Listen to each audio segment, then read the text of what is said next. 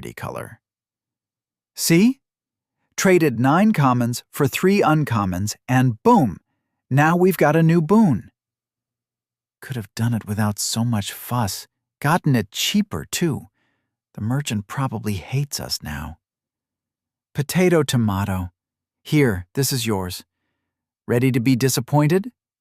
She presented the die with a dramatic flourish, an ethereal sigh ringing in her mind as the tingling will of another crawled down her arm.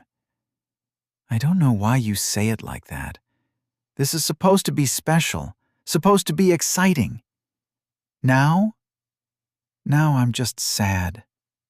Elia was moments before saying something nice for once, but her lips had barely parted, and already the die had stopped its journey, landing right on the rim of the great cup of healing water. Elia squinted at the green symbol, a tilted diamond with many smaller ones coming off one end. Is that supposed to be a... You have gained a divine boon. Heavy hailstone bolt. Uncommon. Empty socket. What does it say? I can't look. Elia stared at the smoke for much too long, mind blanking. What? What? Is it that bad? Please tell me, Elia. Rye, get that smoke up in here, now! Heavy hailstone bolt. Uncommon. Empty socket. Gather your spirit to launch a heavy bolt of hailstone at your target. A cumbersome pattern of conjuration, this projectile submits to the laws of gravity in exchange for greater potential. Disliked by conjurers for its crude design, though its efficacy is undeniable. Magic? Rye stuttered. For me? But I don't have any... I didn't learn. I don't deserve... Calm your tits, brain bud. You just won the fucking lottery, and let me tell you, things are a-changing. Because this, she lowered her voice, drama oozing from every pore, is magic. Her excitement was infectious, like a particularly virulent disease transmitted by words. Magic. Magic. Magic? To be honest, I always had idle dreams that one day I'd go on an adventure, learn magic and see faraway places. A real fairy tale was what I wished for. But now that it's on my platter, now I feel like I'm eating a stolen pie. Ha! I knew you were going to be disappointed. She grinned at her reflection, only for it to grin back just as stupidly. I had a bolt for a while. Really cool, didn't last. Stupid stone bird. At the immaterial sigh, she stood and stretched, thoughts jumping between the road ahead, a muddled past, and the attendant, standing wistfully some distance aside. This was not her world. Telepathic tomatoes were normal here. Scaled, vicious lizards the size of a rhino were normal too, domesticated even. Dying 1,000 times could be normal. Overly touchy level-up ladies could be normal, though she dearly hoped it didn't extend to other people. Does it make any sense to you why she did that to us? Who? The attendant. The dressing of wounds, the whole soul-leveling stuff. Oh, perhaps that is her purpose? She is a servant, after all, and she sure does appear to know how to dress wounds. She was trying to be of service, even towards someone as hideous as us. She possibly even has a boon or two to help us along. You should apologize to her. You were more than rude. Please, at least I'm not drinking in her face like it's hot chocolate. Your eyes roam, Rye. A lot. That elicited an enjoyable string of sputtered denials as Rye choked on her own words. They do not! You! Go now. Say sorry. Please. No, I don't think I will. Elia turned in the opposite direction. Now, Rye, since I know that my best buddy requires a constant diet of dopamine and serotonin to keep from becoming sad, emotionally destitute, and lonely, Let's go take a look at the results your brave and selfless sacrifices brought. Selfless. Good joke. You died 5 times, clearly going against your lofty morals, all to help someone you didn't even know. You were selfless. Pragmatic, even. And she learned that lesson quicker than Elia ever had. If only she'd had someone like herself help her out during her humble beginnings. Now stuff it. We've got a quest reward to gather. After a short search, the pale lady came into view, lying on one of the upper stairs, her mask helmet resting atop her chest. She looked calm, at peace, the same way as a stalk of grass swaying in the wind. She didn't meet Elia's eyes, and only when she bent over, staring down at her unmoving face, did she react. Oh, a new face. Hello. Sup. Sup, she says. Unbelievable. The pale woman barely moved, but Elia didn't need her to. Solved your attachment issues? The woman blinked, as if waking from an odd dream. Rai screamed, muffled as if stuffing her face into a pillow. As charming and tactful as a rock slide. Gods, smite me now so I don't have to witness this travesty of a conversation. No lack of tact seemed to move the woman from her everlasting ennui. I assume I have you to thank, then, for putting my sunshine to rest. You seem more than meets the eye. Perhaps you'll make it further than I. As for myself, my capacity for adventure has been sated. I suppose I will lay here and wallow in my misery, sorry twice-lived fool that I am. The awkward silence returned as she closed her eyes. Elia found it hard to empathize. Too often did she return from death, only to find people oblivious to the time spent together, not even recognizing her name. She would have liked to say that she still tried to care, still tried to listen, but the time she spent in that maze never left her.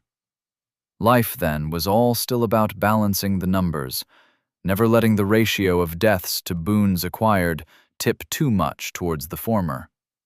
Now she was past basic subsistence, finally allowed to build up a buffer. If only she wasn't certain how that was going to last just as little. More shards would work wonders.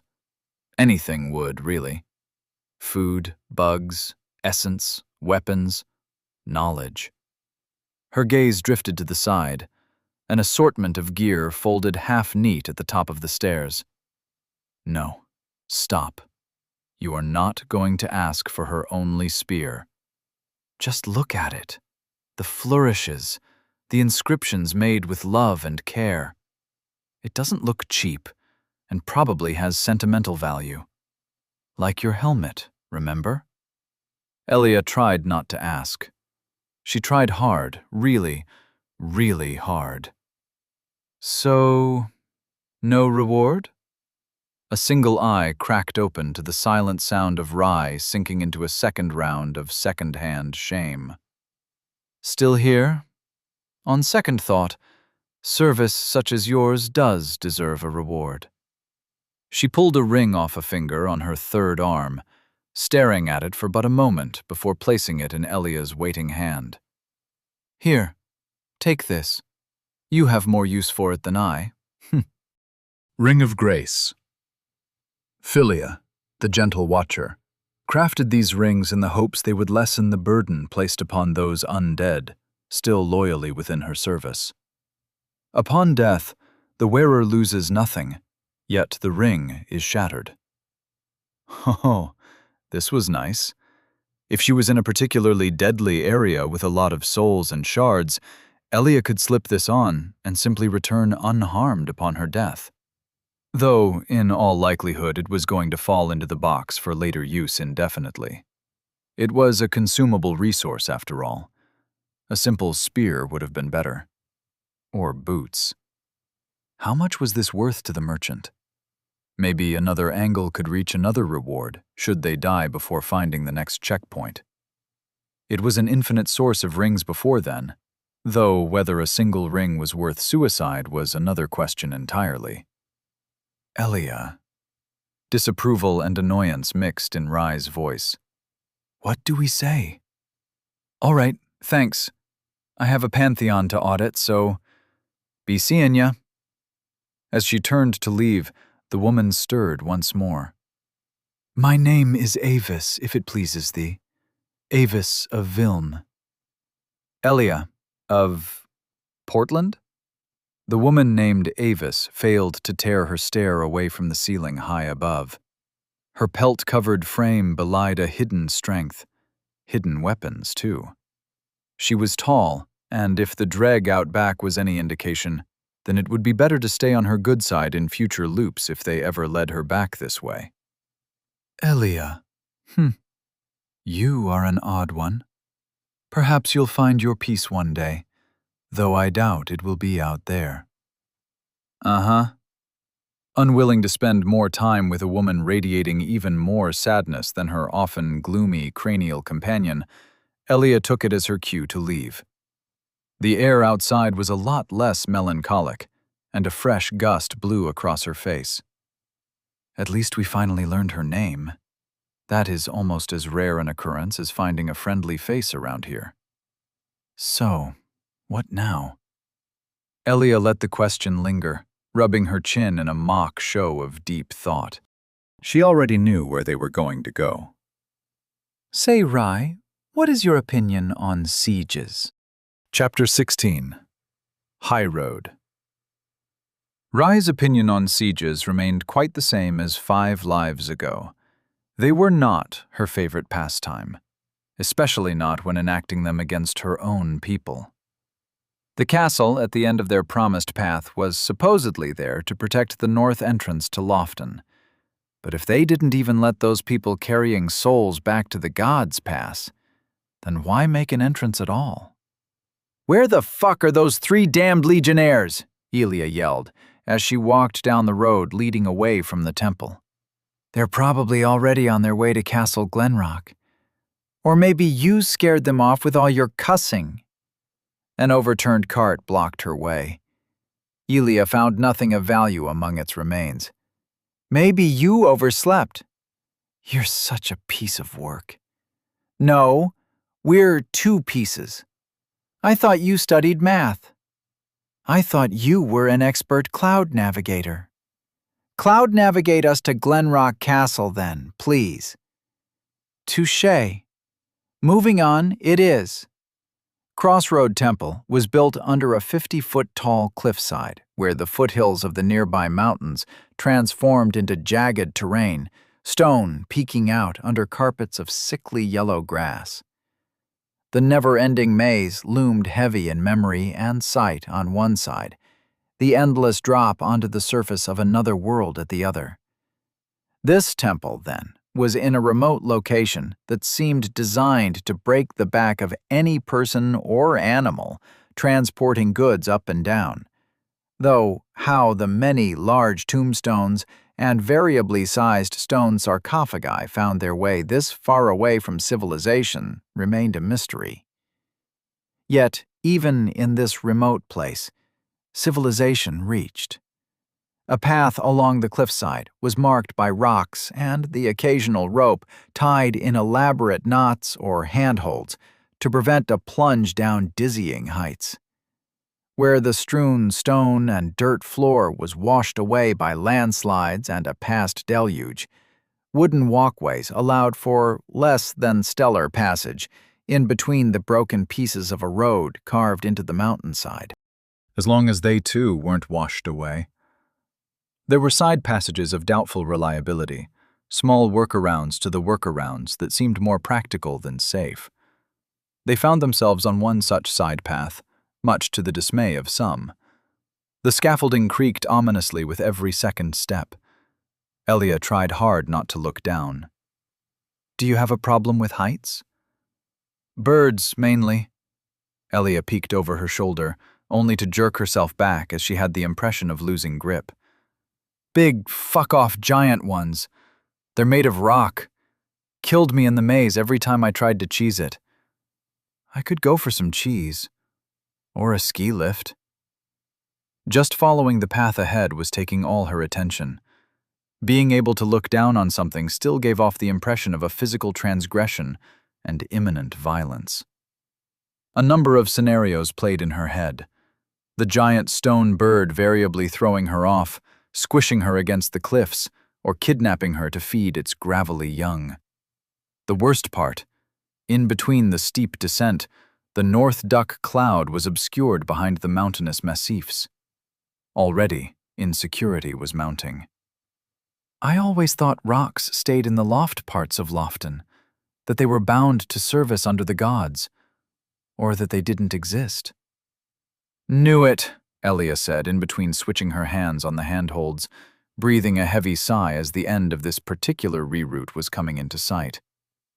Gods were trying to sabotage me, knew what I was planning, sent the Burb Inquisition. Next thing you know, they'll put archers out here to shoot us down.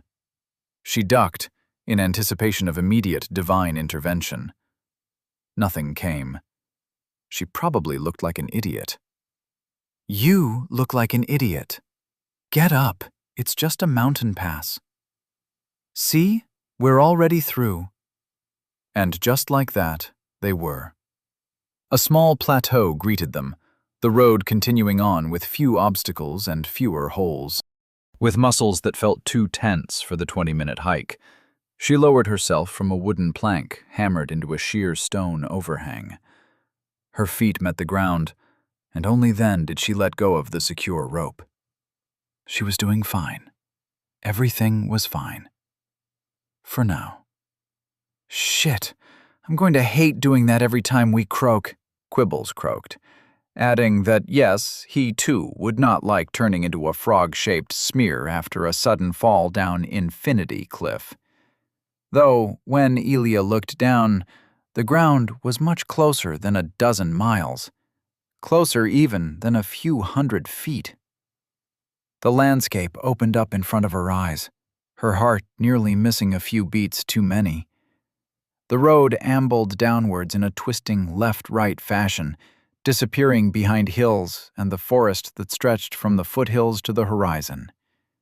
She was looking down upon a valley, starting with a 10-lane road that crumbled where the world abruptly stopped, and ending on the other side in a rise that went up, up, and up. The pass cleaved the ever-steepening incline down the middle, and the great mountain into twin peaks. A castle. No, a sprawling leviathan of a fortress was set in between the slopes on either side, ring after ring of walls dissuading anyone from illegitimate passage. The top was crowned by a keep near carved from the mountain itself, towers rising around it until they joined a wall that appeared to run across the very peaks as well. Wow. Wow indeed. Elia took a moment to just revel in the sight. This here is adventure. Primo medieval style meets fantastic megalomania. Imagine the taxes people had to pay to have this constructed.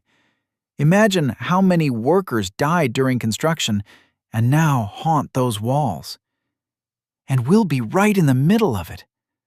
Oh, the places we'll go, the things we'll see, the people we'll meet, the loot we'll find.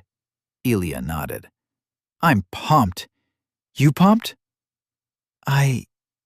Yes, I think. I am pumped. I'm pumped. Oh, do you think they have a chapel, or even a larger temple? I really would like to make another sacrifice and pray for my family. And for our safety, of course.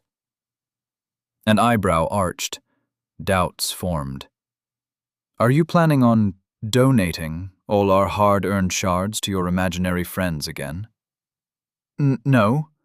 The gods are real, and they don't have friends. God, I fucking hope so. Elia swung her axe entirely without malice. You should gamble your shards away like a good little consumer. It's good for you. I'd rather trade them for safe passage or an escort back to Arvale, back home. But if there were any place to trade souls for goods and services, it would be Lofton. Then what are we waiting for? With a smile on her face and a renewed kick to her step, she set into a relaxed wander downslope. Her newly improved constitution was already making itself felt. No longer did she need to stop after an hour of walking for an extended break. No longer was she close to a cardiac arrest after 5 to 10 minutes of jogging. The air in her lungs was fresh, and with a sigh she could almost feel all her previous tension bleed away. This was better than a vacation. This was the smell of progress. Despite the ring of cloudless sky allowing for moderate light at best, a few lone rays shone through lingering fog, giving the not-so-distant walls a phantasmic feeling as they approached. The road was steep and not as uninterrupted as she would have liked, but a landslide had turned the river she was expecting to traverse into a passable, dried-out slope of rubble. It was good fortune, seeing how a particularly large boulder had smashed their bridge across it. Elia scaled it, just to see if she could. The answer was a yes, though she near failed at pulling her own body weight plus armor up. Next up was definitely an increase to her strength. Or new boots. Preferably both. 2,000 for the latter, at least 4 for the former. This doesn't look safe. It's fine, Elia said, balancing on the 10-foot rock nestled in between two forking trunks. Just getting the lay of the land. Recon. Scouting. I feel small even from up here. Yeah. The road ahead worried her much more. Those walls were built thick and tall. Ludicrously tall. They seemed to grow, one-upping one expectation with the next, the further their path took them downhill. I never heard of a castle being built at the entrance of Lofton.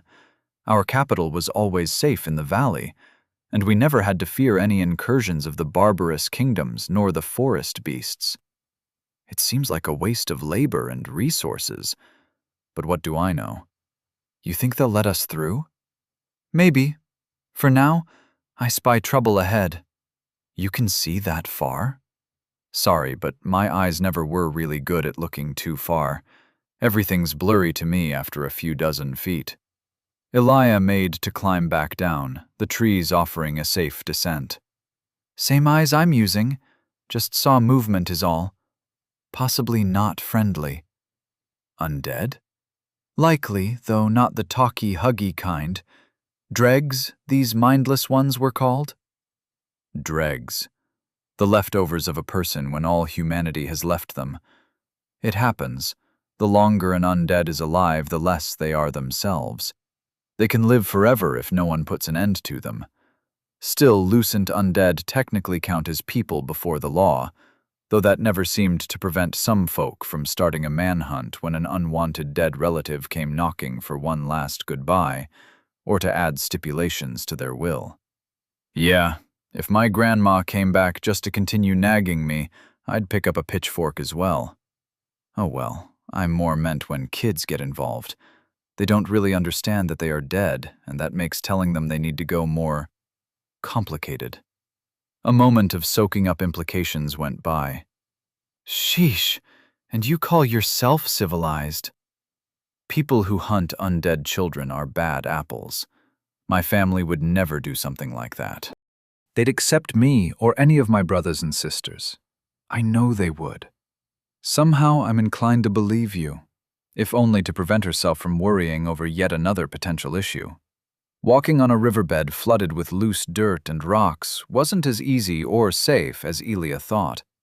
More than once she put down her foot, only for it to sink into a hollow, or stumble and risk twisting her ankle. They still had a dozen dried fruit left, but she'd rather not waste them, despite their divine taste. They arrived soon at another bridge, this one made of stone, in a neat arch that was cleaved in half by past forces of nature. Wooden planks connected the two bridge stumps. The rocks, trees, and dirt had piled up against it, blocking the path further ahead. The closer Elia got, the more nervous she grew. We're in a bad spot. Low ground, bad lines of sight, uneven footing.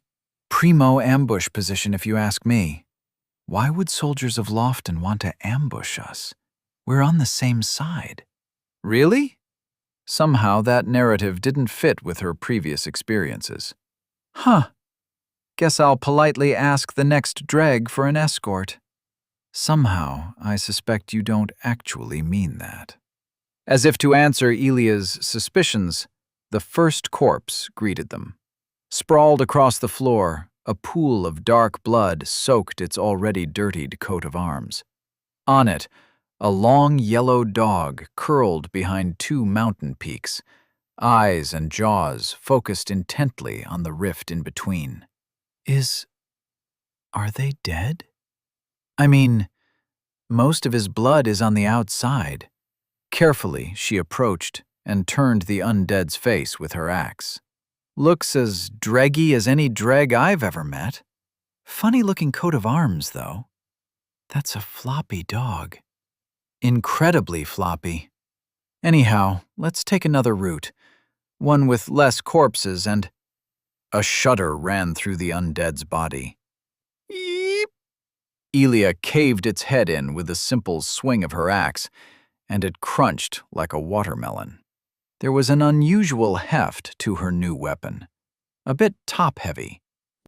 She preferred a short sword she could put her entire weight behind, but this would do. Not like the dregs were using weapons that were any more sophisticated. Ugh, that sound. I think I'm gonna... Rai did, loud and long. Another thing to get used to. The last time Elia felt squeamish, she hadn't even met Quibbles yet. She returned some of the undead's brain matter by wiping it on its coat. Undead soldiers. Better armed and armored than militia, still pretty slow. So, yeah, some undead come back after a time. No idea how long, no idea why, no idea even how they heal at all. Only thing I know is that this guy didn't give souls, or shards, which means... Someone else took them already? My guess exactly, Brain Bud. We're on the right track. Now, she studied the way ahead, where the remains of a massacre lay under a bridge. Let's hope we find the Legionnaires instead of just 3 more bodies.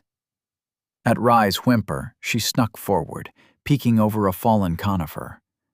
4 figures stood among the corpses, definitely not their friends. Acquaintances, rather. If they were there, it would be among the corpses, the dozen of which could get back up at any time.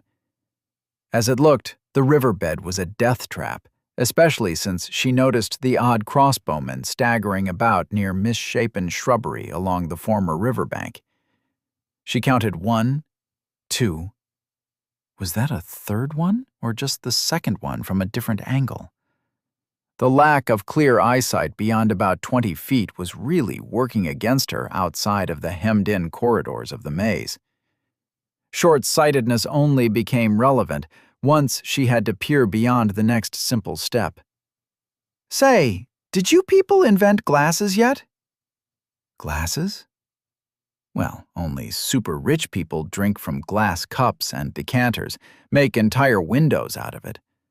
I mean, ludicrously rich, like owning a mansion, 20-plus servants, a seat in the local centabat. All right, that answers that. She peeked around a patch of thorny shrubs. 2 on the bridge. 1 short sword, moderately armored. Robes on the other, easy kill. Rai, use your new magic missile launcher and blow them to dust and ash and smithereens. She stretched out her arm, waiting for Rai to take over. But nothing happened. I can't. Right, forgot. You're still down with chronic pacifism. Horrible disease. I'm not sick, okay? Give me some time. Elia watched them stagger back and forth, repeating their little patrol ad infinitum. They still feel human to you? Mm-hmm. Figures. You'll grow out of it. As she stared ahead, a third figure appeared, hidden behind the balustrade. Any opinions on dogs? I don't like spiky dogs. Floppy dogs are all right, I guess. This half-undead mutt looks plenty spiky. Teeth, open ribcage. Lightning-fast speed and reflexes, at least as far as undead were concerned. A priority target for sure. You good for that? A tingle down her arm was the only response. The dog marched on, skinless face with deep eye holes, bereft of any awareness. Its skinny flank offered an easy target. Once again, nothing happened. It's not working. It's not... Oh, that feels weird. Rye shook her arm like a wet dog trying to dry itself. Elia waited patiently for an explanation, mostly because she'd rather not talk out loud in the presence of the dog. Nasty, perceptive little things that they were. They always went for joints first. A shudder ran down her spine. So, I have a boon for a magical conjuration, yes? Well, normally you'd have to study for months, even years at an academy to learn how to cast even the most basic spell. But for me, the boon just deposits the knowledge into my mind, makes some small changes to my body, and whoosh, I can cast the spell right away. It feels very natural, but I believe I require a magical focus? Like a crystal orb, a shrunken head, or a Furby? Elia whispered. The dog stopped dead in its tracks. Yes, exactly. And without a focus, I don't have a channel, a vehicle. Just the energy. The spirit, I think? That's why it says spirit before the boon, right? Yes, this is true. Elia couldn't wait any longer. The dog was sniffing, heading directly towards them. She stood up, palmed a rock, and sprinted at the first of 3 targets. The dog raised its head, barking somehow despite missing most of its throat, and ate a rock to the snout. Undead dogs could whimper, apparently. This one quickly turned it back into a growl, but Elia was already onto it. The axe swung down, missing the head as it jumped at the last second, but crippling a hind leg in return. A mobility kill? No, she'd have to finish it off. The undead with the short sword entered her vision next, a woman by the looks of it. It was hard to tell with her face like flayed paper drawn over a bare skull. The eyes still glinted, hatefully, as she pulled her implement of destruction back for a comically large and obvious stab. The widely telegraphed strike was easy to dodge, but Elia remained careful. A metal chest plate could ignore a hit like that. Her lamellar and mail would block most of it, but the impact might crack a bone. She took the initiative and countered the lunge with a quick hack to the back of the head. A hack that she missed as she slipped on a loose rock. Embarrassing. The axe was new, felt unaccustomed, as did her body. Elia had to get back in the groove pronto. The dog came next, already running on 3 legs to chew at her ankles like a spicy pair of chicken drumsticks. This time, her hack cracked the dog's spine, the crunch eliciting another sickened sound from Rye, who was not having a fun time at all. You have gained Soul times 45. Spikes of joy at the familiar notification were drowned as a blue bolt of something knocked the air out of her, cracking a rib. The robed one, a mage. Of course, it was obvious in hindsight, but she had just discounted him as a mountaineer or wanderer for lack of weapons. The militia woman took Elia's staggering steps back as an opportunity to launch into a flurry of strikes, a familiar pattern of unrestrained violence, cruelly lacking in skill and aim. The mage was already conjuring up another bolt, forming the softball-sized orb of ice with alarming speed. The woman had to die.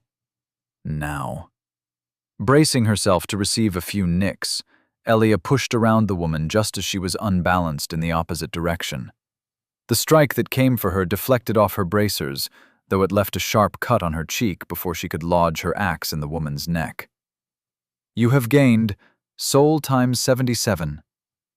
The moment she did, Elia grasped the body and held it close. As expected, the mage shot uncaring of his ally, and the ball shattered like a primitive grenade against her human shield. Her fingers burst into cold, hot pain, rimes of ice between her gloves crunching as she let the body fall. Not enough to kill her. She could do this all day. The rest was simple. Elia charged. Elia domed the mage before he could cast another spell. His body fell like all the others. You have gained soul times 108. You have gained bone shard, common, times 1. She stood above her foes, in part champion, in part just a survivor, heart pounding like she'd just looked down a 1,000-foot drop. Adrenaline faded, and the pain in her chest bloomed, while hot blood slowly pulsed more and more feeling into her fingers. 3 on 1.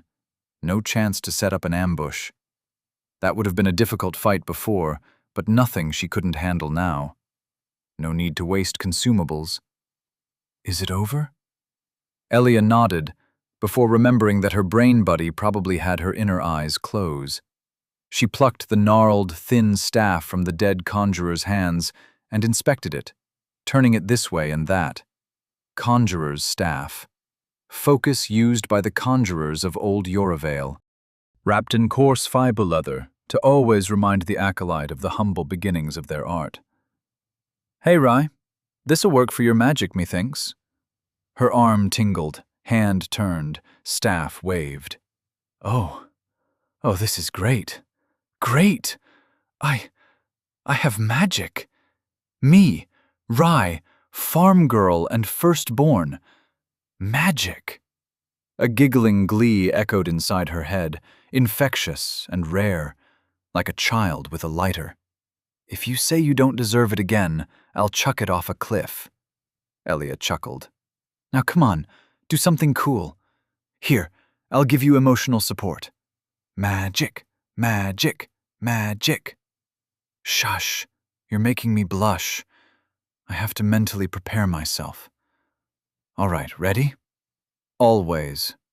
Rai pointed her staff at a nearby tree, and the end started glowing. Elia felt something flow down her arm in the same way an ice cube dimpled down a river. Her breath came out foggy, and the next thing she knew, a thick bolt was slowly materializing at the staff's tip out of seemingly nowhere. Now point and release? The heavy piece of ice flung off toward the tree. It veered off to the left, thunking into the ground way before it could even miss the target. Elia stared in disbelief at the deep gouge left by the chunk as it slowly turned to steam, and the steam dissolved into thin air. I missed. You kidding me? I've got an alternate persona capable of casting magic. I'm a magic girl now. You did it! Rai, you did it! She whooped and hollered, and tacitly didn't mention that magic bolts were meant to look like defined shapes, in this case like an actual bolt shot from a crossbow, not an ovoid chunk of ice. Her spirit stat was hit the worst by her repeated deaths as an undead. Rai wasn't at fault here, and admitting her own would only serve to demoralize the fragile companion egg in her head. I did it. Yeah, I did. More than just that, that bolt was the size of a football and a half. She laughed, banishing her worries as she reveled in the carnage that was to come. Forget potato cannons. You're dispensing a gallon of dense, high-velocity hurt with every cast. Well, I'm glad you liked it. You can count on my magical support for any beasts, bad dogs, and other nasty critters. She tried to flourish her staff in a fancy way. All that accomplished was hitting Elia in the face. Sorry. No worries, my cranial companion, Elia said, rubbing her nose. We're gonna go far together. And by the looks of it, the way ahead isn't all that unguarded either. maybe we can take another route? Or maybe we can get enough souls for those boots you wanted. Elia had to admit, she never heard Rai as torn as then. There was no other path to the fort, not one that didn't involve rock climbing and navigating the slippery woods, an impossibility without the North Duck cloud. If the choice was between risking her life for no souls and risking her life for souls and shards, then there wasn't more than one correct answer. Soul count, 1,206. Shard count, common times 3, uncommon times 0. With a smile on her lips, she sauntered over the bridge, almost letting herself believe that things were starting to look up for her. Chapter 17. Downhill. Things as they were had a tendency to roll off the rails really fast. Escalate downhill, in other words, especially for lack of rails, and when said hill had the integrity of a wet sandcastle. The ground was replete with water, soggy earth slipping away under every step, turning the initially jovial progress into a calf-burning, ankle-twisting disaster. The undead milling about the road had some fault too, though they suffered similarly from the bad footing. Except the dogs. Those in particular were nasty.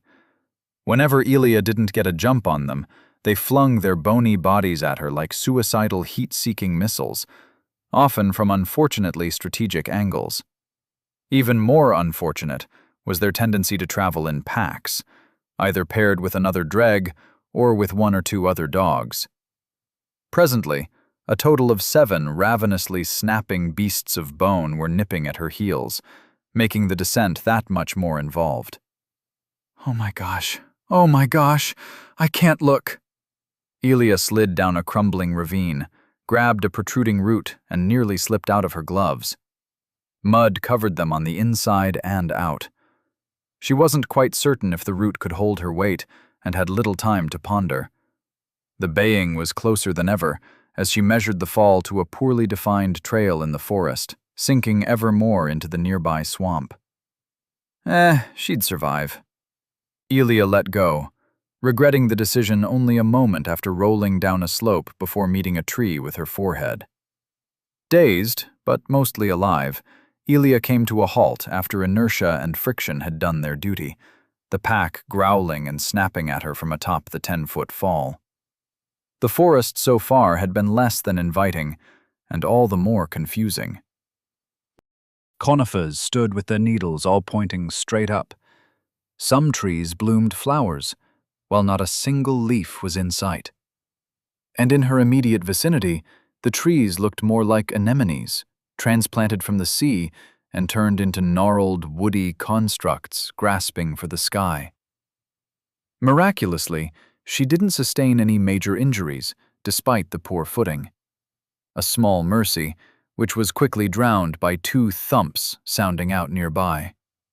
2 hounds, both stupid enough to have followed her and unlucky enough to have broken a leg or two in the process, stared back with starved eyes. Elia guessed she'd be hungry too, without a stomach or most of her digestive tract. With still spinning vision, she stumbled to the first dog, doming it in the head. She could get used to this axe, but the simple stab-retract motion of her old short sword would always hold a special place in her heart. For now, the still twitching dog demanded her full attention. You have gained Bone Shard, common, times 1. 1 dead. Good. On to the next. Can I look yet? The second dog had nearly righted itself when she gave it a good kick in the kidney. Not that it had anything there besides bones. Though they were bleached and brittle, the hurt went both ways. Elia decided to check for broken toes afterwards, when her foot suddenly gave out and she toppled on top of the dog. Uh-oh, she said, staring down at slavering jaws. Uh-oh? What do you mean, uh-oh? Keep your eyes away, shut. She tried hitting the dog with the hilt of her axe. The dog bit her punching arm, sharp teeth closing in around her bracers with uncomfortable pressure. "What are those noises? I don't want to know. I'll open my eyes later." The struggle went on for a few seconds, the dog trying frantically to dislodge her arm by wrenching its head side to side, while Elia was leaning more on the "let's not do that" side. Her magic staff was useless, and after dropping it, she pulled out a dagger she had repossessed. It found its way into the dog's neck. It died, and Elia immediately minimized the smoke, confirming her victory. The baying was distant now. They were looking for a way around. They'd find it too, given time. Undead were persistent like that, no matter the type. What else was there that could turn undead? Werewolves? Hydras? Dragons? Rai, does your world have any dragons? Dragons? Well, I heard Warga fought some, though maybe those were just stories and fairy tales. Can I open my eyes yet? Yeah, man, I'd love to have a dragon. I'd love to be a dragon. Scales, fire, death, rawr! Elia stilled. Were those barks drifting closer or further away? I'd love to be a fast dragon. Time to move. She struggled to stand. The moment she put weight on her left foot, pain that she couldn't ignore lanced up her leg. She definitely twisted her ankle on that fall. Running was out of the question now. Hiding as well, if the dogs could still smell her. Elia gave the path ahead that seemed to move mostly on planks and into an actual swamp a look before soldiering on. This wouldn't have happened if you just hit your shot. Excuse me? You're the one who saw a patrol of 4 swordsmen, 2 mages, and some militia and said, "Dome that one on the right." How was I supposed to know you didn't mean the dog, but the guy with a crossbow? Hey, it isn't my fault you can't prioritize your targets for shit. We could have done them all cleanly in a row, Metal Gear style, but no, you just had to go for the dog right in his line of sight. I don't want to use it on people. I'm also completely new to magic. It's very different from a rock and sling, all right? Especially when you whip your head around like that, it makes it hard to aim and focus. And I still hit the mage with it. Elia nearly slipped on an algae-covered plank. The improvised walkway was proving a death trap for someone with only a single functioning foot. That was totally by accident. You wouldn't even hit people if I bribed you, Elia said, measuring the depth of the swamp with a stick at roughly 2 feet. You're terribly hard to work with, you know that? You're horrible at communicating. I'm not the one with fighting experience. You should take that into account when I've barely been at this for a day. Neither of the two spoke for a while, as Elia hobbled along a path that was starting to even out, stopping to listen for pursuers every few steps. Yeah, you're right. You are very new to this. Shouldn't have expected you to be the Legolas to my Gimli just yet. See? Admitting your fault in this wasn't so hard, right? You still can't hit for shit, though. Hey, language! All concerns for proper language aside, Rai's lack of aim was a serious issue. It's like you're relying on divine ballistic intervention more than actual skill. She threw up 2 parts of her breath that seemed relevant. Undead curse mark, swelling. Greatly diminishes spirit, moderately diminishes body, slightly diminishes sense and mind. While she didn't know why it changed from quelled to swelling, the greatly diminished soul was an issue with Rai's boon being dependent on that stat, and it was weak as an unlearned child's. Yes, you're right. I am a poor shot. If I had to learn magic the hard way, I'd have studied how to heal sickness or shoot fireworks from my hands. But I don't have a choice, do I? I have a boon, and now I just have to make the best of it. And that means practicing hitting my few shots. Elia perked up, blinking in mild astonishment. Way to go, brain bud.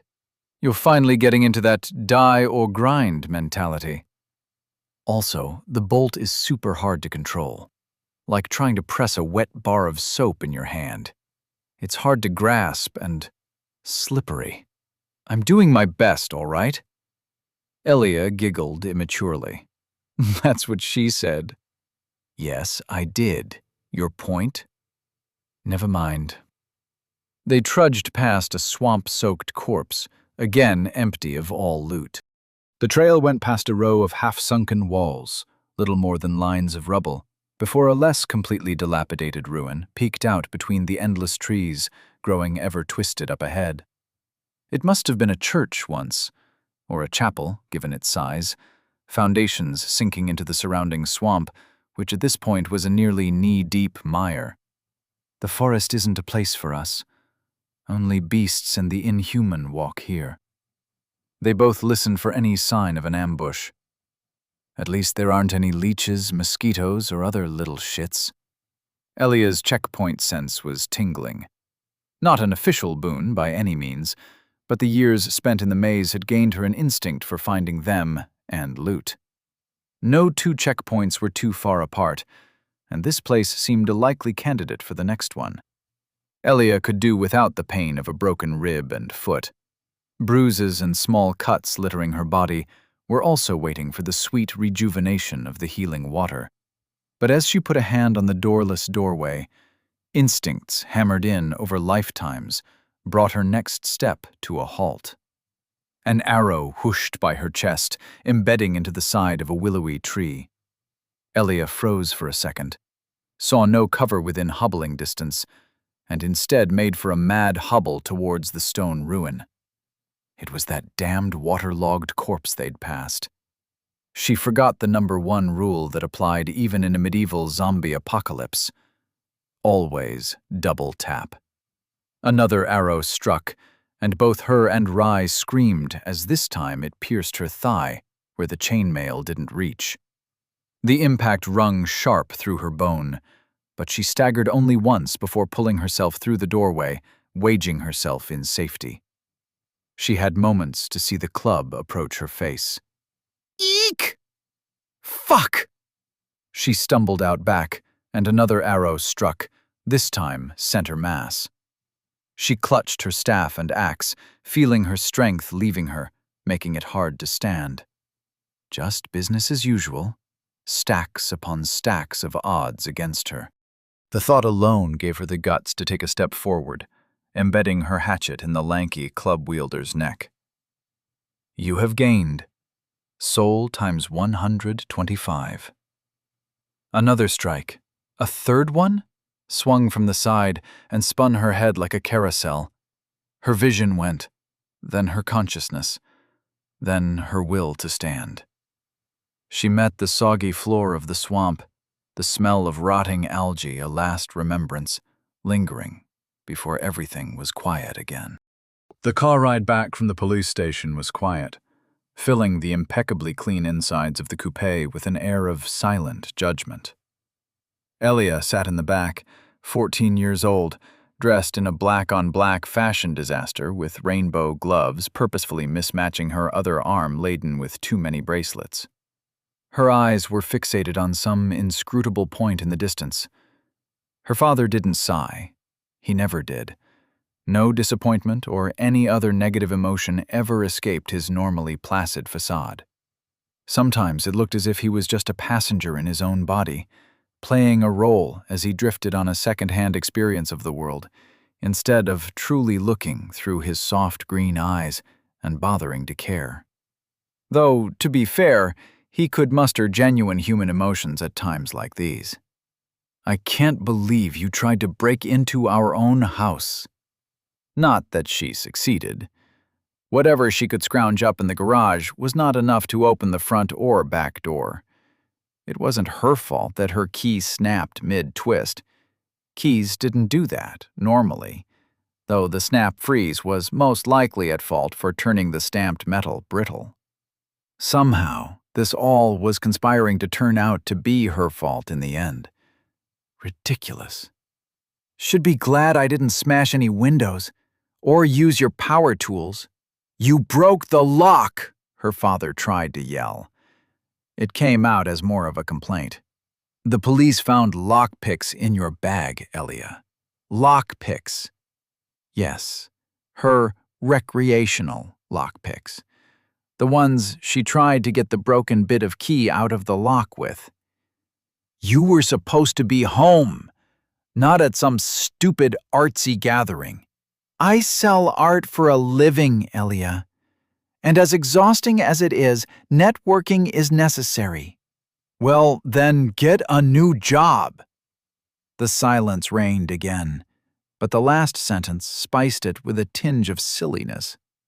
Her father broke it first, chuckling in that weird way that sounded like a man with hiccups being strangled. It lightened her mood a tad, and she hid her creeping smirk behind a veneer of dismissive snorts. Soon she had returned to her survey of passing cars on the highway. A yellow car overtook them slowly, and they soon broke sight as they drove up the off-ramp. Immediately, opportunistic junk food chains bombarded her senses with promises of a quick burger, tacos, or pizzas. I'm not looking forward to explaining this whole situation to your mother. Just don't, Elia's stomach grumbled. Put the locksmith down under company expenses. Wish it were that easy. Not that I'm the only one who's getting an earful. Smoothie? Hot chocolate. A quick 5 minutes in a particularly packed drive-through later, and Elia was feeling somewhat better, slurping her maxi cup of milk-equivalent hot goodness. She'd regret this later, but sometimes a craving hit her, intolerance be damned. Would have been nice to have had a hot chocolate while she was freezing her ass off trying to get inside. But maybe staying quiet would make her dad finally put this topic to rest. So, got a boyfriend yet? The hot chocolate nearly found its way out her nose. Dad? What? I'm just saying, my cute little girl is growing up and surely I'm not the only one who noticed. No. Boyfriends. As the silence dragged on, and she knew her father wouldn't be sated with that much, she continued on. All the boys in my class suck. A girlfriend, then? Girlfriend's fine, too. He glanced at the rearview mirror for a split second. Guess not. Any friends? No. She took a defiant sip, kicking her dark plateau boots against the front seat. I'm fine being alone. Her father exhaled much in the way of a sigh, an artificial sign as superfluous as him blinking right into a roundabout. Well, I can only hope my little fighter changes her mind. They drove up a suburban road, her dad taking his time as he approached their driveway.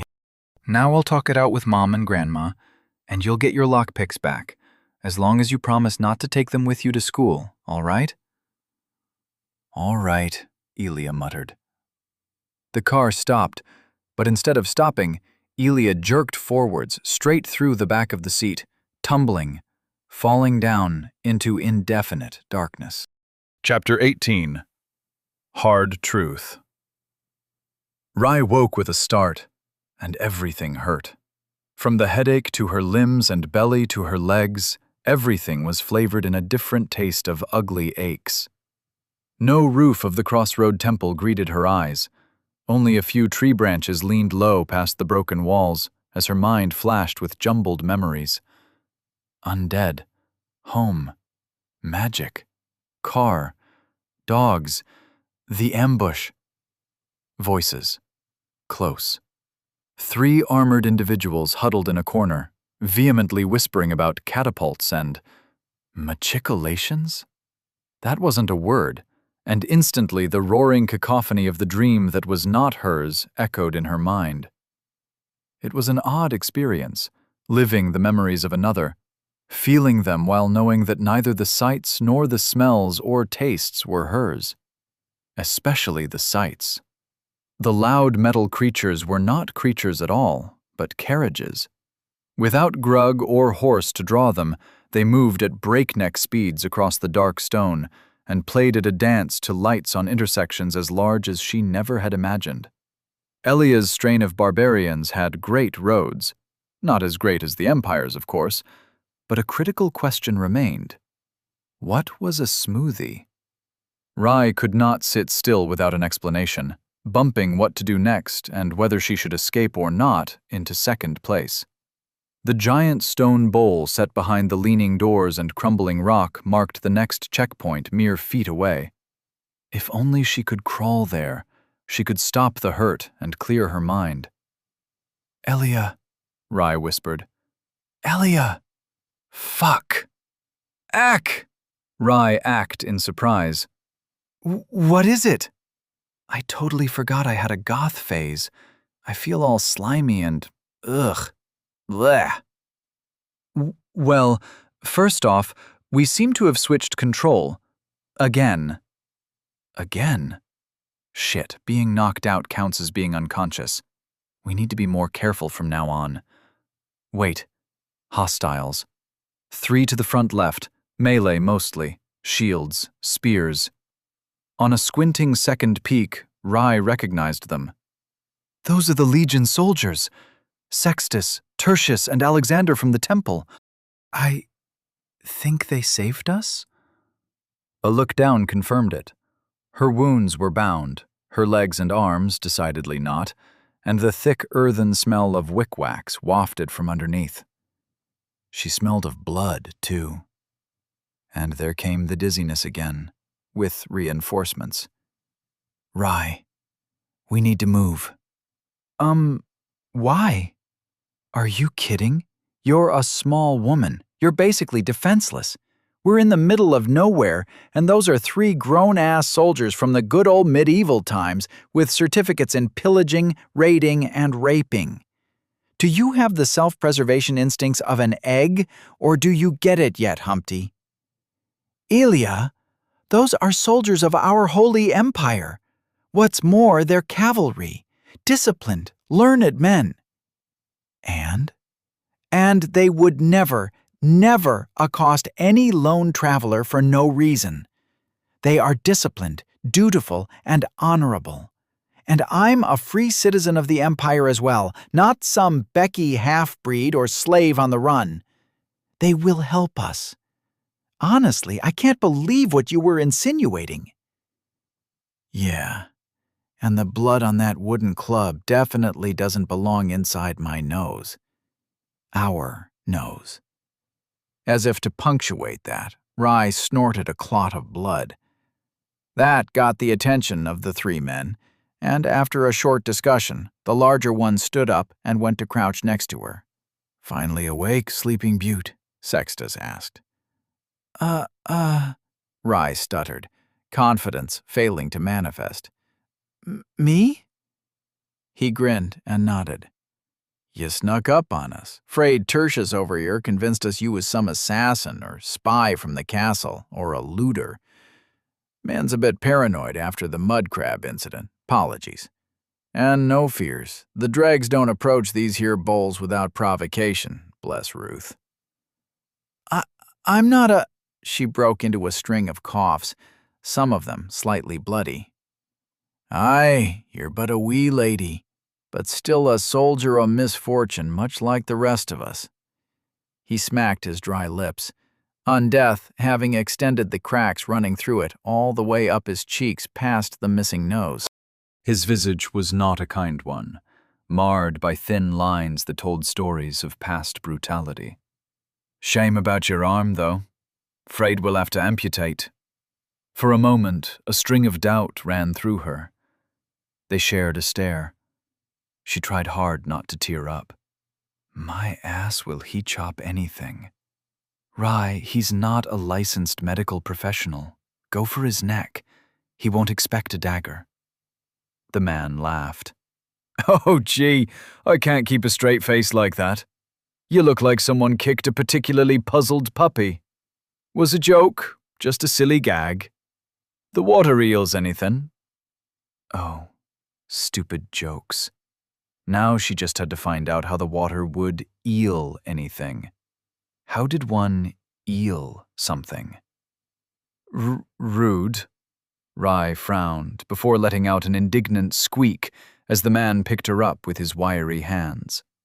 There was still muscle hidden beneath, and since he carried her like a princess, well, a tingle ran up her face.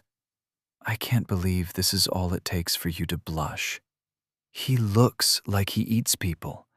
You should be running, stabbing, screaming fire and death and whatnot. This is the feudal post-apocalypse, not a My Medieval Romance light novel. Before Rai had a chance to answer, he let her down in front of the bowl. Gong. Can you see it still? She stared a bit incredulously at the checkpoint ahead. The bowl? He shook his head. The water. Only undead can see it, drink it. Bit of a gift to the gods for our long journey, methinks. Disappears when dregs are nearby, like it eats their guts or something. Yes. She took a few probing sips, imagining the taste of creamy, warm milk, and the water acquiesced. A distant gong rang, and she felt invigorated once more. Thank you, Sextus, sir, for saving my life. He raised an eyebrow, scanning Rai more seriously now. But if you ain't a spy, as you say, then how'd you know me name? I'm Rai, remember? Bedsheet girl from Crossroad Temple.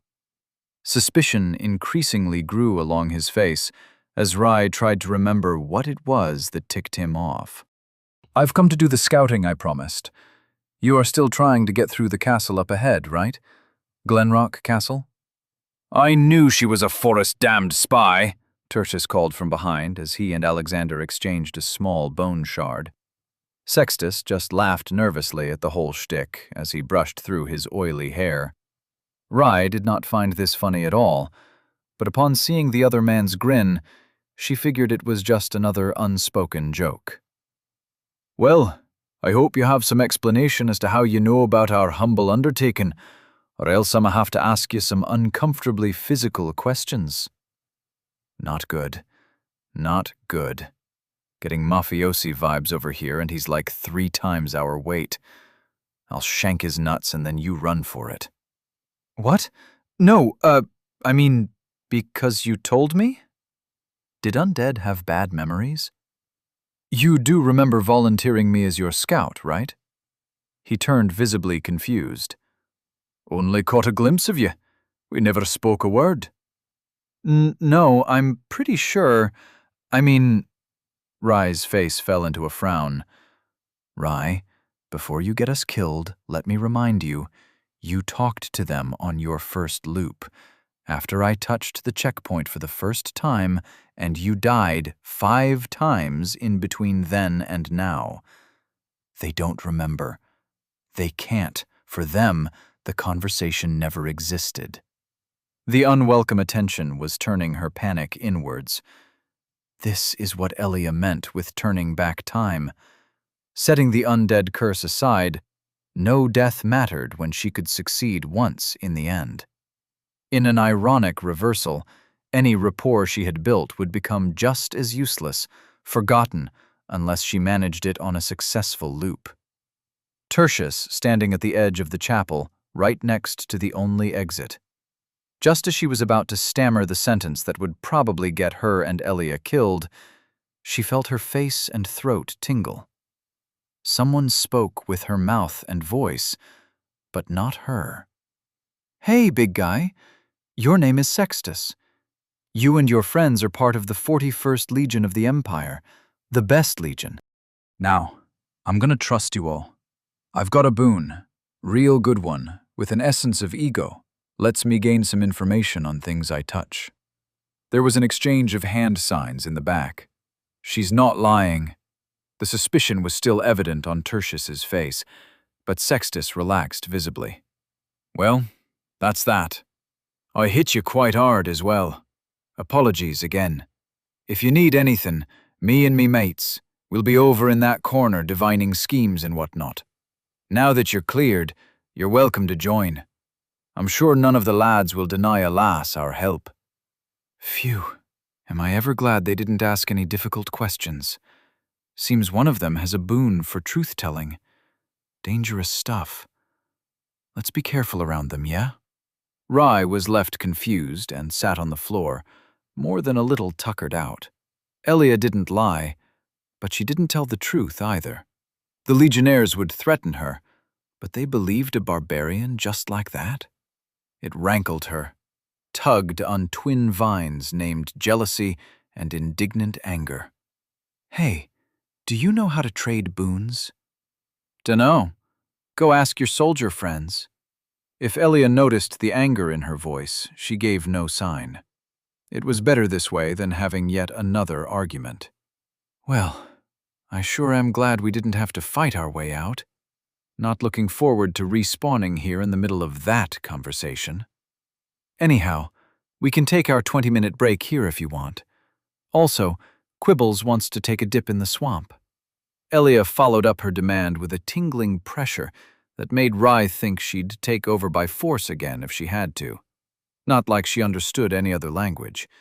Stupid barbarian. I'll let you take over if you let me practice magic for as long as I want. Nuh-uh. An hour, tops. 5! 2. Take it or leave it. Ugh, you... Fine. 2 hours of uninterrupted lobbing of magical bolts. But don't blame me if I can't hit anything after that little time. Sheesh. It went unsaid that 5 hours wouldn't help that much more either. There was reason to think that entire institutions of learning weren't dedicated to something anyone could learn overnight. Having a standoff with herself was becoming an oddly routine feeling. Not that it made her look any less weird from the outside. She could already feel the green-scarfed Alexander staring at her from across the broken chapel. All right, I can dig a bit of a training arc. Now chop chop, time's a-wasting. Let's get those bolts a-flinging. Rye stood up, making sure to take as much time as she wanted. If time turns back when we die, don't we have infinite time? Only if we have infinite lives, and at about 11 to 13 deaths, we literally start falling apart with every further one, in body, mind, and soul. Time loop or not, we lose when we forget who we are. Now come on, let's double that accuracy to 30%. Could have worded that a bit nicer and less existentially terrifying, Rye mumbled, before walking out behind the chapel, over 2 undead's corpses, and onto the small island in the middle of swampy bogland. There, she took the most rotten-looking tree, aimed, and fired. The bolt formed, slowly, over roughly 5 seconds, before a force pulled it forward at her command. It missed the tree, plonking into the muddy swamp water. She disregarded the shot and focused on another, and another, and another. The 5th one was her limit, but a quick trip to the checkpoint bowl alleviated her mental exhaustion and the accompanying nosebleed. Sets of 5, then a short trip back, possibly small talk with the soldiers, then another 5 bolts. The magic came to her naturally, an instinct like a well-practiced gesture of the hand. Magic. Magic! It felt too good to be real, a dream come true, if she only disregarded the purely violent applications of her singular spell.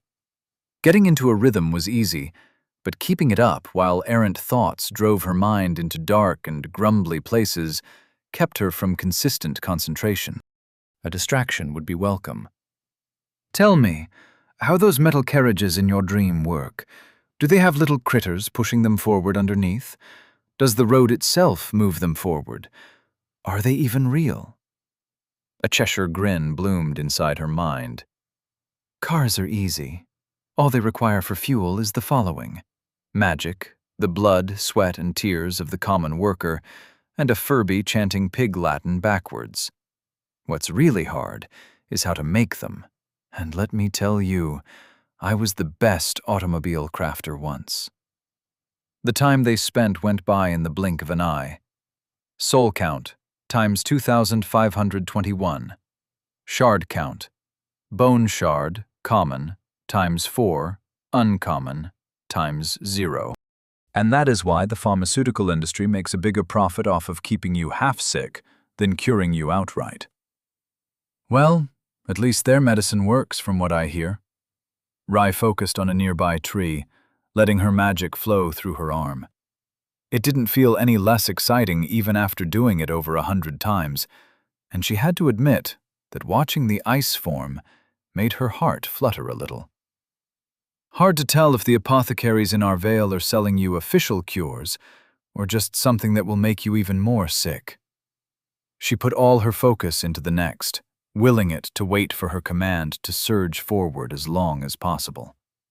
The projectile flew, missed the thick trunk by nearly a foot. She bit down her frustration, deciding to glare at the tree instead. Quibbles croaked, swimming happily in the swamp. If only you didn't need to sell your soul for a 3-month supply of insulin. But, with enough money, you can pay a king for an arm and a leg. Yeah, that. What a weird adage. It's not like yours are any better. What even is a fiat punto? What do you mean when you say you farmed undead? Half the time you don't make any darn sense, and the other half you're making jokes I don't understand, probably. I think that might be due to the translation going on. I can tell you right now, everything you say comes to me in a weirdly accented English. Another shot, a near miss, though only a grazing hit. And for me, you sound the way some street rats mangle the holy language of our empire, Empyrean. Gee, give a medal to whoever came up with those 2 names. Like always, she tried and failed to manifest a 6th bolt. Her arm was frigid, shivering like after a day of exhausting labor, and whenever she tried to go above her limits, all that manifested were headaches and nosebleeds. Magic had its advantages, but a solution to all her problems it was not. But wow, imagine the look on the faces of her parents when she returned with a boon of magic. Uncommon as well. Sam would be surprised, but happy. Mum would be overjoyed. Marriage prospects would be so much better with an uncommon. Da would be satisfied for sure, and Marcus and Callie would twist themselves into knots with envy. Marcus always wanted to go to the legions and become a soldier like Da, but Da never let him. He was the second in line, an important role should anything happen to Rai. Something did happen, something that resulted in her death and branding with the curse of undeath. She couldn't remember it, not how she died, not when or why. Maybe she should ask Elia. Then again, how could she trust a word out of her mouth? Her thoughts were jumping hard today, possibly a side effect of conjuring ice again and again. It was time to stop soon. She'd rather not lose more of herself. Memories, personality, ability, identity. Sacrificing a boon didn't seem so unreasonable anymore, not when the alternative was a loss of everything else. But not her magic. Anything but her magic. There had to be a cure. If there wasn't, then... Think happy thoughts. Happy thoughts, Rai, she muttered. Puppies. Kittens. Salami. Warm milk. Thanks. She swallowed once and let her mind settle on a less existentially horrifying conundrum. All would be well, as long as they reached Lofton in appreciable time. With a leaden sigh, she returned to the bowl of healing water for another sip. If she could have chosen her magic, it would have been one that did her chores for her, that would make everyone love her, or allowed her to fly. The first step was done. She had a spell she could cast. The next was finding a teacher, then study, and then...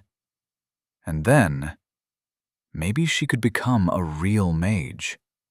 If she could somehow learn it on the way home. A bolt flew. It missed her target. I think I noticed something different this time. A slight tingle. Do you think I'm getting better? If you're trying to bulk your mind muscles or something, don't bother. Nothing ever worked for my muscles. Did push-ups once, shattered my wrist. Might be the undeath working. Whenever I hit, I have to swing with my entire body for less than stellar results. Of course, since I'm awesome, I still kick ass. You'll have to rely on gaining pure raw proficiency. Stats will come with the big souls. Oh. All the work puffing herself up immediately deflated. Oh. Oi, lass, Sextus called out. We're reading out. You with us? Rye ummed, ever a paragon of confidence. I don't suppose we have time for a short nap? He shrugged. We'll go on ahead then. Be seeing ya. As he turned to leave, Rye felt a sinking dread return. Wait! I'll come with. I'd rather not be alone. Depends. What can you do for us? Ow! Tertius got slapped above the head by Sextus, who just gave Rye a grinning smile. We ain't cruel enough to deny anyone our company. Better 4 than 3 anyhow. Aren't you forgetting someone? Rude. Hey, that's actually pretty fun to say. Rude. With apprehension and just a bit of anxiety, Rye scooped up Quibbles and followed them out from the protecting walls onto a small, half-sunken path through the swamp. Everything was quiet as the anticipation of disaster ate its way through her bowels, leaving a hole for every ill thought to take root in. Chapter 19. The Ol' Switcheroo. The great road seemed like their lucky break. It suddenly snaked into their peripheral view, as wide as 10 carts, and blessedly not swerving into the knee-deep and fetid muck of the swamp. Rye imagined the 3 soldiers would also prefer a solid path, what with their heavy scale armor and towering shields and spears. This was the road to Lofton. The mountains on the north side looked so different compared to the ones on the south. On a business-related trip with Da, they had come close enough that she had spied the rolling hills and squat mountain peaks.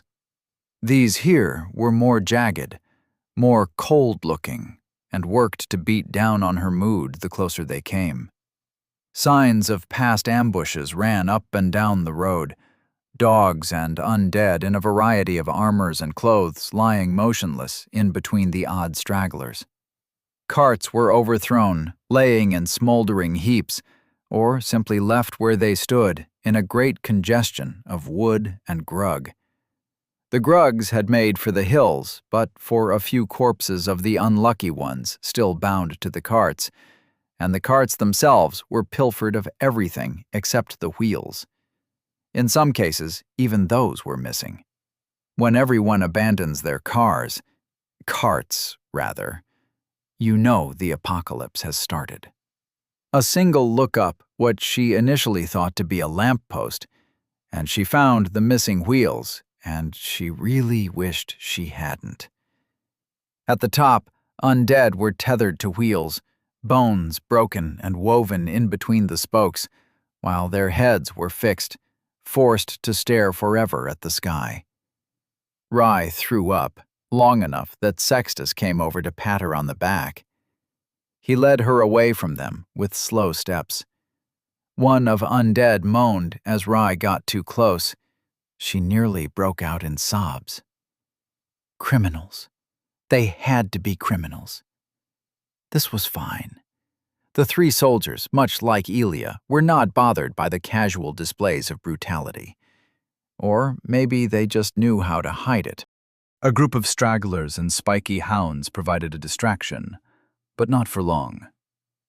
You have gained soul times 12. You have gained soul times 13. Damn, they absolutely destroyed those dogs. Not even a contest. Uh-huh. Rai was still too frazzled to be anything but a liability. She had to help, but she couldn't. Not right now.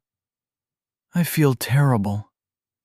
Chill. They're letting you mooch off. Adding it up, the souls are just being divided between us. Probably evenly, and most likely due to proximity. It's free money. Let the souls tick on by, I say. An undead stood up from where it had its head buried in its hands and lunged at Alexander. Even as the smallest one, he easily met it with his shield, pushed it back, and stabbed twice through the chest. All of this happened before Rai could do anything but yell a warning, now unnecessary for lack of any threat. You have gained soul times 13. I don't know whether I should feel glad or guilty. It evens out, since you're still refusing to loot any of the bodies for shards. Or gear. Look, that guy has perfectly fine boots. What's keeping you from yanking them off and feeling a bit better for yourself, brain bud? As always, Elia was missing the point, and finding 10 more. Rai took one look at the corpse and decided her time was best spent not pondering crime. My conscience.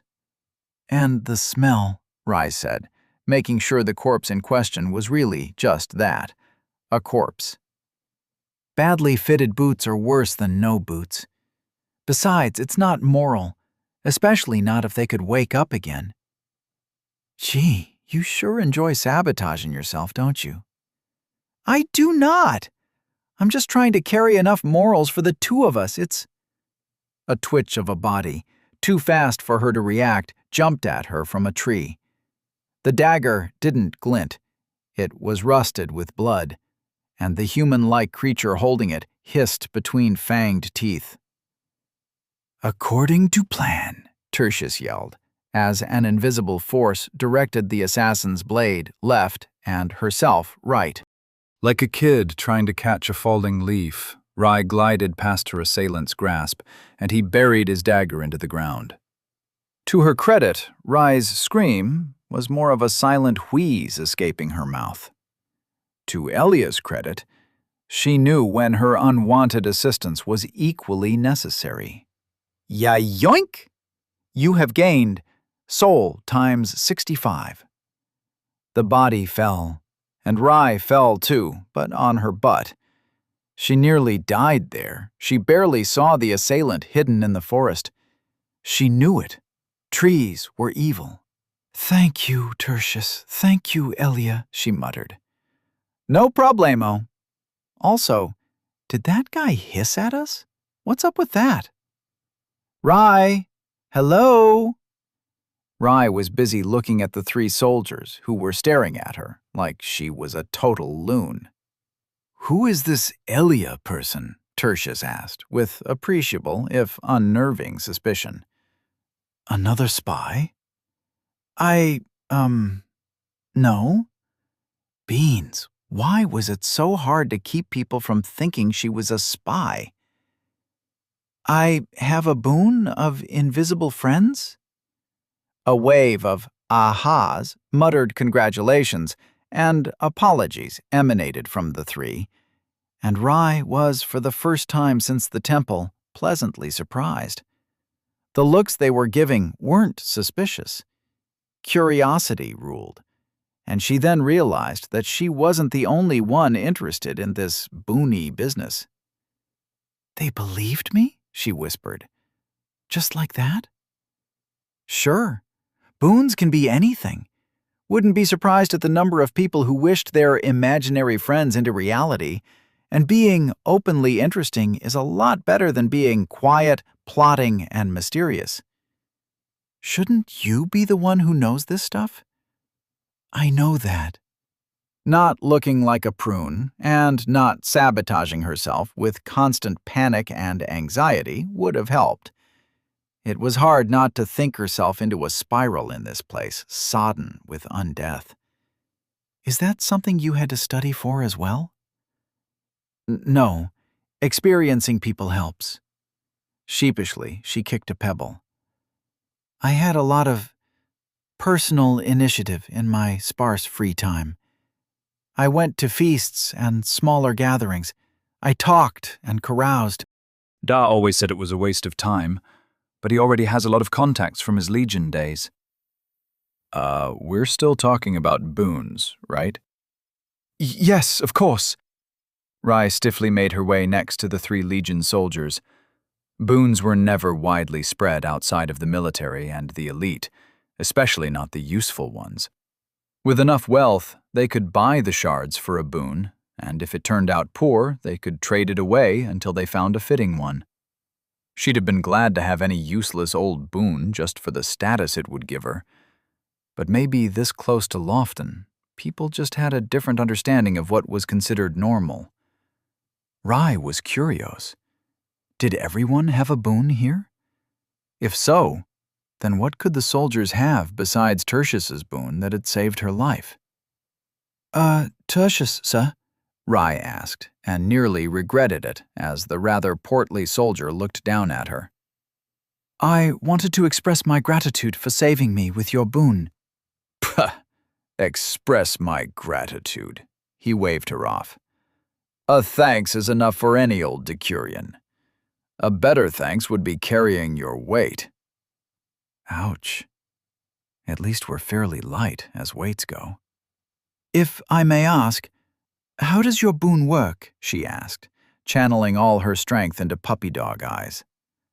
It's not something you should tell anyone, he said, but it was obvious he was having a hard time not glancing at her. She redoubled her efforts, adding a thin liquid sheen to her eyes by squeezing her tear ducts. To be fair, he didn't cave in immediately, but cave in he did. Ah, pox on it. You've already seen it in action. The short and quick of it is that I can help an ally out if I make a plan beforehand and then yell my boon's name.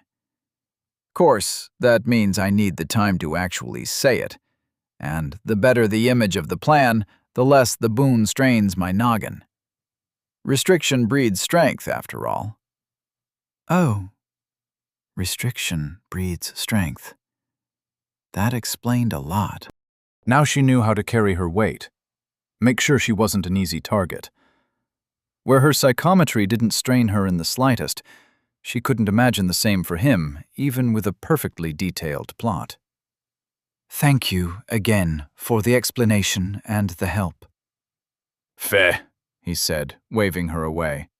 Go bother Alexander or Sextus. I'll call you if anything Weasley needs doing. Weasley? And how am I supposed to take that? She muttered to herself while walking away. With dignity and pride. We are the mighty weasels, and we will do what weasels do best. Drive every nearby prey species twice our size into extinction. The march went on in much the same fashion, the soldiers dealing with single undead, Rai arguing with Elia while they passed by broken wall after wall. The final one was growing ever closer through the covering crown of trees. As she looked closer, she noticed large, spoked wheels nailed to some of them, and attached to those were more people. Dead, rotted corpses this time. That's a lot of armor. Soldiers, the legionnaires grimaced while Tertius spoke. And a squire or two. Get 'em down, boys. Their bodies deserve better. She averted her eyes as she spied the first of many coat of arms toting the twin peaked dog. No humans, only dregs everywhere they went. The road turned more cluttered, the signs of violence more pronounced. Impacts littered the final wall, broken and toppled ladders next to wooden planks for cover, and an array of trenches the swamp had spilled into, dark and thick. That's the gatehouse, Sextus gestured at the stone construction, set into walls easily 40 feet tall, and only the first of a number of layered defenses. Of course, these defenses only worked as such when they were manned, and when the door wasn't rolled apart like a brittle tin dinner plate. And there's our way in. Is this all right? Rai asked. Shouldn't we wait for someone to come and let us in? This is an Empire fort. They should be on our side, right? Whoever closed the gates locked all of us out together, Tertius said, plucking at his helmet plume. Not gonna wait all day for no good reason. And as with all assaults, initiative is key. Yeah, what he said. Don't be a wuss. Between breaking and entering, you'll only be filed for half of the crime. Now go. I'm getting boredom cramps. With a whimper and a sigh, Rai followed her three companions through the foreboding portal. The walls encompassed the outermost parts of the castle, leading into a staging ground large enough to house an entire army's worth of tents, fortifications, and stores. Rings of burnt tarps and charred wood remained from the fires which had eaten through most of the above, and a shanty town that had once grown along the walls suffered a similar fate. Holy shit, a fucking trebuchet. Judging by turned-over wagons carrying rye-sized stones and the odd pile of lumber, there had been more than just a cursory attempt at breaking the castle itself. Distant watchtowers worked into the steep valley at the side looked similarly broken and abandoned, with one looking like it had exploded from the inside out. Whatever happened, it did some time ago. All structures that had persevered seemed to have sunken a few feet into the mud, and the muddy ground promised only a slight improvement over the swamp itself. Someone must have already started sieging this place long before, Tertius muttered. And yet he looks like he already knew this. I told you, they're hiding something from us. They don't look happy, she whispered before tiptoeing over to Sextus, because he seemed the most amicable and talkative out of the three. Are we actually going to join this siege? Doesn't that seem kind of reckless? Stupid? Futile? He gave her a knowing look. Aye, perhaps all three. But not death nor curse'll stop us, and we need to get past that keep to die for our empire. And Tertius has a plan. The keep in question still towered some distance away, an array of moats, dirt hills, and the tallest wall separating them from the mess that was the inner castle. Tertius plucked a stray strand from his plumed helmet. Only way from here is up. Alexander made some complicated hand gesture, at which the plumed one let out a chuckle. Sextus smiled, as was so counter to his brutal visage. Rai took in the biggest breath she was able, her plan to examine the tips of her boots for the rest of their journey cut short by an arrow hitting Sextus right in the neck. "Ambush!" Sextus yelled as he clutched his neck. The remaining two presented their towering oval shields to the right, leaving Rai to scramble towards them. 1 second Sextus was standing, the next they was on the ground. He's... Ah, fuck, he's dead. "According to plan!" Tertius yelled. Another arrow cut through the air, harmlessly hitting a shield instead of boring past and hitting Rai between the eyes. Rai yelped as Tertius yelled something she didn't quite catch. A heavy club hit her in the back of the head, and her already jelly-like legs gave away. Screams echoed long into the dark, muffled all by the sudden embrace of another death. You have died. You have lost. Bone shards, common, ×4. You have lost. Souls, ×3081. Elia woke up on the ground, mind running through the last fight piece by piece. The archer was clearly a problem and would need to be dealt with, as was the random ambush of the other dregs. Someone shook her shoulder, and she realized that she was in control again. Right, the hit on the head. She turned abruptly, the worried face of the Sextus guy staring down at her. Hey. You all right there, lass? She gave a slow nod, pinching his hand and gently lifting it away. Why was everyone in this world so touchy? Time until lost items and souls dissipate. 14 minutes. Not a minute of rest, then. She got up, taking a few steps towards the doorless exit before stopping short. They would need to fight through half a mile of enemies set along the road just to get past the first wall, where her reward would be another ambush. Funny how that worked. But setting amusement at the cruelty of the world aside, Elia found herself in a predicament. Should she run ahead recklessly to regain her lost stuff, or do it the slow, methodical way? Either or, there was an ambush right behind the last wall. Archers and undead to bog them down aplenty. A simple and deadly combo. Every minute spent grinding her teeth over this decision lowered her chances of success. A third option, then. Abandon her souls in favor of getting to know the area ahead, find a way through, and introduce the archers to the concept of a post-mortem colonoscopy. The 3 legionnaires could not be trusted to keep pace with her, if only because they didn't trust her yet. What to do? What do to? There was a fourth option, an option that required the greatest effort of will. God damn it, I hate escort quests. Rye, you still here? Pain. Scary. Don't wanna. Look, I may be awesome, but I've lived with my head stuck in the maze for the last who knows how long. Frankly, I have no idea how we're going to get our souls back without these guys. So if you've got an idea on how to get them to move in under 5 minutes, I'm all ears. If I do that, will you do the fighting? That's always been the plan, Brain Bud. You talk, I fight. I'll try my best as well. But I will not lie, this might be difficult. The electric feeling wormed its way across her head and down her throat, and with an apprehensive smile, they approached the 3 soldiers. Hello, Sextus. Hi, Tertius.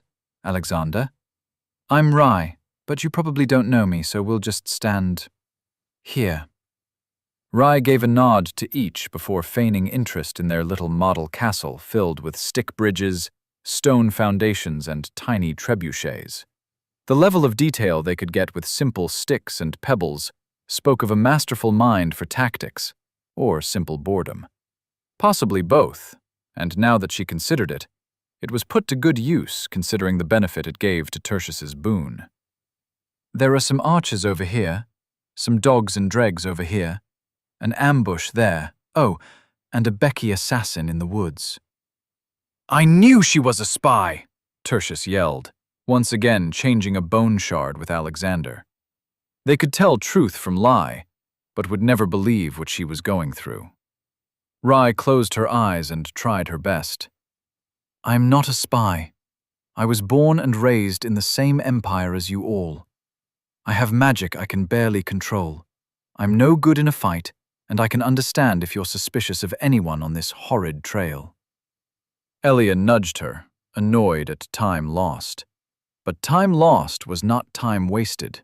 Not for them. I have a friend, and this friend really needs to get past these walls. If you'd assist me on the way, you would gain her endless gratitude.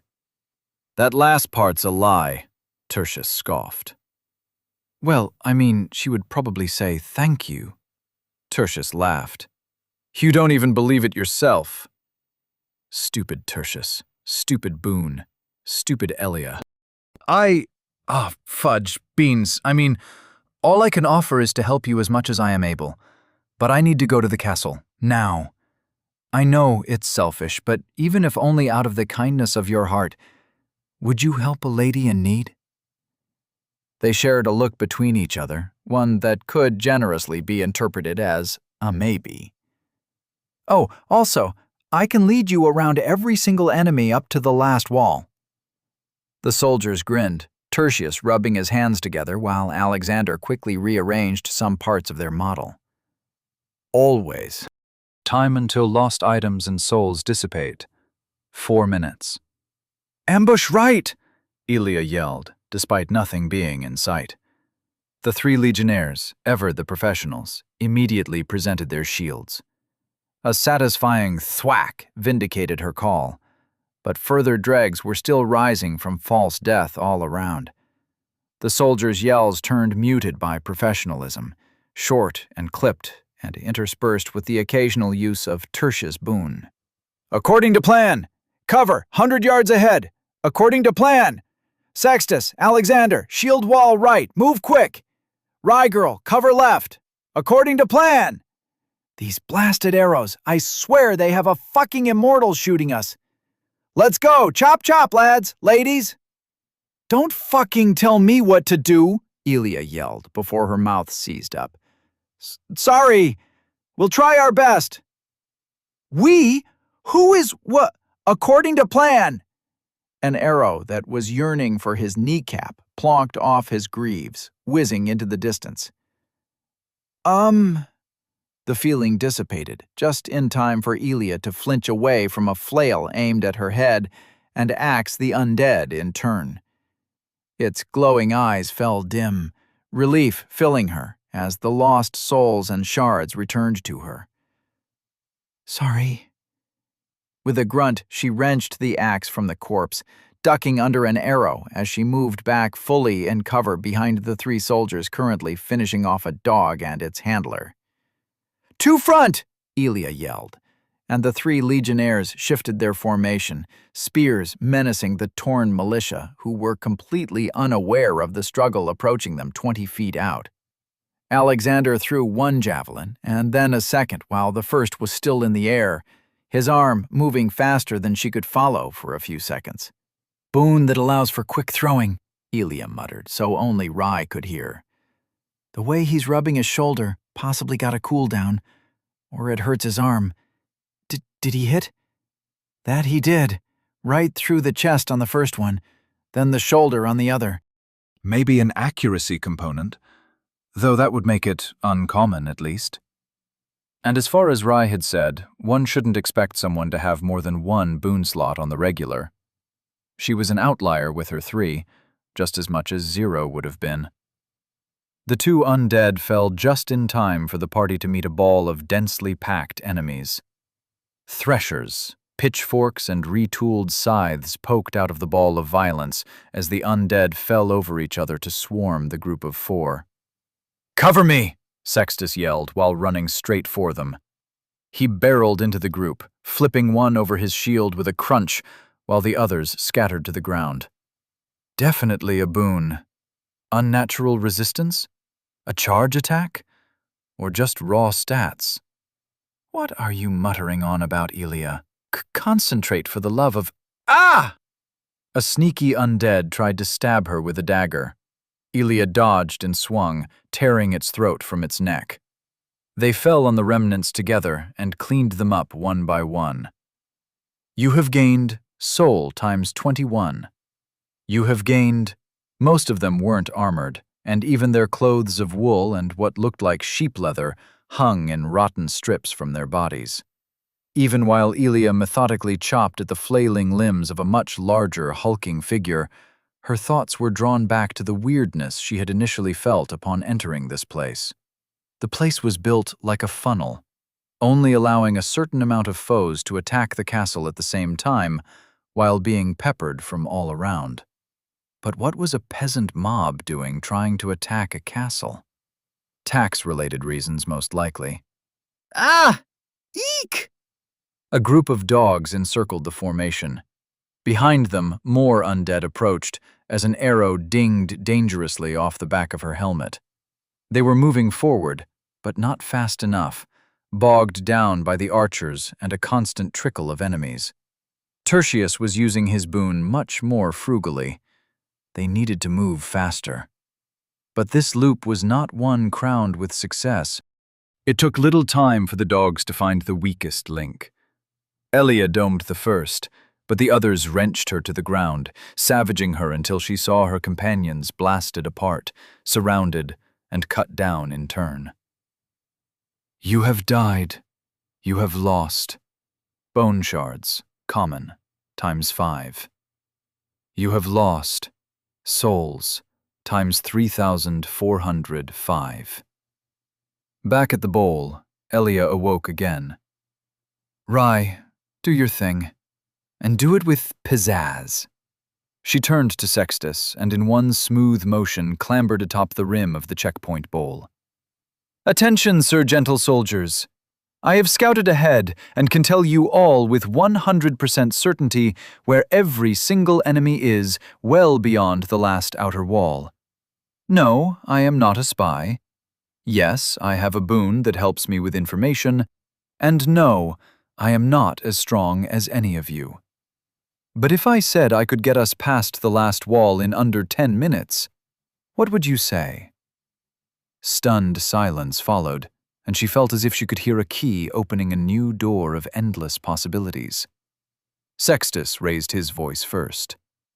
Well, I say we show those artless bastards who locked us out what we legionnaires are made of. 41st Legion, best legion! Rye yelled, and was nearly knocked over by the furious echo. They could do this. Together. The dogs bayed. Her axe felled the glowing one first, then the rest as she kept close to the legionnaires. You have gained soul times 21. You have gained bone shard, common, times 1. You have regained, yes, another! 2 undead militia brandishing short swords approached Elia as she finished off the last dog. She ducked, an arrow hitting the first one straight through the mouth and out the other end. Oh my gosh, we are so sorry. Ha! Sucks to be you. Elia? Forward, according to plan, Tertius yelled, rudely knocking a preacherly-looking undead to the ground before crushing his head underfoot. A strength-related boon, a strong soul vessel thing, or just a particularly rotten dreg. We can't stay out in the open. You ever realize that Tertius only ever uses his boon precisely when things aren't going to plan? Elia huffed. Well, that's something to chew on, Sextus said, as he speared an undead with spikes growing out of his body like a rose stem.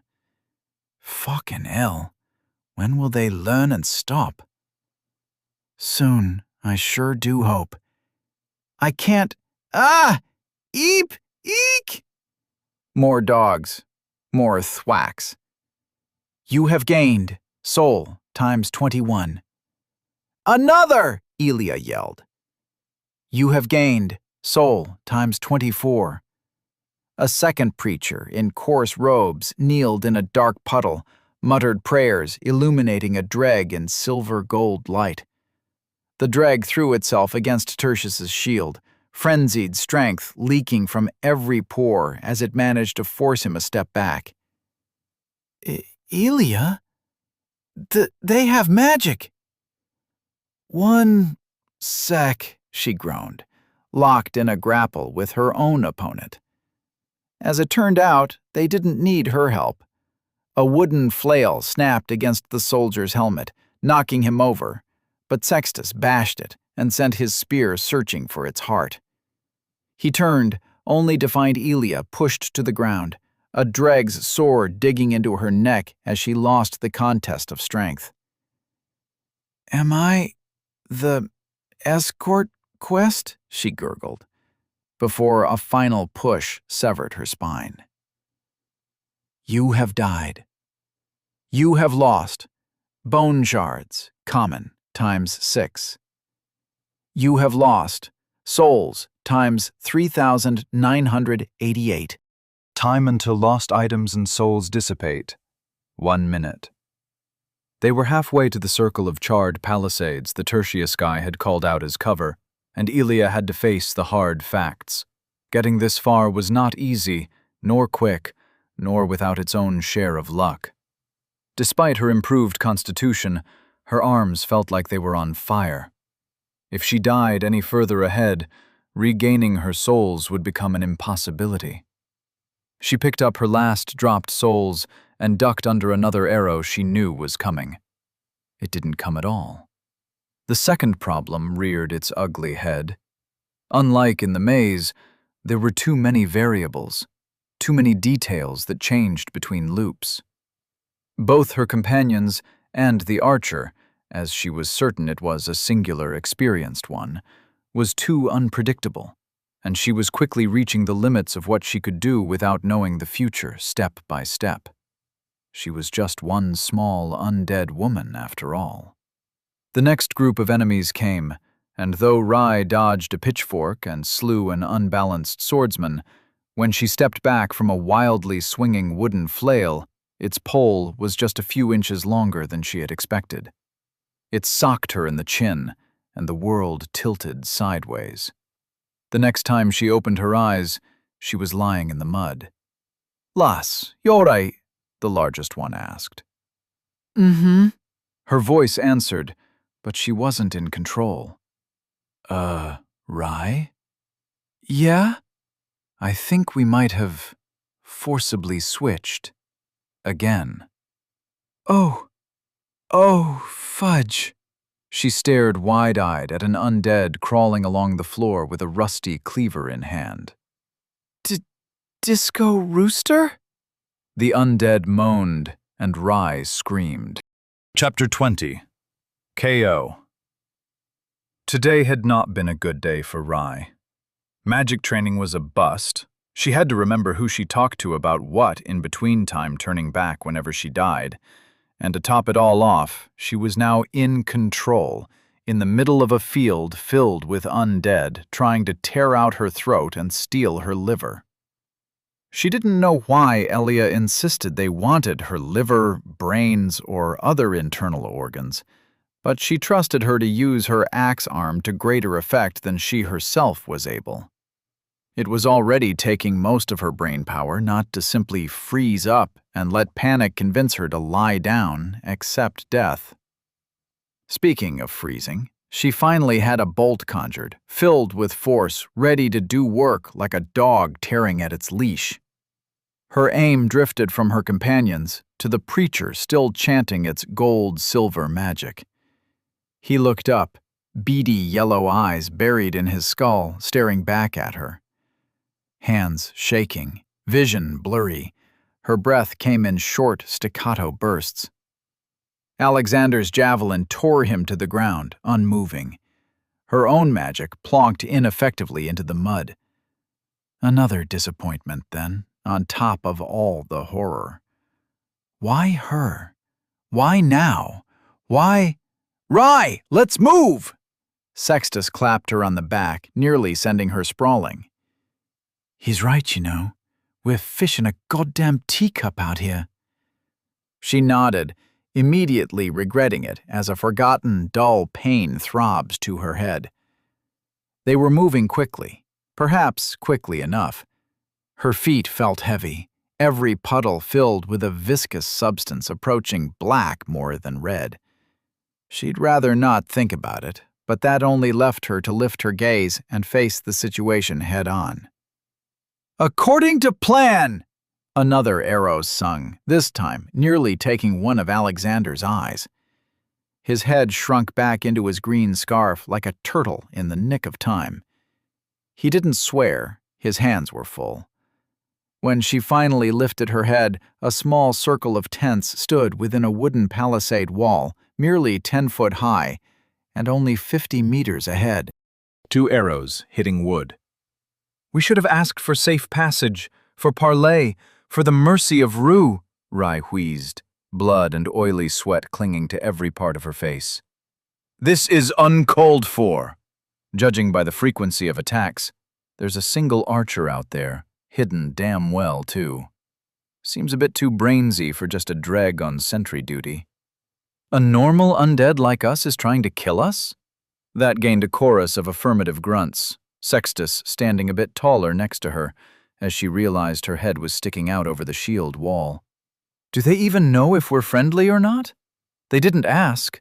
Don't they care?" "Wouldn't surprise me. Counted more than 20 different banners. Real battlefield, this place."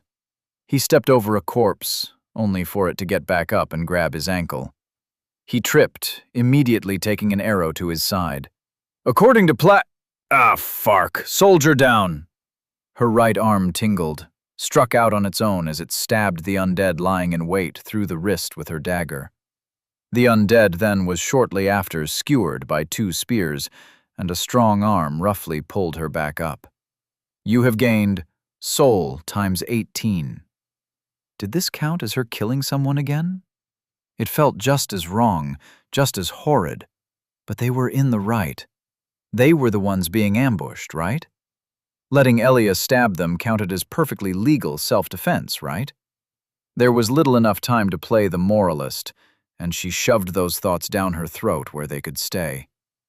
"Thanks," Rai muttered as she watched her own arm play with the dagger with increasingly dangerous flourishes. "You're not half bad with knife and axe," he laughed, seemingly not yet feeling the full effects of the arrow. "It's what I do best, big guy." Yoink! Her arm seemed almost alive. To be fair, Elia rarely wasn't, as she was yanked forward to stab a second ambusher through the chest. "You have gained soul times 20. I was going for the neck, damn it. Shit, this is hard. And exhausting. Ugh, short break, please. A high-pitched keening noise, like a boiling teapot, escaped her lips as she pulled the dagger back across what felt like bone. Horrible, horrible, terrible. Ugh! Rygo, get in formation! Elia could have tried to be a bit more delicate. The joints in her arm ached something fierce. But she couldn't dwell on it, not when someone was yelling her name. Rai's head flung to the ground as a blue orb whizzed past her face, hitting the 3 legionnaires and exploding like nothing she'd ever seen before, scattering them to the ground. A robed figure stood on a small hill 20 yards ahead. "Rai, work your fucking magic, now!" She did, despite it being double her comfortable range, and despite not wanting to hit anyone at all, even now. She'd just aim for an arm or a leg, a hand or a foot. Though being a hypocrite was better than being dead, fear still shook through her body, making any attempt at aiming an impossibility. All right, fuck it. This is gonna hurt a bit. Her right arm, always the right one, tingled, pulled way back, and lobbed her hatchet with such force she thought Elia had to have used more than just the one arm. The spinning axe curved to the end of its arc, and the mage sagged to the ground in the distance. Headshot. Fuck yeah. Ugh, that's definitely dislocated. I'll hang on to it. Concentrate on moving. Mage! Sextus's deep voice rumbled with fury as they tried to stand again, frost covering their sides like a stone half covered in moss. Already taken care of? Elia yelled back. He looked at her in mild astonishment and radiated a sort of approval that got her insides all fuzzy. That'll go. Go get 'em. Fuck, that stings. He looked down, surprised at seeing another arrow sticking from his thigh. Shite. Tertius nodded towards the largest soldier as the mute Alexander went through his collection of throwing axes, knives and hatchets in a blur. We're getting picked off. Rigel, you have to tickle Sextus's nose. What? What? I've got a boon. Sextus stood, but with an unhealthy sway. But works only when I sneeze. According to plan, Tertius yelled, catching a follow-up projectile. Damn it, girl, make him sneeze. Yeah, Rai, come on, make the man sneeze. She was so out of her depth that she didn't bother to question it as she ran up next to him. He broke off the arrow shaft with a grunt as another 2 arrows impacted his shield. Back pocket. Should be a few feathers in there. No, to the left. Other left. No feathers here? What? An arrow skimmed off the metal rim of his shield, prompting both to duck. It's full of holes. Rai pulled an arrow from it, gesturing wildly. No feathers! We're screwed! Then go find some. Rai looked at the arrow in his hand. They shared an awkward stare, a short lull in the violence. She grabbed it, rubbed the tin-feathered end of the arrow under his nose, praying to Rutha, Warga, and a dozen other deities that this would be the sneeze to end all wars. In a way, her wish came true, if only for a brief moment.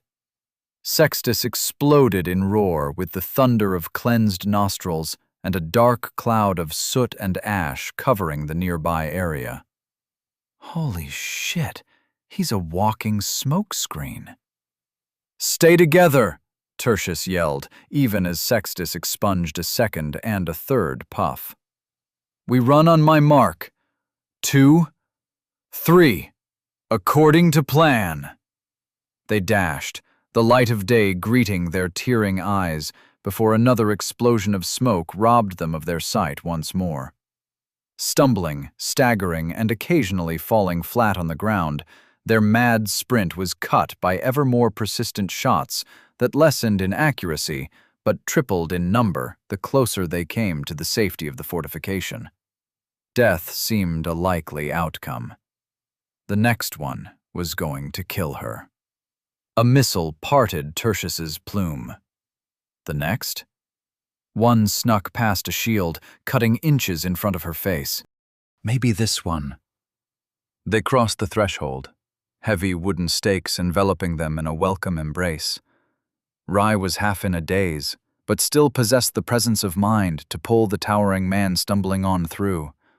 One arrow whizzed by, the last of what felt like hundreds but surely weren't more than a couple dozen.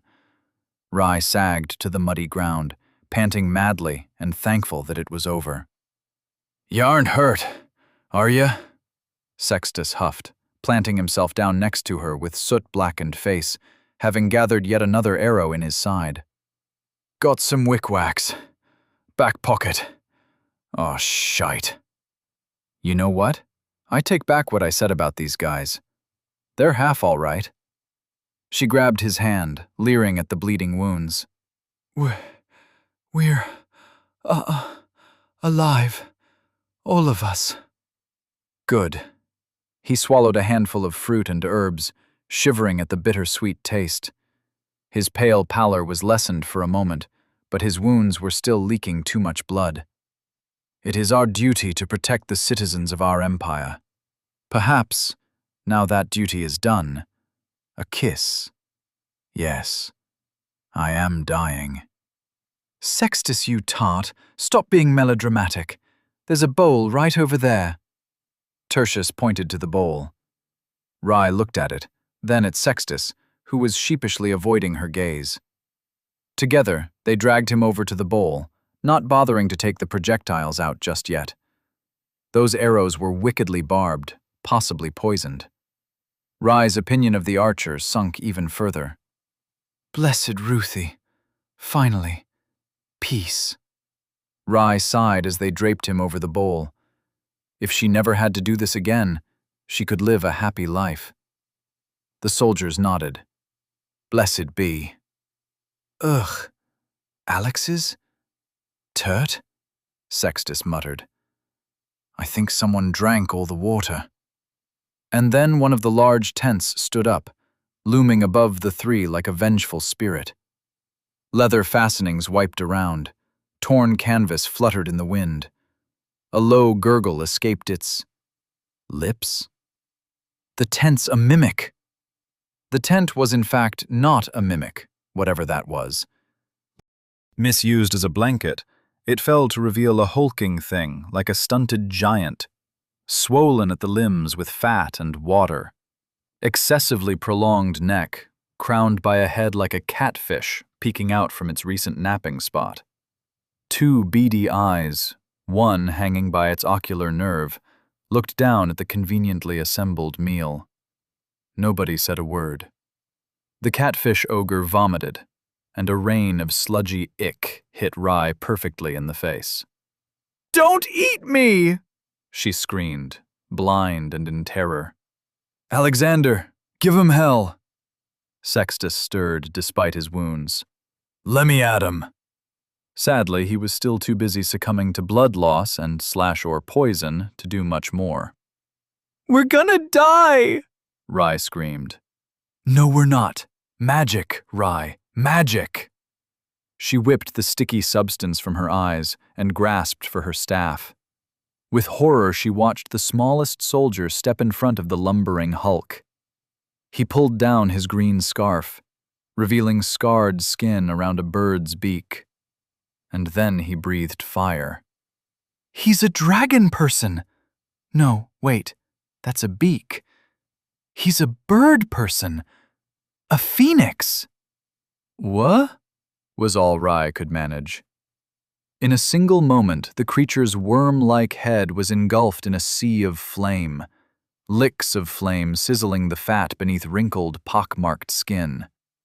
Rai was inundated with a smell of cooked fish mixed with grug meat. We're gonna live! She yelled, nearly inaudible over the monster's screams.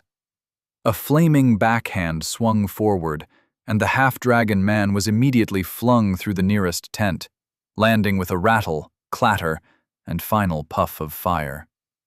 Alexander! Soldier number 3. We're gonna die! Rai's mangled arm slapped her in the face. Ow! Ow, that hurts. Ow! Rai, shut up. Get to casting and shove that fish back in the ocean where it belongs, damn it! Her aim was not great, debilitated by shaking arms, eyes nearly squinted closed, and shivering with quiet whimpers. Her first bolt materialized and flew with all the grace of an obese rat. It chunked into the ogre's side, actually hitting, mostly because it was the size of a barn door. Its burning head immediately wrapped around to look directly at Rai, mouth snapping and swallowing fiery air like the suffocating fish it should be. Dozens, hundreds of tiny needle teeth ran across its gums, and it smelled worse than death. Rai was already screaming, already entirely in panic mode, already, "Shoot!" The thick ice bolt thunked past the head and into its chest, breaking bone beneath thick yet brittle skin, but doing little to stop its advance towards her. The fire left its front charred and blackened, and though its eyes were stricken white by the heat, it staggered unerringly towards her. "Make him fall, Rai!" She was too slow, couldn't conjure up the bolt fast enough. The ogre raised its arms for a hammer blow, but Tertius rammed into its side, burying his spear tip and a good part of its shaft into its torso. The ogre swung and missed, but before she could thank the gods for her luck, the rest of it fell on top of her. Its fish maw searched for one final meal and went for the larger morsel called Sextus next to her on the ground. Hey, fish face! The fish ogre lunged in a sudden burst of winding movement, not toward Sextus, but the origin of the sound. It swallowed Rai's arms up to the elbow, and she bit back a scream as its hooked teeth pierced her skin. With a whimper, she released her bolt, and the still burning head exploded. For a long time, it was quiet. The world was so lacking in any sound that she would have thought herself dead were it not for the lack of any intrusive notification. Gingerly, she opened an eye. Her face was cacked in gore and blood. Viscera was the name of her newly acquired mascara. You have gained soul times 800. She looked to the left where Sextus lay as well. He gave her a thumbs up, even as a chunk of fishy brain matter slowly oozed its way down his face. That was awesome. Now do it again. Rai managed a faint smile before it all turned too much and she fainted, pulled back into dreamland. A small Rai stood in front of her parents, towering over her while she fidgeted in her seat. She was already 14, basically an adult, but she couldn't keep herself from feeling like an intruder in Da's study. Everything in here felt too tall, too alien. Even though it was the oldest part of her house, she was rarely allowed inside. "Oh, Rai, look at you," her mother cooed. "Your marks are blindingly positive. Look here, dear, exceptional marks in math, astronomy, philosophy, possessed of a great inner restlessness at all times, possessed of possibly the worst writing posture possible, disorderly organization of notes." Her father looked over the scroll he was quoting and down at her. His face was a rock, and her mother's an owl. I hear the Smithers girl, Hannah, did not get such poor comments, and she is not even a prima. Hannah also only took 4 courses, and even then she barely squeaked by on math. But what Da said was right, always.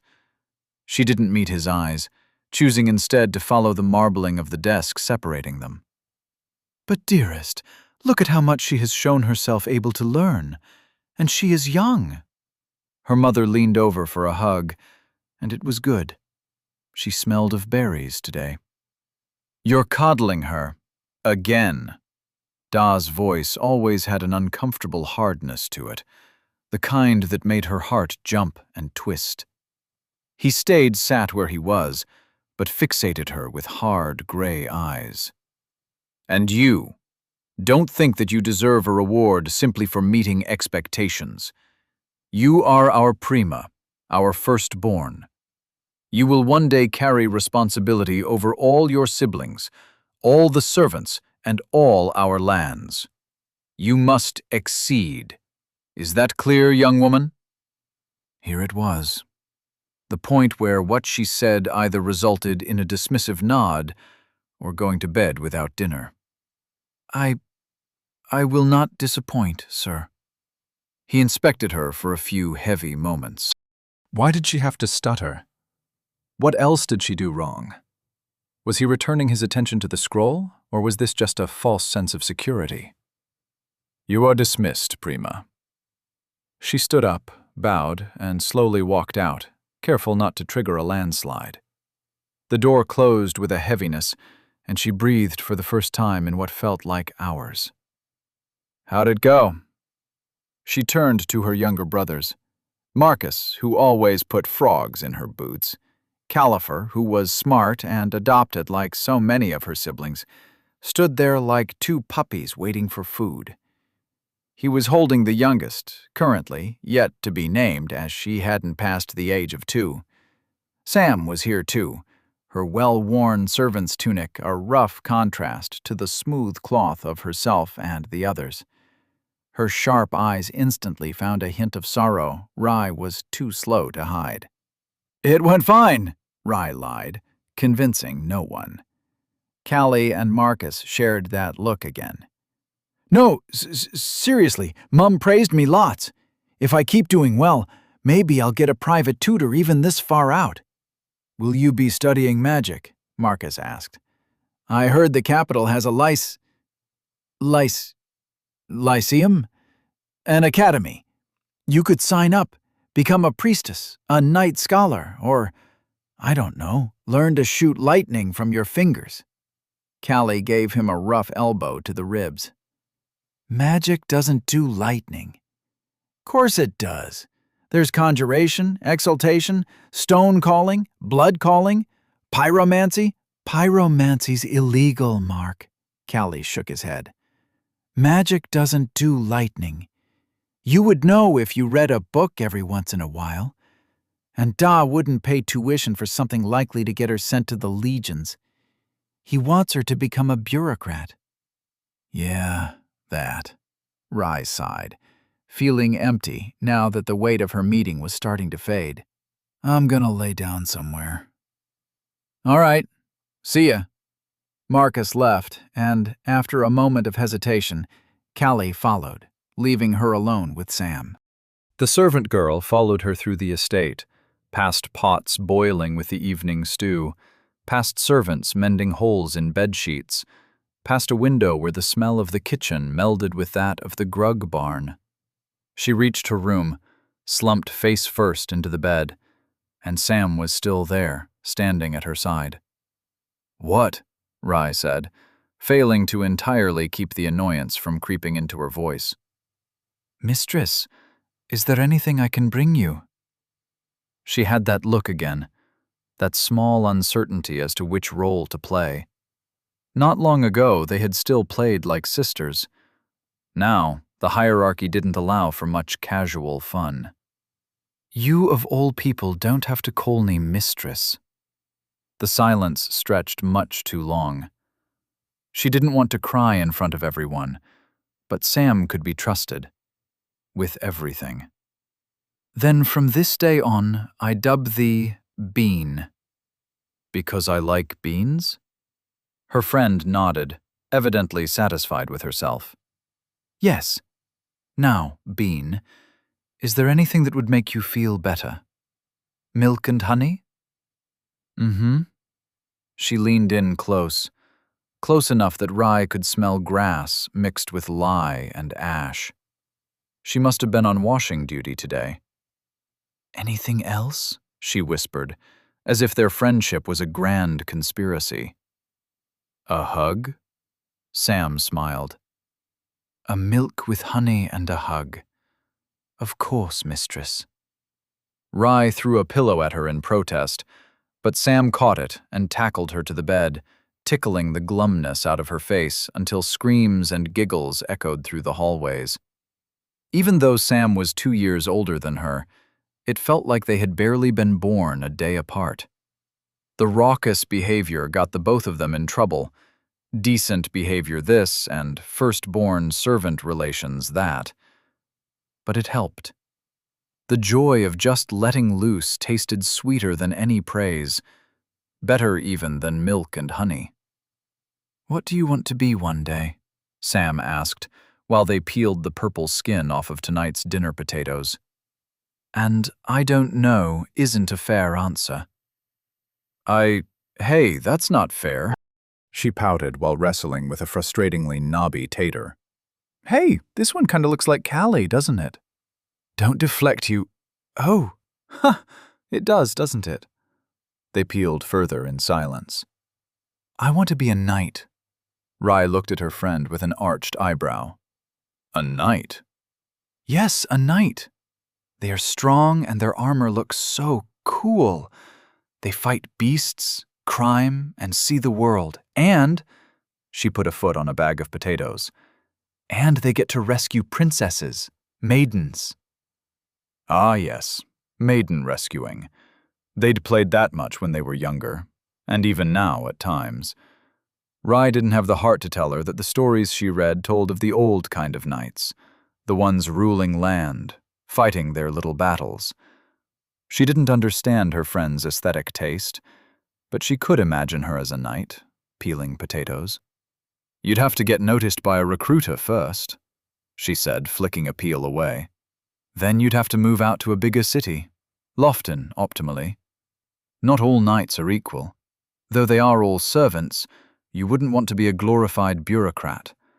All the higher positions are just that, or ceremonial. Rye shrugged, even as she noticed her friend wilt under her comments. But you'd be too good for the common ranks. You'd climb above them in a jiffy. A knight of pen and sword, a learned knight, a knight scholar. When she looked up, there was a light in Sam's eyes like nothing she'd ever seen before. It was weird. She looked away. You think I'd make a good one? Well, hard workers earn the hardest jobs, so yeah, I'd guess. You're a busy bee, the busiest I know. Besides maybe herself, but this wasn't a time to be comparing swords. They fell into silence once again. When they were almost done with their punitive chore, Sam turned and Rye felt annoyed again that she had to look up at her. And you? You haven't told me what you want to be. What I want to be? She tried to think, but all she could conjure up was a blank. I guess I could be a knight too. Maybe? You'd make a much better princess, Sam smiled and pinched her cheek. I have some other chores to do. No rush thinking. You can give me a real answer later, all right? All right, Rye said, but this time she drew up quite the opposite of a blank. Even as Sam left to do whatever the head servant told her, she remained standing where Sam's blade had stung her long after.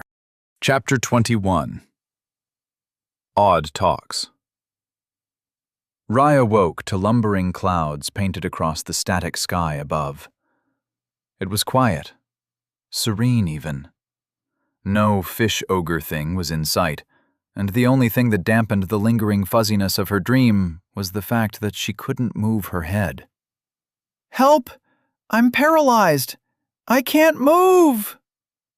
Oh, welcome back, Rai, Elia said. Right. Sleep equals swap. She was not in control now. At the lack of panic in her voice, Rai herself calmed down. What are you doing? Did we win? I'm on break. 20 minutes per life, remember? Over a dozen lives, that makes for at least 4 cumulative hours. And yes, we won, Brain Bud. The checkpoint bowl water came back as well. Elia stretched, a small patch of grass coming into view before she turned to stare up again. Yay? Yay! Yahoo! We won! We did it! And now that they were at the castle, everything would be a breeze.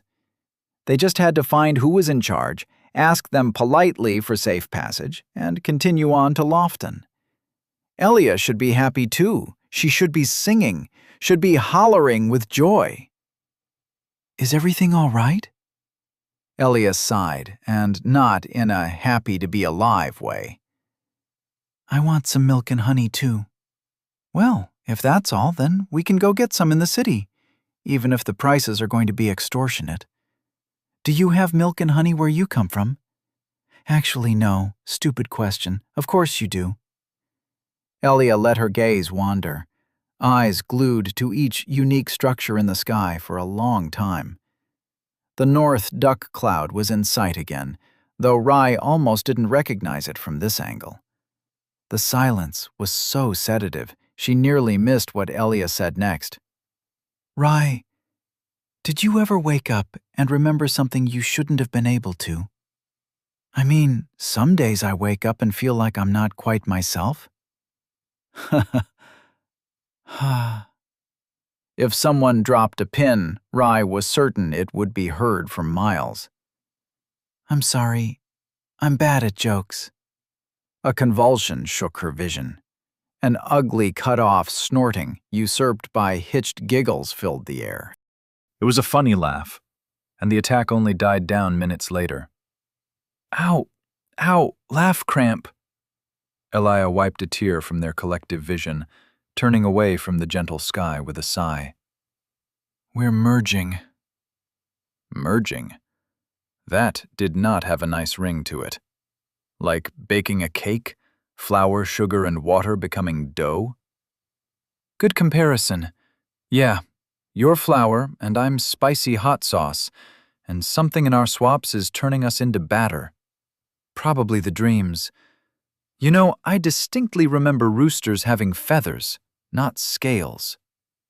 Well, that sounds like a you problem. All the dying and concussions have turned you silly in the head. Elia scoffed. Oh, really? Tell me how a car works, then. That was easy. It seemed too fantastical yet practical that she memorized it for future reference. It runs on magic. You told me so. And that's why it needs chanting to refuel and the Furby and... Images of metal devices rattling in the front part came to mind. Concepts of an engine, of oil, rubber wheels, mirrors, and hard glass that didn't break even when you tossed a brick in it. The speed. 5 times as fast as a horse, and that was just for the commercially available ones. Cars run on tiny explosions? And the energy is transferred with pistons, which then transfer it over a set of gears to the wheels and... Oh gods. Oh gods, I know. I know, but how do I know? I don't have a boon of knowledge. I never got a driver's license, and... Wait. No, you never got a driver's license. Elia shrugged.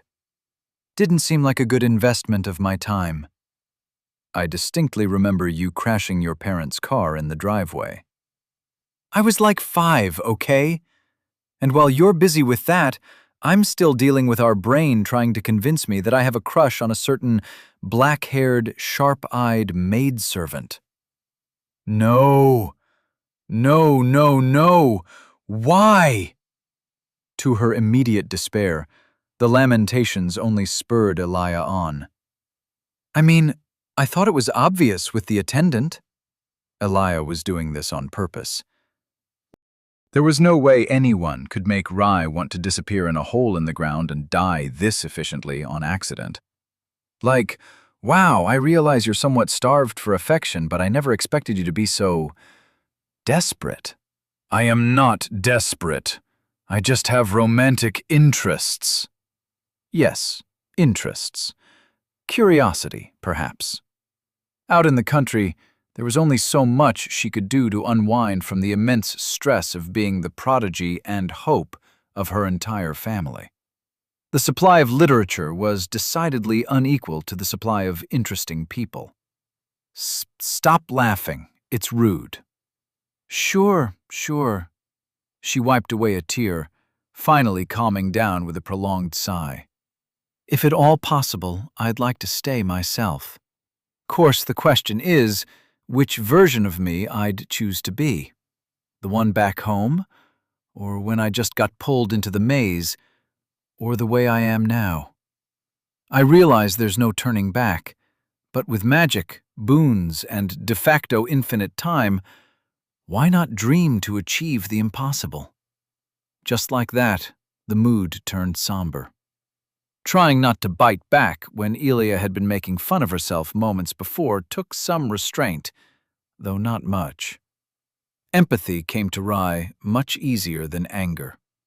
She was still going to get back at Elia one day. Not now, though. Elia? I don't want to merge with you either, no offense. If it's a soul problem, I'm certain the priests and goodly acolytes in the temples of Lofton could see to our needs. If it's a mind problem, well, we better find a way to split up sooner rather than later. Yup.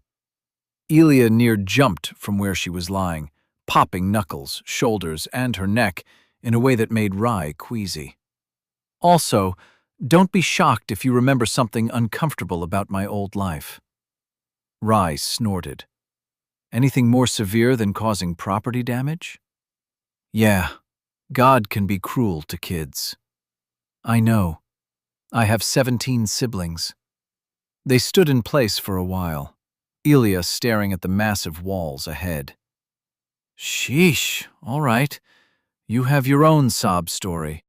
All the more reason to cut our break short and move through the castle. Glenrock Castle loomed high above them, towering stone upon which dozens of sieges had been fought and broken. They were at the foot of the keep itself, the last of the outer walls and the field of slaughter well behind, though looking at the massive construction didn't fill Rye with confidence. Must be because she was on the wrong side. Once they politely asked to be let in, they would leave the dregs and monsters outside. Even if the problems continued into the keep, what was the chance that there wasn't a single upstanding knight left? Elia certainly didn't seem to be counting on above zero. Gonna be a bitch to battle our way through all that. Definitely need some extra muscle. Well, assuming we do have to fight.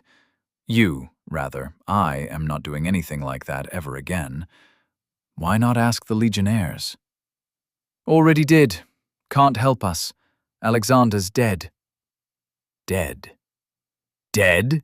And you somehow didn't bother to mention it over this entire conversation? Elia just waved it off, as if someone had just told her it was going to rain later on. Chill, he'll get better. He's dead, Elia. Dead!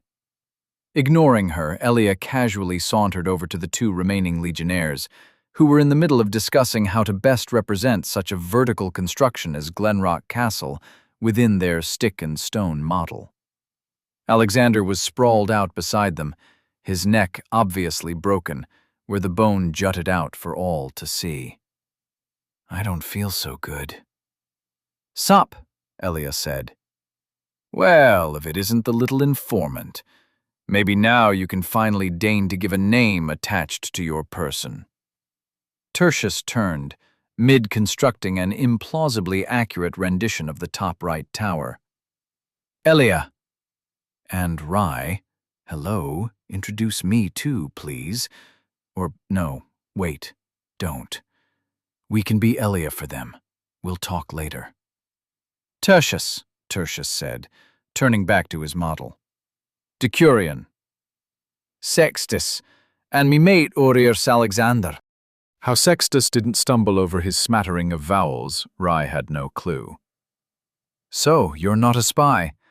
Probably don't even have a good boon for informing. Didn't exactly mention we'd be facing heavy infantry, or mages. Tertius gave her a suspicious glance. Didn't exactly have the time to get this far. Elia shrugged. So, your friend doing all right over there? They shared a look at Alexander's corpse. If not for the complete lack of any insects, this would have been the perfect moment for one to poignantly land on his open eyelid. He'll get better, Sextus said. No hard feelings, bad luck is all. Should be up in a few days again at the latest. Lose a few memories, maybe, is love for pistachios. We're all undead here, you know how it is. Of course they did, except not at all. Yes, but no was the true answer, since Elia was keeping mum about their whole turning back time situation. Rye didn't see a need to correct them either. They wouldn't understand. Probably just think she was crazy, especially if they dug a bit deeper as to how they were two people in one body. Please don't tell them we're two people. I really want to make some friends on this trip that treat me like a sane person. Elia gave a nod, both to Sextus and her other self. Rye was too tired to take the reins. She would be happy if Elia didn't screw this up half as bad as with Harris the merchant. So, you ready to bust open the gates? She asked. Actually, Sextus said, shaving the stubble off his cheeks, we're taking somewhat of a strategic break or 20. Mighty fine work here, girl, especially towards the end. Didn't use your magic till the last moment. Mighty kick, though. Doesn't seem easy to control. Yeah, it's kinda got a mind of its own. Ow! She got a pinch from her own arm and was offended when Rye released her possession before she could retaliate. Pouting. She was definitely pouting. Or maybe you were luring us into a trap, trying to get us killed. Your performance fell off towards the midline, suspiciously right when things went to shit. Well, Tertius wasn't wrong. Elia and Rye had swapped from an unlucky hit, and Rye felt like that played a large part in their near failure. Elia, meanwhile, just grinned as he kept on spinning yarn. Not talking, eh? Maybe you wanted to loot our corpses. Or maybe you're a spy for the eternal enemy. You work for the witches in the forest, don't you?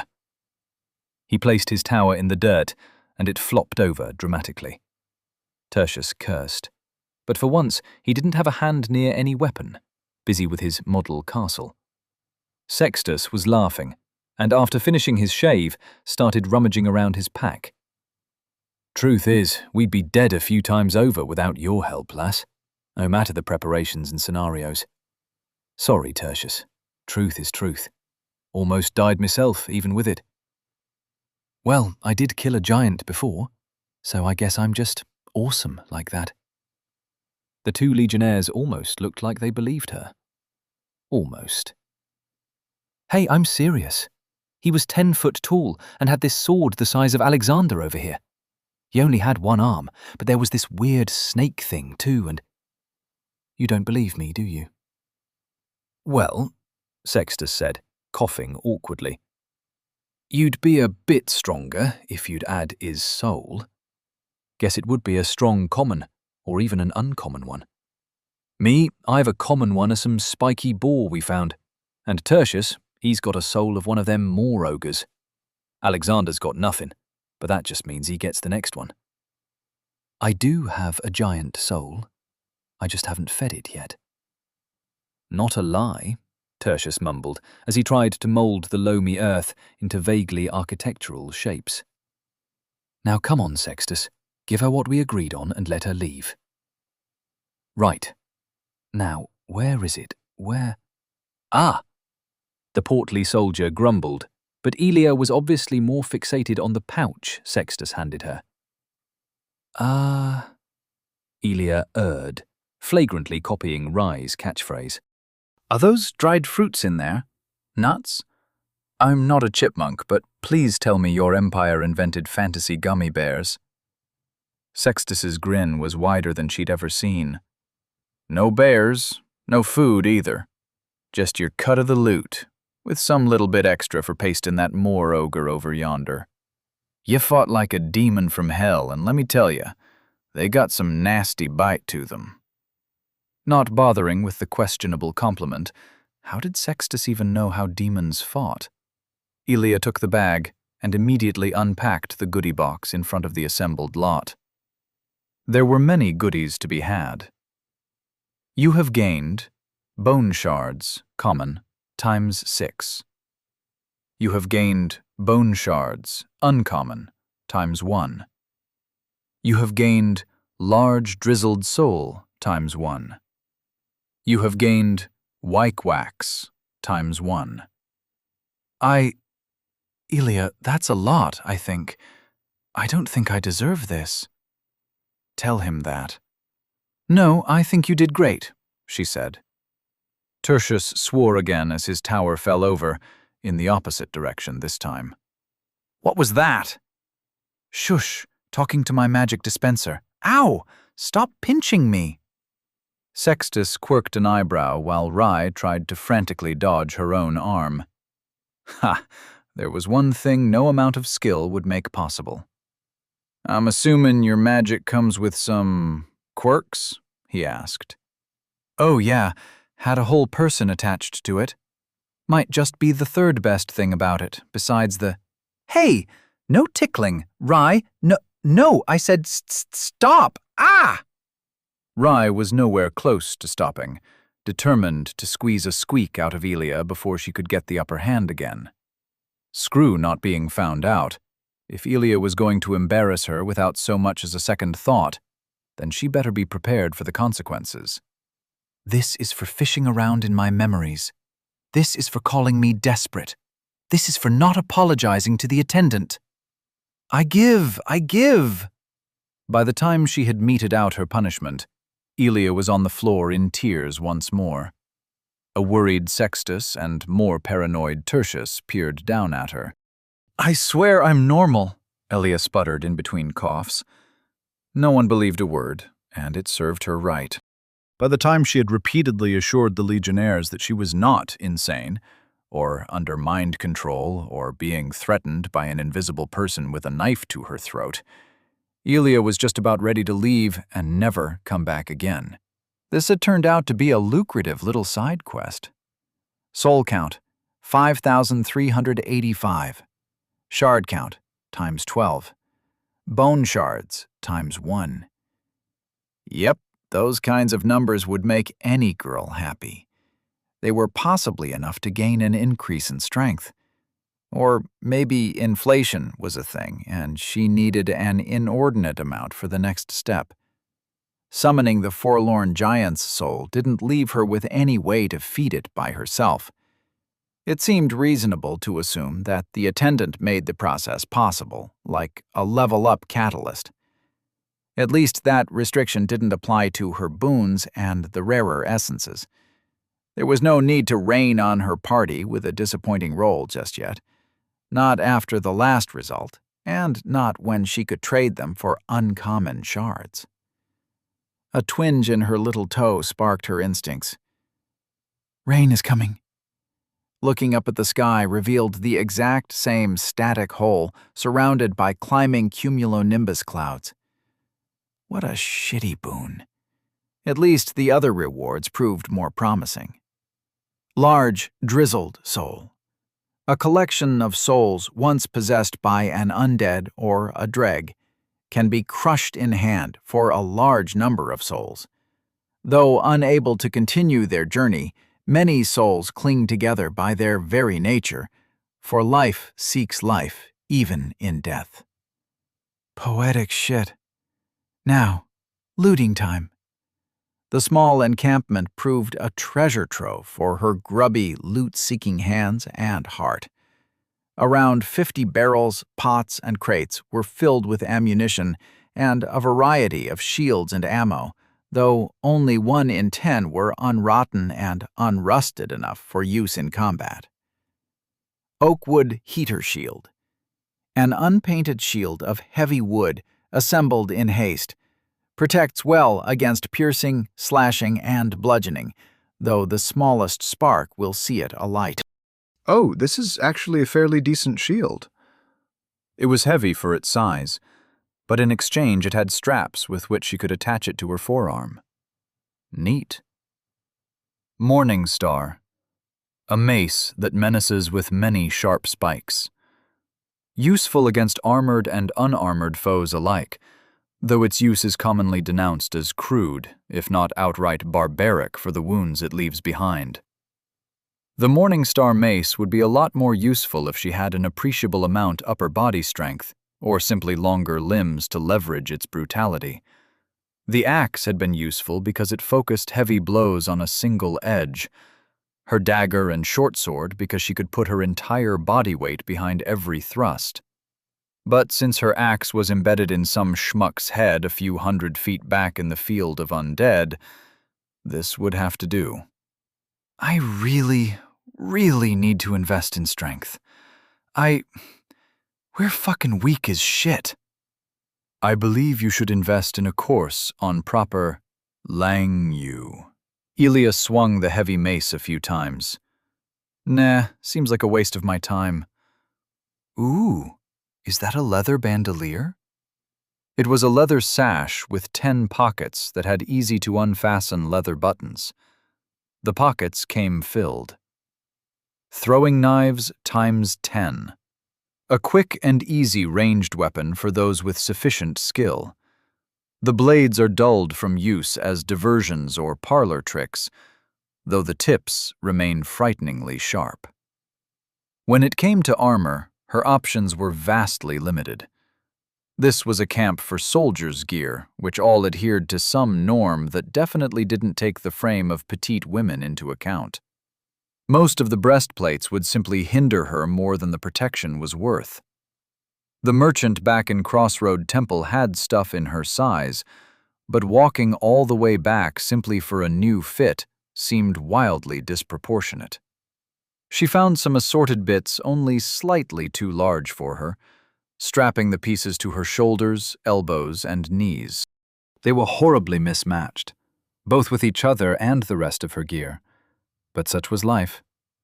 A worn surcoat toting the yellow dog fit a lot more easily over it all, masking the most egregious crimes against fashion. I wonder if they have armor in the kids section. Damn it, Brainbud, why couldn't you just be a bit taller? Well, excuse me for being born short. Apology accepted. Wah, I wasn't serious. People just say that. I know. She swung the Morning Star a few times more. It was definitely too heavy for extended use. I too was joking. But on a level, you are simply not equipped to deal with. Silence reigned as she thought on what to do next. She was currently in the best position she'd been in since forever. Her armor and gear wasn't falling apart. She had 2 boons to her name, one of which was actually useful in a scrap. And her companion even had a boon she'd call unfairly good if Ilya hadn't gained and lost a few of the sort as well over the years. She could work with this. Better yet, she would use this success as a springboard, set the foundations for her secured future. She likened it to investing in stocks, if you could bludgeon someone to death, or block a bullet with bonds.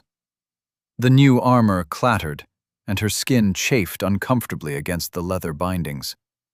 As far as discomforts went, she could live with it, though she resigned herself to walking all the way back to the Crossroad Temple sometime in the future.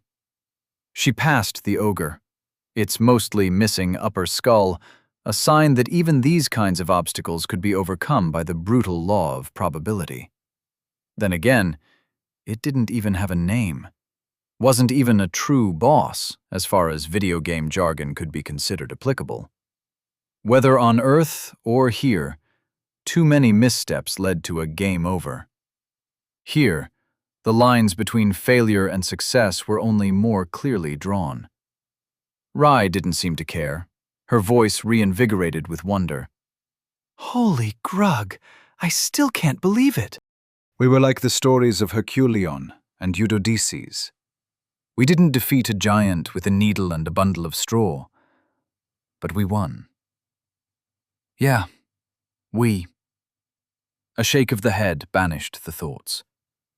I'd go far enough to say it was mostly you. I had help. Without the soldiers, without you, I wouldn't have come this far at all. I didn't help you with the ogre, Rai. The ogre was the kind of obstacle she would have avoided had she been on her own. Now shut up and accept your praise. You're a good magic bean. She didn't expect that to short-circuit Rai. You really mean it? I mean, I did do a lot of running. Yelling, screaming, crying. Hey, rude. Rai really loved using that word, almost as much as Elia enjoyed teasing out fun reactions. I mean, I'm not complaining that you didn't piss our only collective loincloth.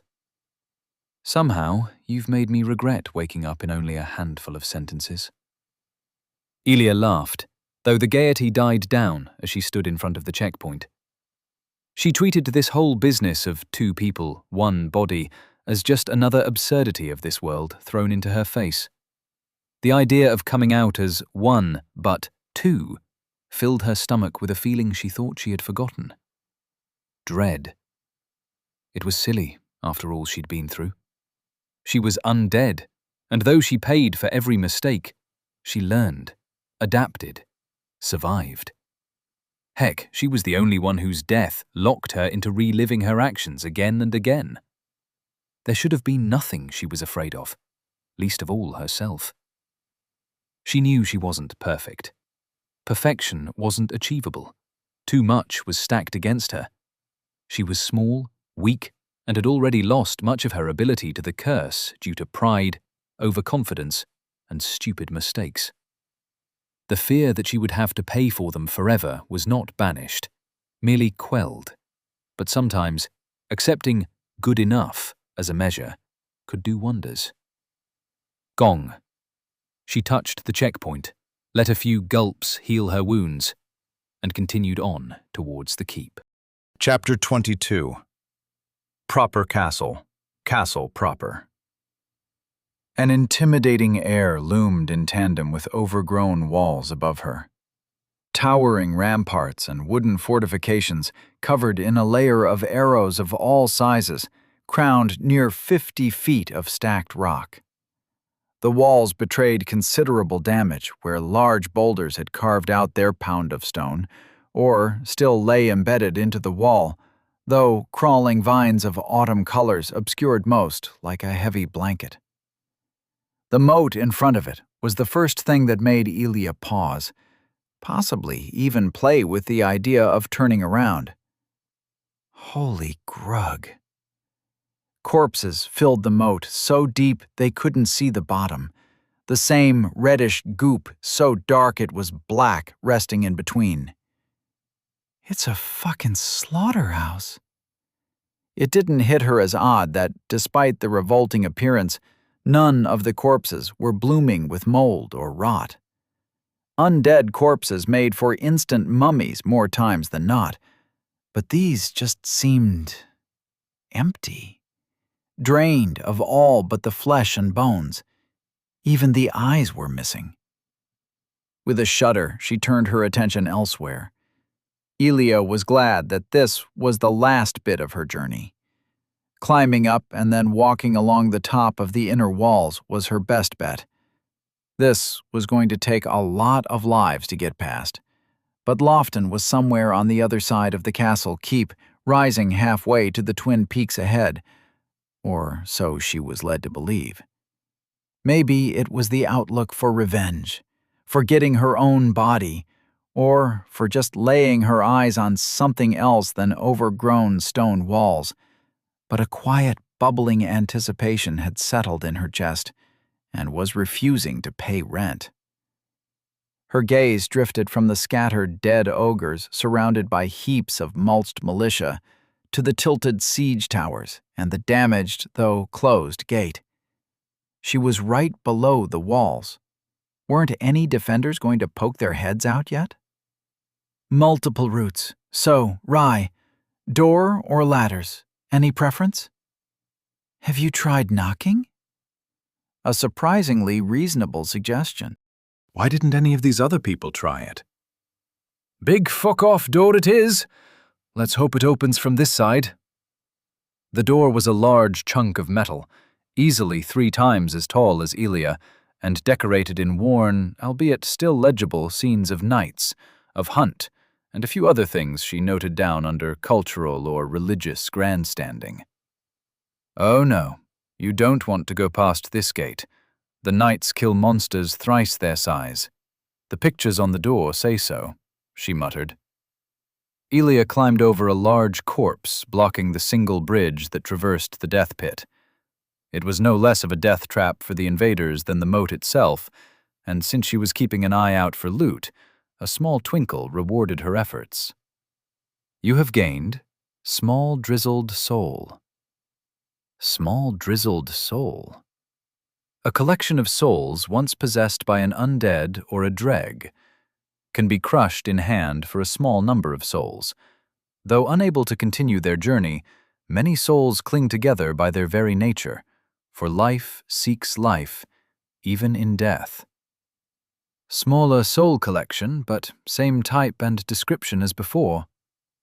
She closed her hand around them, feeling warmth, but also like she was trying to force 2 magnets with the same pole to touch.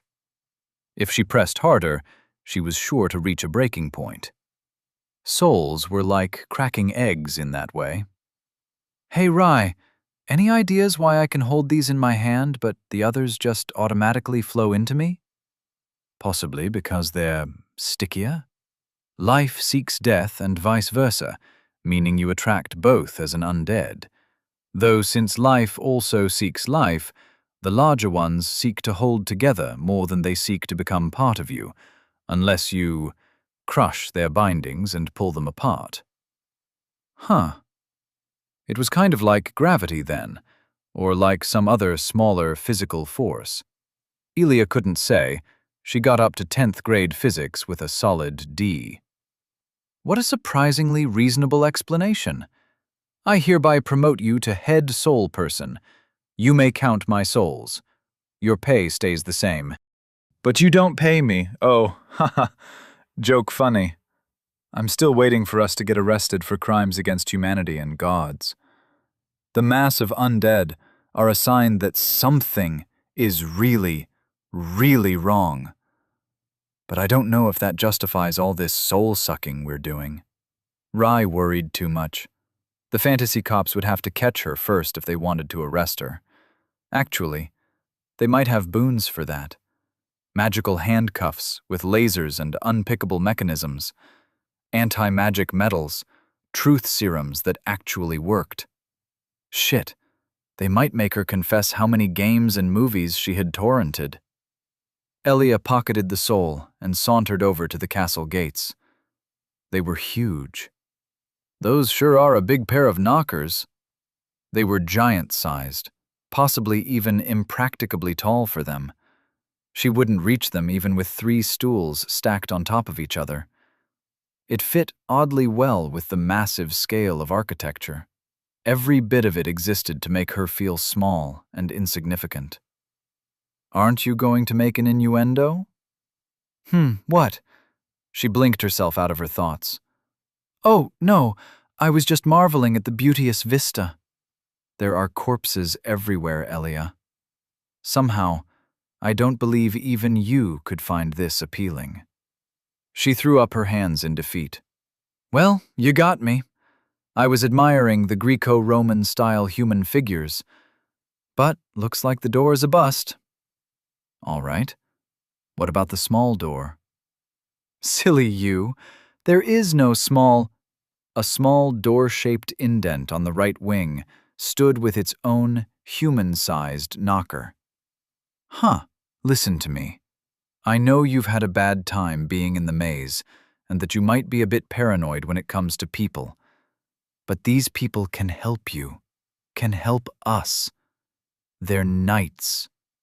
And knights are awesome by definition. That she had come to know firsthand. Gotcha. I'll try the pacifist route first. Elia pulled the metal knocker back and knocked twice, loudly. To her unending surprise, a voice answered from the canine mouth holding the ring between its jaws. "Leave," it said, fearful voice entirely at odds with the intimidating lupine figure. On Lord Captain Hall's orders. No one in, no one out." Huh. A talking door. And someone bothered to give a stutter. "You got a name?" Dorothy. The door sounded like it was about to implode from a combination of embarrassment, awkwardness, and abject terror. Please, just leave. And don't knock. They will hear you." "That's kind of the point?" Elia asked. "Also, who's they? More ogres?" The door sounded like it was trying to unhyperventilate itself. It should get some pointers from Rye. She did it on the regular. Elia would have laughed at the ridiculousness of this situation if she didn't feel a cold breath crawl out of the canine head and over her body. "Something terrible lurks beyond me. I am but a door. I cannot turn around and see it. Sometimes I feel them clamor at my back, scratching, clawing. As the door to our holy empire, I cannot let you pass. It is forbidden."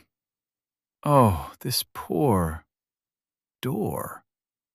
Elia, could you ask to speak with someone else?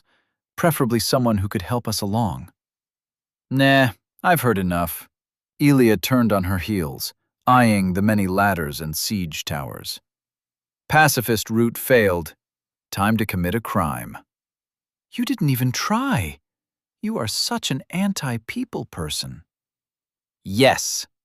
Much to the displeasure of her cranial companion, Elia sauntered over to the nearest free shortcut over the walls.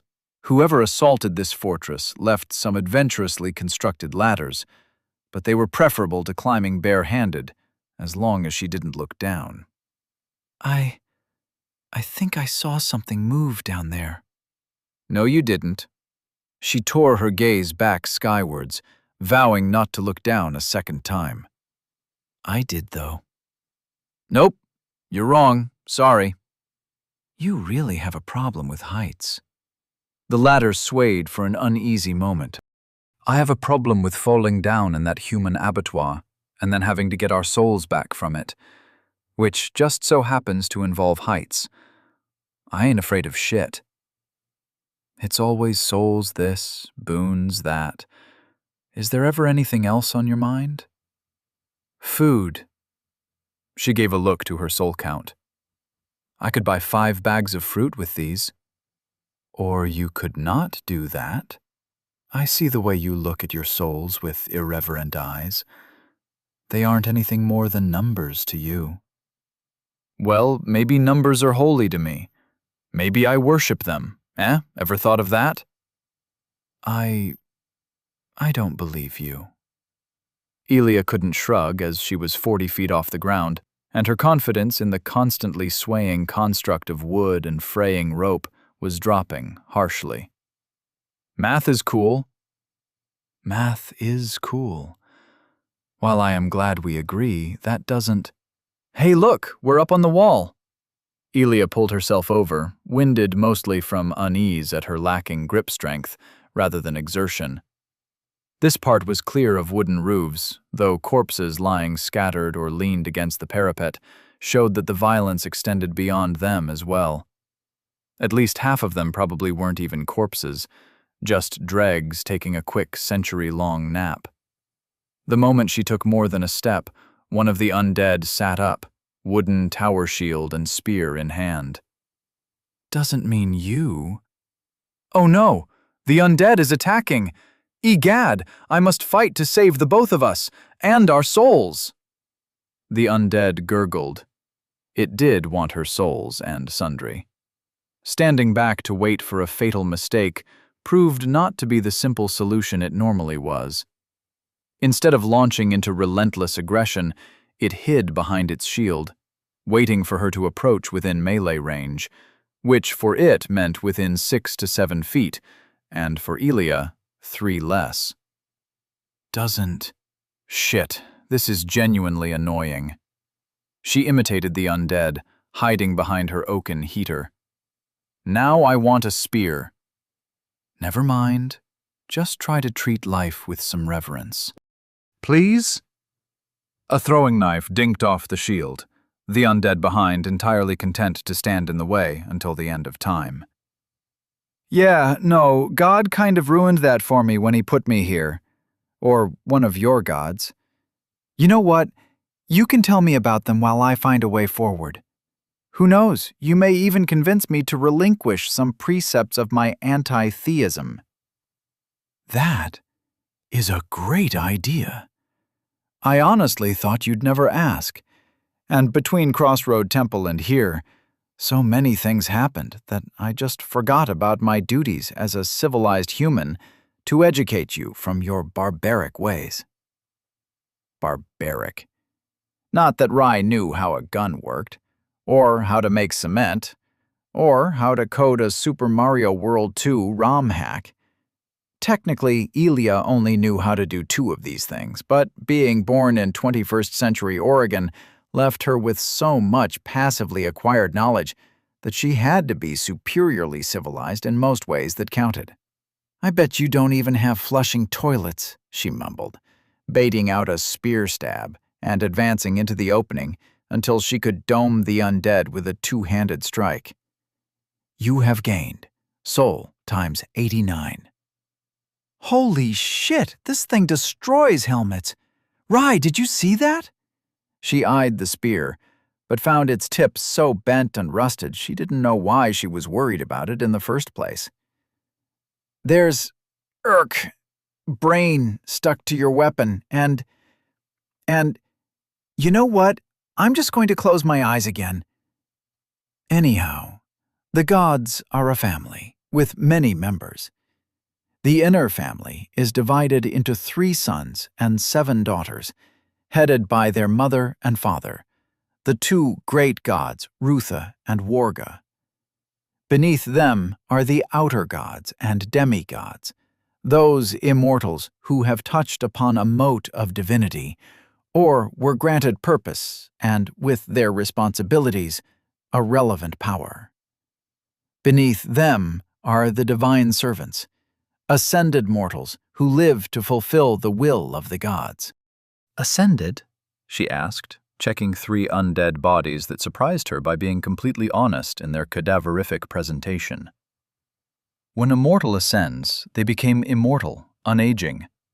Myths and legends tell of people who overcame impossible challenges for which they were acknowledged by the gods and lifted up into their realm. It could be fighting a dangerous mythical beast and winning, inventing some important thingamabob, or even just being so ridiculously good at dance and entertainment, the gods give you this gift after inviting you to one of their banquets.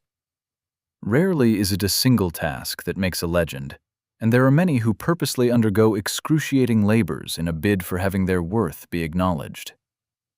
Any questions so far? Many. No, continue. All right then. The gods. You might know them under other names, but these are the only true ones, so listen close. First is Rutha, father of metal and civilization. He's the god of peace as well as ingenuity. If you need a good idea, wish for the protection of your home, or just want your neighbors to quiet down, pray to him. Huh. You can just petition a god and they'll show up on your front lawn, fix your broken relationship with your family, and move on? She smiled when Rye didn't answer with a stutter and a curse.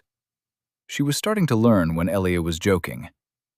Whether they answer or not is entirely up to if you are worth their attention and have made the correct sacrifice.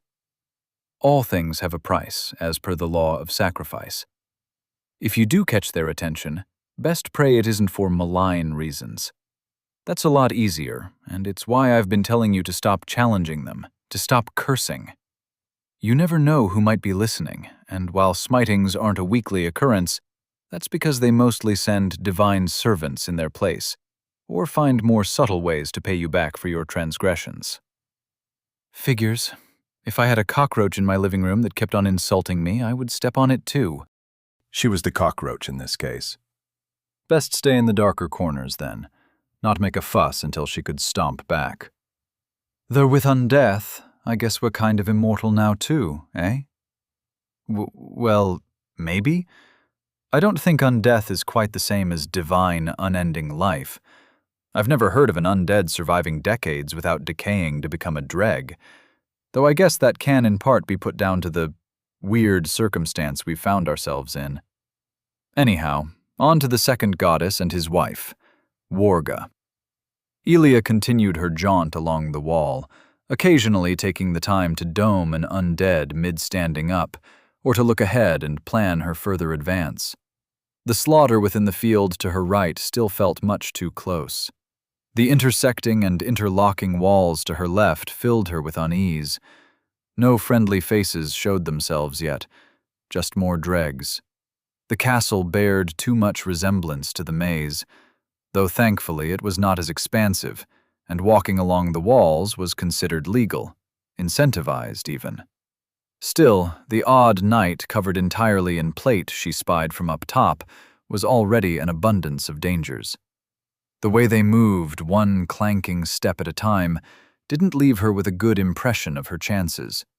The strength upgrade to her giant's soul was turning more and more into a necessity before she could think of exploring this place in any depth. Sorry, I didn't quite catch that.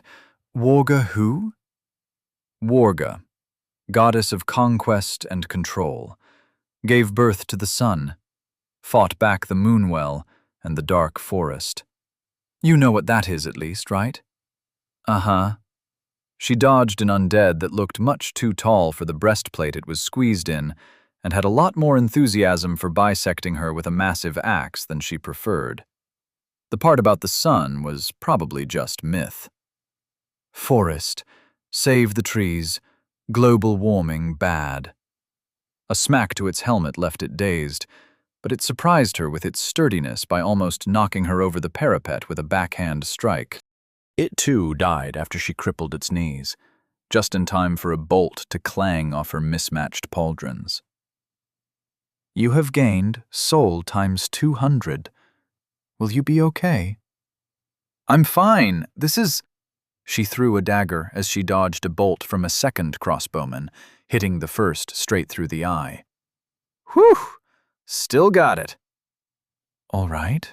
Well, what you probably know under a different name we call the Dark Forest. It is a massive, world-spanning expanse of giant trees that give shelter and nourishment to the most horrid of beasts. The whole world? As in land and ocean? Seems like a bit of a dramatic overreach. No. From the highest mountains to the deepest seas, wherever you stray too far from the God's grace, there loom roots like spears, trunks like mountains, leaves like green roofs. It is a forest so dark, it might as well be eternal night beneath its canopy. It is the epitome of danger, with a capital D. Anything that comes from the forest has only one purpose: to destroy all civilized lands and take away what the gods have bestowed upon us and we have built from there. Of the 54 legions of our eternal empire, 46 are tangled up in the far provinces to keep it at bay. And there is no world in which we aren't better off, with that stupid forest burnt to the ground. You have gained soul times 67. Funny, you sound like the exact opposite of some professional tree huggers I know. It's all, "Wah, save the rainforest," and "we have to reduce our carbon footprint," but then they hop in their SUVs, eat a full meal at Taco Bell for under $8, and order half a metric ton of pants and dresses that couldn't have been made anywhere but an Asian sweatshop with same-day delivery. That seemed to hit a nerve. What, do they think talking with trees will convince them to grow any less fast? It's not the trees that are evil. It's the entire God's darn forest. It made flies that lay eggs under your skin and eat your heart. It made Molochs, slimy creatures that wait in pools of water to drown kids in or turn them into Molochs themselves. It made gouging pox. Would your traitorous barbarian friends still be hug buddies with trees if they knew how many people die in gouging pox outbreaks? You have gained bone shards, common, ×1. Elia quirked an eyebrow as she finished looting an already fallen corpse. Easy there on the heat, brain bud. You're approaching un-Rye-like levels of anger there. I'm just saying, where I come from, people burn down forests for short-lived profits, while, on your end, weeding is apparently a patriotic duty. Elia flexed her right arm, feeling an odd sting in her elbow after these last few swings of her mace. It was too early for a break. She only had 50 feet to go until this end of the wall ended in a tower that would hopefully open up some further routes. My granda and his da died fighting the forest creatures. I never got to see their faces. And Da was only pulled out of the legions because first Uncle Marusius died in a mugging, and second Uncle Ingenious invoked divine retribution when he offered the bag of glass gems instead of real ones at the temple. It wasn't his fault. It was that dirty merchant from overseas.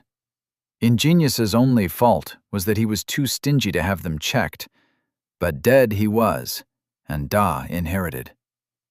And then, when I was 16, the pox came. Wow, was that a landmine she just stepped in? Shit, Guttle. And it just didn't seem to stop. Rye endlessly caught between mania and quiet apathy. My parents adopted a lot of children. Gouging pox kills adults, bursts their eyes and bellies, but kids, it only disfigures most of the time. Something within the lymph, I hear? Or some say it's the gases, though you probably know how high the chance is for them to succumb to some other stupid infection until adulthood. The inexplicable wisdom hit her that she probably shouldn't tell Rye that in the States, child mortality was measured in the per mil. I have 17 younger siblings, Elia. No matter what happened, when I saw those people in the moat, something just... Her breath hitched, and there was the faint sound of sniffling. It took a while for her to compose herself. I need to make it back. I'm the firstborn. What will they do without me? What if the entire world is like this, as you say? What if we don't make it? What if we fail? Rye, did you forget who I am? I am Elia the Awesome, conqueror of the endless maze, and friend to toads. An undead walked up from a nearby stairwell, shield and spear in hand, but Elia kicked it off the wall before it had time to process her presence. Quibbles croaked, mocking the undead for its lack of situational awareness and ability to bounce. She left him to it. He was the expert on bouncing. Now look up. I'll take you to Lofton and we'll find a way back as well. Don't worry about the way. Just think about what souvenir you want to bring your family with you from Lofton. Not every day you get to break into the city of the gods, eh? Great. Yeah, that's good. To Elia's surprise, Rye sounded much calmer after one final sniffle. I just remembered some bad memories. Sorry for burdening you with my own misery. No problemo. I can't really relate, but I probably will the next time you dream about it. Now, tell me more about those silly gods. An undead stood atop the wide-set stone tower up ahead, the same as all the others. Almost the same. Is that a seashell? The undead threw a seashell large as her own head, and out of reflex, Elia tried to block it. She had a new fancy shield and all. It was made of heavy wood, too. The next thing she knew, the world exploded with sound and light, and she was lying on the ground, pain arching up her arm.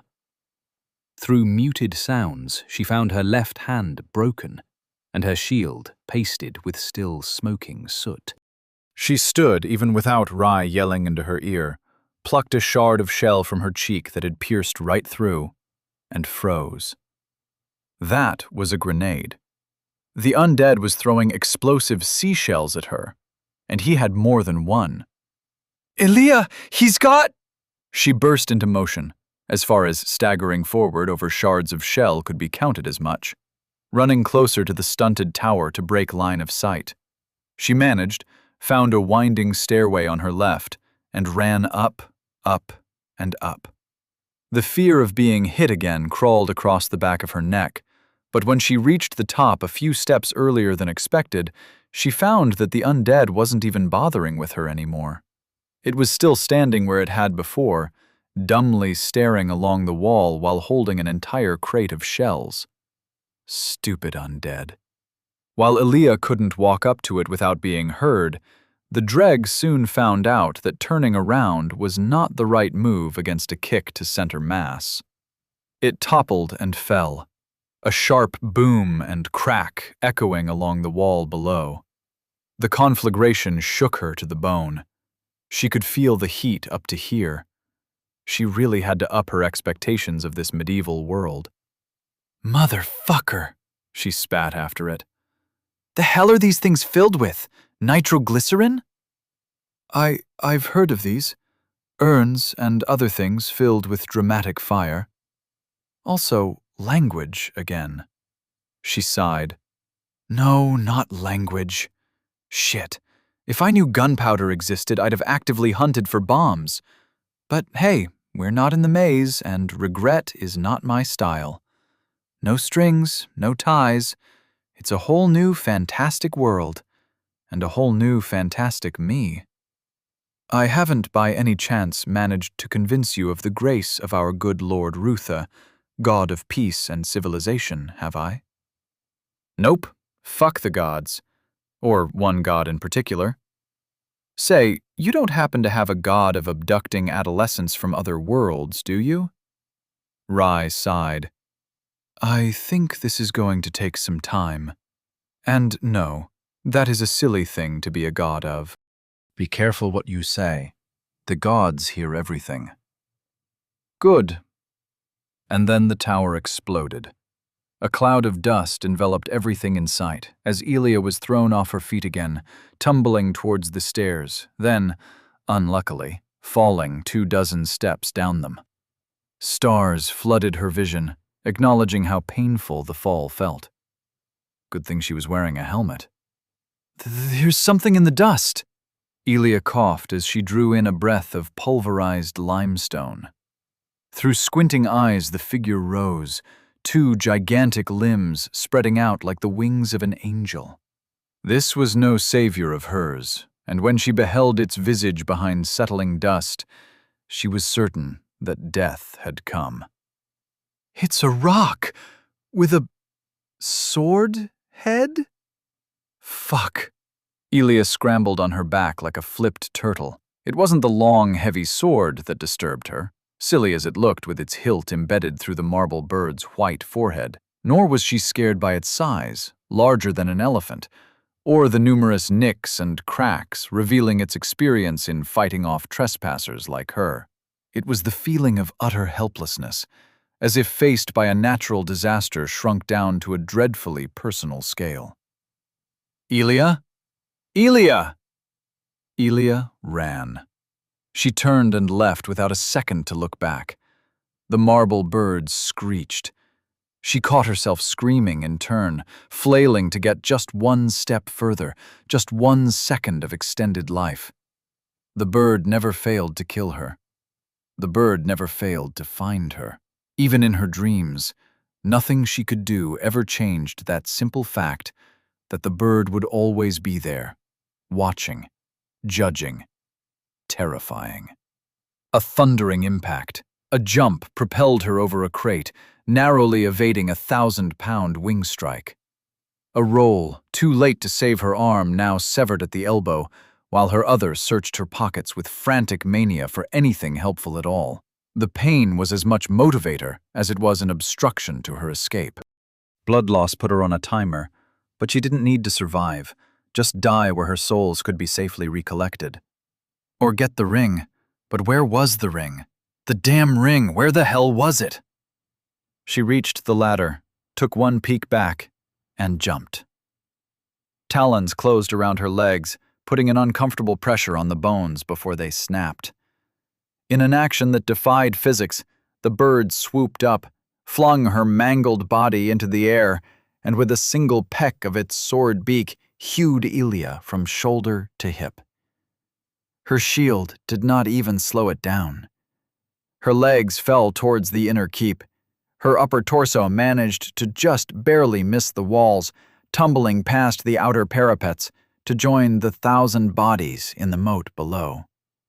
She muttered a muted curse as she failed to clasp one hand around the ring in her pocket and closed her eyes before the impact shook her awake. You have died. Chapter 23. Profane. You have lost. Soul times 5,741. You have lost. Bone shards, common, times 13. You have lost. Bone shards, uncommon, times 1. Elia stared wordlessly at the sky. Such a matted blue thing. Such an offensive color. Why couldn't it be purple, or green, or something else properly fantastic? Why was it that the moment she encountered something straight out of a movie or a video game, that it was usually followed by her brutal and unapologetic evisceration? The birds. They were at fault. Little wonder, then, that Rai denied their existence. They were a horror beyond comprehension, better left unknowable, like some eldritch god, the recipe for the Krabby Patty, or what a McNugget was made of. Elia, are you all right? She let out a low groan that devolved into a scream as she punched and kicked the air, flailing in directionless anger. Getting over the walls wasn't supposed to be a cakewalk. Now she wasn't even sure she wanted to get to the other side. New area, same horrors. A shadow fell over her head. You all right, miss? Sextus asked. Birds are evil, she said, though her heart wasn't in it. He was definitely staring at her, at least where her chainmail was parted from the right shoulder down to her left hip. I'm not going to stand up and give you something to look at, if that's what you're hoping for. In all fairness, he stopped staring right away and left after a muttered apology. Time until lost items and souls dissipate. 13 minutes. Welp, there was nothing to it then. She'd just have to jump down into the moat without any chest armor, or clothing for that matter, get her souls, and find another way inside. Maybe there was a way to open the front gates, a convenient lever perhaps, or a passcode hidden on an obvious sheaf of paper in clear sight. She was rudely interrupted by a bag of cloth landing square on her face. Take it, Sextus, thrower of bags, said. Snoovious old tunic, belt and all. He won't be missing it. Elia stared wordlessly at the shirt-dress thing in her hands. She was not going to ask who Nuvius was, what happened to him, or why his tunic was almost too small for her. It didn't even smell funny, and beside clear signs of having been patched up more than once, the off-beige tunic would do well enough. The belt had a lot more bags to carry things in, too. A definite upgrade. Why? Was all she managed to ask. Sextus shrugged. Travelers ought to stick together. Take it, however you will, and blessing a cow Jew upon ye. Cow Jew? She whispered while wiggling her way into the tunic. That another god? He is the protector of travelers and seafarers at that. I think Sextus wants to show his goodwill not just to us, but to the spirit of cow Jew as well. It's partially self-serving, before you get any unnecessary suspicions. Ah well, Elia had nothing against a bootlicker. He was probably faking it. Cao Ju probably had some dirt on him. Not really used to hand-me-downs. Certainly didn't expect this much from a guy who looks like a Friday night slasher. You can't just say that about him. Sextus is nice. Well, he doesn't appear like he feels entitled to us just because he helped a bit. Nobody likes a nice guy. Well, all I can say is that I know the type, and I empathetically agree with you. Also, is he not your type, or why are you so vehemently trying to push him away? That got her to sputter as she was half standing up. Between glances at the trio and worried looks to the way ahead, she finally managed a half-lie. I'm not comfortable engaging in romantic shenanigans with your body, Rai. They walked ahead towards the moat, serene silence in contrast to the past violence all around. Eventually, Elia's head was filled with the humming of a happy tune. You're actually pretty considerate, as grumpy as you can sometimes be. You're like a grumpy old cat. I will stab you. Elia set one foot on a corpse desiccated like the aftermath of a vampire all-you-can-eat buffet. She slipped off nearly immediately, gliding in between the cracks of layered bodies with a wet squelch. Elia let go of the rope she had appropriated, fully immersing herself in the abattoir moat. Rai had, as always, announced she was going to watch none of this whole ordeal, and at the sound she let out a sickened whimper. Time until lost items and souls dissipate. 6 minutes. Wading through a sea of dead people was not fast, nor was it the most pleasant of experiences. Whenever she pulled her naked feet from in between the squelching bodies, it came back smeared red, black, and filthy. Her souls were just under the bridge, floating a few idle inches above the surface, radiating a warm, gentle glow. Elia's thoughts were already on how to proceed next when the souls were suddenly slurped under the surface. What the fuck? A moment later, a pair of whiskers emerged from the same place, pink nose tasting the air. A rat? And what a chonker it was, easily 40 pounds of pure rodent. It burrowed through the bodies before stopping to sniff in her direction. She pulled her shield close, moments before the human, child-sized rat flung itself out of the ground and straight towards her. Its teeth gnashed against her shield, then batted it aside with a headbutt as it went for her arm, eyes glowing with the strength of 1,000,000 rodents. Its teeth closed a moment too late, and Elia dashed its brains out against her metal maul. You have gained soul times 36. You have regained... She cut off the notifications as she heaved the rat to the side. Are we okay, Elia? Yeah, just a rodent of unusual size. She rolled her shoulders, but noticed her left bracer had come loose. That bite went through my bracers. Shit, I think I'm bleeding. You use the wax. I don't want to get any corpse rot. Not here, not now. She did, while waging the benefit of gathering enough common shards to trade for uncommon ones, to using them right now. How likely was she to survive to the next checkpoint without screwing up twice in a row? If only it weren't for that stupid bird. She combined the common shards, snipping the die with gusto. Time went still as it bounced off the entrenched stone wall, rolled along the rat's naked tail, and finally stopped on the stretched-out tongue of a bald woman's corpse. A gray symbol that was unmistakably a tooth pulsed for a few seconds, then disappeared with the die as the world went round again. Elia immediately pulled up the information on the boon, licking her dry, chapped lips in anticipation. Blessing of Dentus. You have been blessed by Dentus, saint of dental care. Gain teeth as hard as steel, that shall never rot and always shine a pure, beautiful white. Oh hey, a useless boon with an essence socket. Like a turd with rainbow sprinkles. Also, who the heck is Dentis? Oh, I know who that is. He's depicted as a smiling man with a scruffy beard who really likes honey. There's a nursery rhyme about him that goes something like this. Brush your teeth day in, day out. Clean the filth inside and out. While Elia would have loved to listen to her companion's lovely serenade, she was busy trying to ascertain the source of swelling sense of dread in her chest.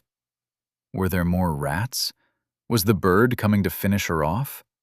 She waited under the bridge, and for a moment, all was well. Then her teeth fell out, all at once. Coughing and spewing them everywhere, she touched where her gums ached, only to feel entire rows slowly making their way up from beneath her gums. The entire process was not bloodless. By the time it was over, she had used a good part of her wick wax to pad the inside of her mouth. Great. Now the taste of old herbs and dirt was mixing with the coppery iron tang of her newly acquired biters. And that's how your teeth never fall out. Elia only had one thing to say. Fuck St. Dentis. Elia! I think I swallowed one.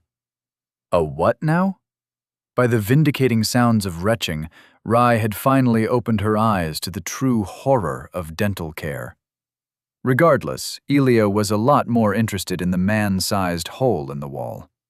It was hidden beneath the shadow of the bridge, and by the looks of it could have been dug by either man or beast. Holes in the walls were not usually a sound design choice for fortresses. Lord of the Rings taught her that much.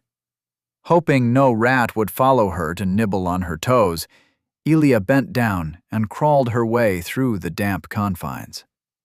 What was initially a sound idea for circumventing the need to fight a giant stone bird quickly turned out to be dark, tight, and a little anxiety-inducing. Only a little. "I think I smell fresh air," Elia said, and immediately tripled her shuffling speed. The tunnel had some bends and diverging paths, but none enticed her more than the way ahead. A cool draft washed over her face as she popped out from a dislodged grate in the ground. She clambered on out, immediately finding herself in a metal cage of some sort, sitting in one of the many courtyards of the castle. The cage was on a cart and empty, though signs of previous human habitation were still present. A lost spoon, a discarded blanket, a stain of unknowable liquid. A true mobile prison cell. Outside, the odd dreg patrolled atop the walls, and a few more shambled around the exterior of what looked to be a simple door leading into the castle keep itself. The cage door creaked open as she leaned against it. None of the undead bothered to approach. They were too busy doing undead things. "You can open your eyes, Rai." "Wow, those are a lot of dead bodies. I can see some knights? Those are definitely dead knights." Elia stopped to poke one of the reclining figures of metal with her morning star. The entire armor fell apart, revealing the oily residue of what was most likely undead sweat. But no undead. No body. "Shh, they're going to hear us." For once, Rai proved correct, as a towering undead peeked out from behind one of the dozens of strewn-about cage wagons. Its limbs looked just a tad too long, and besides a metal chest plate and helmet that slumped down over its eyes, a two-handed flail hung wickedly from its hands. 3 jingling chains ending in metal stars, each as spiked and large as her own weapons. "At least it's not a knight." Her eyes went wide as the undead burst into a sudden charge. She jumped away, flails thumping against the ground. Her back hit the cage. The moment it took her to analyze this undead as new, faster, and thereby unpredictable was enough for it to tear its flail free and nearly decapitate her with a wild backswing. "Elia, run!" "No!" She took a step forward, then 3 around its back as the undead tried to swing with an empty fist. "Screw running!" 1 smacked to the hips. Clearly not enough. "But he's so big, you don't have armor. Eek! That just means—" She dodged another swing. "Means I need to be more—" Her shield arm was blown clean to the side. "Ow! More careful. Will you let me finish a—" The undead twirled, a deadly pirouette in a hurricane of spiked metal balls that smashed apart a wooden post, sparking off metal as it tried to kill. With endless stamina, it pulled back for another swing. But the flail didn't budge. A ball was lodged in between the metal bars of the cage. "God-damn sentence!" She bashed its knee repeatedly until the dreg bent down, then its head, which it was so politely offering. It took a surprising 6 hits before the undead fell to the floor, dead outright. "You have gained soul times 400. Ilya huffed, heart pounding like a drum. "Whoa! Look at those souls! That was so risky. Dangerous. Brutal. Nasty." Nah, for most undead, you can just wait for them to flail at you wildly until they fuck up. Elia rummaged through the body, finding another goodie. It went just as planned. You have gained bone shards, common, times 1. And what if it hadn't? What if you tripped? What then? How can you be so sure of yourself? Elia smiled, and it felt good with her new teeth, clean and fresh. My confidence skyrockets the moment there's a flail at my throat. What are they going to do, kill me? A tingling sigh sounded out. I guess without fear of death killing you, you can be as brash as you'd like. Exactly. Now come on, we have a castle to clear. I just hope there's at least one person here who's friendly. Soul count, 7,613. Shard count, common times 3, uncommon times 1. Elia stood in front of a door to the keep, having fought a bunch of undead and another flail-wielding madman just to get across the next 2 sections of the outer bailey. At least none of the ranged undead had begun shooting down at her from atop the walls. She figured that was just a question of time and making enough noise. Predictably, the door was locked, because the easy way was never available to her. She tried everything, from knocking to unhinging it, to simply using every boon she had available on it, minus Rye's limited magic. Door to the castle kitchen. A door, heavy and closed, does not open from this side. Stupid door! She kicked it before turning with a huff. At least psychometry worked on doors better than on most architectural features. Touching the castle's walls netted roughly the same quality of information as touching a pebble. Wall. A wall, wide and tall. With mounting frustration and fatigue, she took to walking through a nearby raised grate, ready to clear out the next courtyard of its undead inhabitants. At least these big guys weren't stingy with their souls. She could probably return to Crossroad Temple and get her strength upgrade right now, though the fact that its total cost was hidden and that she had to purchase new armor pushed her to continue on forwards just a little bit more, just a scooch. 10,000 souls. When she had that much, she was turning around. Elia took 1 step out the inner gate and near immediately jumped back. A towering hulk of a creature sat slumped against the wall, literally within arm's reach of her. A catfish ogre. What a sneaky position to hide an ogre in. She had almost overlooked it, and it wasn't moving. Carefully, she tiptoed past it. Not a flinch. She poked it with considerable apprehension, jumping back as she expected it to get up like all the other undead. It didn't. As she took a closer look, she noted that half of the flattened fish face and neck was simply missing. A peek past the corpse filled her with more dread than happiness. Dozens of fish ogres lay all around in piles of muck and blood. Undead, too, and knights slumped against walls or simply torn to pieces. Holy grug, what happened here? The bird. I'm betting on the bird. Are you betting on the bird? It's not a bird, it's a rock. And they are supposed to be messengers of divine will and symbols of knowledge, not... Beans, do we really have to go through here? I really don't like this, Elia. Neither do I. I want to run past this place and purge it from my short, medium, and long-term memory. Okay, now you're really scaring me. She kept an eye on her surroundings as she snuck around, looting the plentiful dead as silently as possible. You have gained throwing knives times 10. To the right, a giant gatehouse stood closed, stairs up to the walls barred with anything these people could find to prevent anybody from ascending. That was the front gate by the looks of it. You have gained bone shards, uncommon, times 2. The walls themselves? They were high, though not infinitely much. Straying close risked gaining the attention of any dregs stationed up there. There might even be a good position for the archer to ambush her from again, assuming there really only had been one, and they were aligned with whoever headed this castle, or whoever was still alive in it.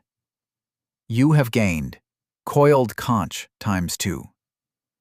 Coiled conch, great shells filled with dramatic fire, make for a devastating weapon that can disrupt even heavy formations of mortal knights and send war beasts into panic.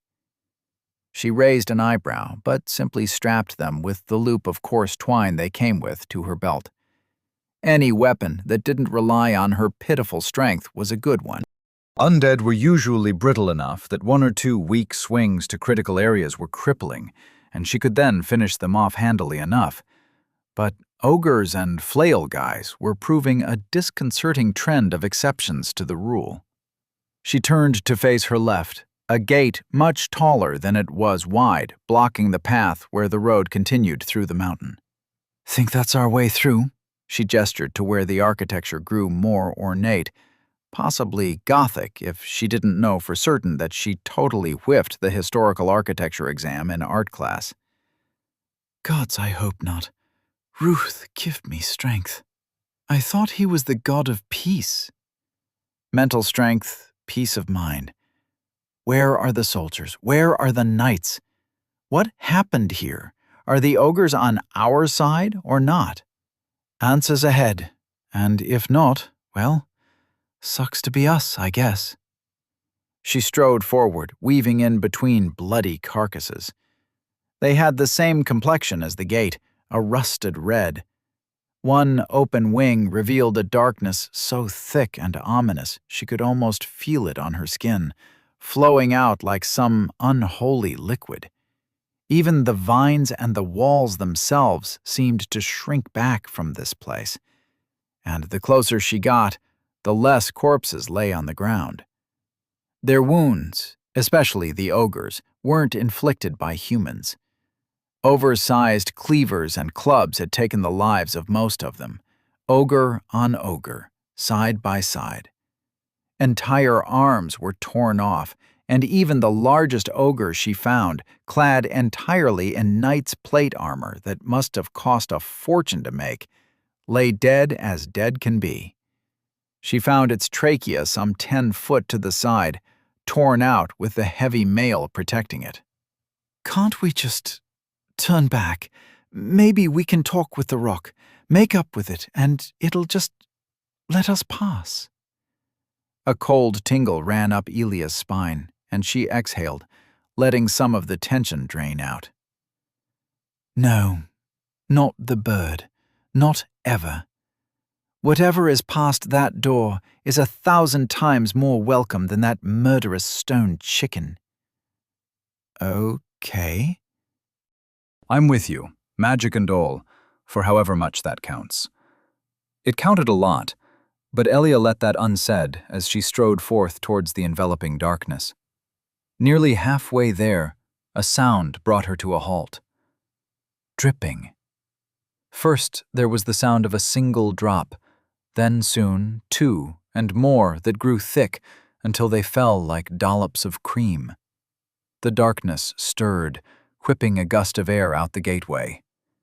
A single, bony set of claws grasped the door wing and pushed it open, sparks alighting on the stone, while a horrible squeal filled the air. Fuck! It looked like a massive dog from hell, drawn on canvas and fallen into our world, dark ink and all. A sharp maw stretched like an alligator's, fur undulating rhythmically, dripping like living tar, only to reveal white, bleached bone that was quickly covered up by the pulsating black liquid. Double fuck!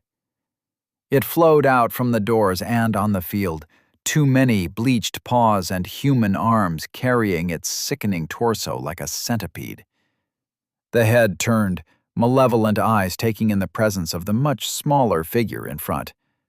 What was supposed to be a long tail turned to face her, smiling with its own rows of sharp teeth. The creature roared, with both ends. Spiky dog! You have challenged Vita the Fane Eater. Chapter 24. Bombshell. We are so screwed! The eldritch centipede dog slammed into a wall, claws scrabbling along the stone as it reoriented towards Elia, whom its first charge had missed by a good few paces. It was not the most agile of creatures then, though its fuzzy arm legs worked to swiftly right the centidog with uncomfortably skittering motions. Elia was content to gain distance from it. This was not like the forlorn giant, who had mostly moved like a human. This thing was a monster, a gross parody of the dog ever present on Glenrock's coat of arms. If she was generous, then she could see the remnants of a normal undead hound beneath its tarry skin. The familiarities ended there, as it was bloated to the size of a rhino, and still flaunted enough mobility to keep her on the back foot. Elia would rather have fought an entire pack of normal undead dogs. She dove behind an ogre's corpse as the beast soared over and past. "Ha ha! Juked!" she cried, more for herself than anyone else. The large corpses were the closest thing to cover she had, and even then they were little more than a speed bump. The dog didn't bother turning around, and Elia ducked under a tearing snap of its tail jaws, shooting to her feet and building up some more distance. "Could use some magic, Rye." "Sure, here goes." Her offhand tingled and, already holding the conjurer's staff, began accumulating a sizable chunk of ice over dreadful seconds. Seconds Elia frantically passed through, keeping the massive hound from tearing her in two. One bite was all it would take. The dog reared back, a sudden movement up its bowels and neck the only hint for Elia to throw herself to the side. A violent stream of foul-smelling goop drenched the spot where she had been just moments ago, and the skin of an ogre's corpse sloughed off in seconds. Centidog acid. One type of death she'd rather avoid. She backed off, just as a coiled conch exploded a few feet away. Of course, the undead on the walls had to throw them now. "Ready!" Rye cried, as Elia pointed her side with the staff at the dog thing. The shot nearly missed as it careened off to the side, hitting the dog's half-tail, half-second head in the... head? "Oh, it didn't like that," Elia yelled between pants, as she struggled to grab the string loop attached to one of her conch shells before sending it careening directly towards center mass. It exploded, and the dog burst into flames. "Oh, it really didn't like that. Do we actually stand a chance?" "We don't stand a dog of a chance." "That doesn't make any sense." "Cards!" The dog was tearing into the ground and nearby corpses. A chunk of earth hit her in the head just as she ducked around a wooden barricade. 4 hailstone bolts, a dozen throwing knives, 1 shell. It's not enough. Still, she kept at a distance, dodging and weaving between the massive corpses, while maintaining absolute focus not to trip and fall over. A second bolt flew, a third one, a fourth, fifth. All hit, all cracked bone. "I'm out!" And the dog was still as lively as ever. Joy. It suddenly rolled over on its side, dozens of grasping arms grabbing for a surprised Elia who couldn't dodge in time. Two wrapped around her arm, and though she smashed both with her Morningstar, there was no escaping the 100-arm bear hug. Her spine cracked before she could fully witness the 6 or 7 smaller rotten dog heads pull her deeper into the monster's belly. You have lost. Soul times 7,613. You have lost. Bone shards, common, times 2. You have lost. Bone shards, uncommon, times 3. Congratulations, it's a monster, Elia muttered in a daze. When Elia woke up, it was to an audibly distressed, sobbing Rye. A part of her was annoyed, a smaller one, sympathetic. As far as deaths went, that one was not her best. Still beat being eaten alive by spiders. "You, all right there?" "All right. All right? It twisted my arm until it broke, Elia. It hurt so much." "Right." She was still in control at that point. Elia gave her a mental kudos at not fumbling the staff. "Next time we're about to die, release control. I'll handle it." "Handle it?" "Elia, don't mind me. Are you all right?" "Is that a trick question?" "How? How do you do it?" "Exposure therapy. And a healthy dose of disassociation. It wasn't like her body belonged to her in the first place. Now, enough whimpering. We need to get through that dogapede if we want to get into the castle and pass through to Lofton. You dig?" I think I dig. I would rather not dig, but in circumstances of extreme pressure, I prefer digging over not digging. Do you dig too? Frequently. There was nothing better to do when at the beach. Man, Elia could go for some ice cream right about now. Stracciatella mango, the only real choice. All right, listen up. All I need out of you is to use your magic. No pain, no risk. Just 5 shots and I'll handle it from there. You up for that much? Yes, I am. But Elia, that was a beast. A thing. From the forest? She figured it had just escaped from some traumatized kid's nightmare. Yeah, I think. The kind that entire legions fight on the border, and not just mortal ones. How much of a chance do we really have? Elia glanced at her singular remaining conch shell. Not enough to kill it from afar, but she was unlikely to kill this thing in melee. Too many chances for instant death. With a sigh, she got up again and cursed herself for worrying about eventualities. Let me put it this way. We need a miracle to win this time. A miracle? Or a way to skew the odds? Dedicating an entire loop to observing her enemies paid off. Always. It had to. It would have been a waste otherwise. Her first observation as she entered the courtyard strewn with corpses, however, had nothing to do with Vita the Fane Eater.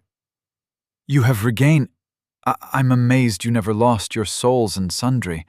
Not once in all this time. What can I say? I'm awesome.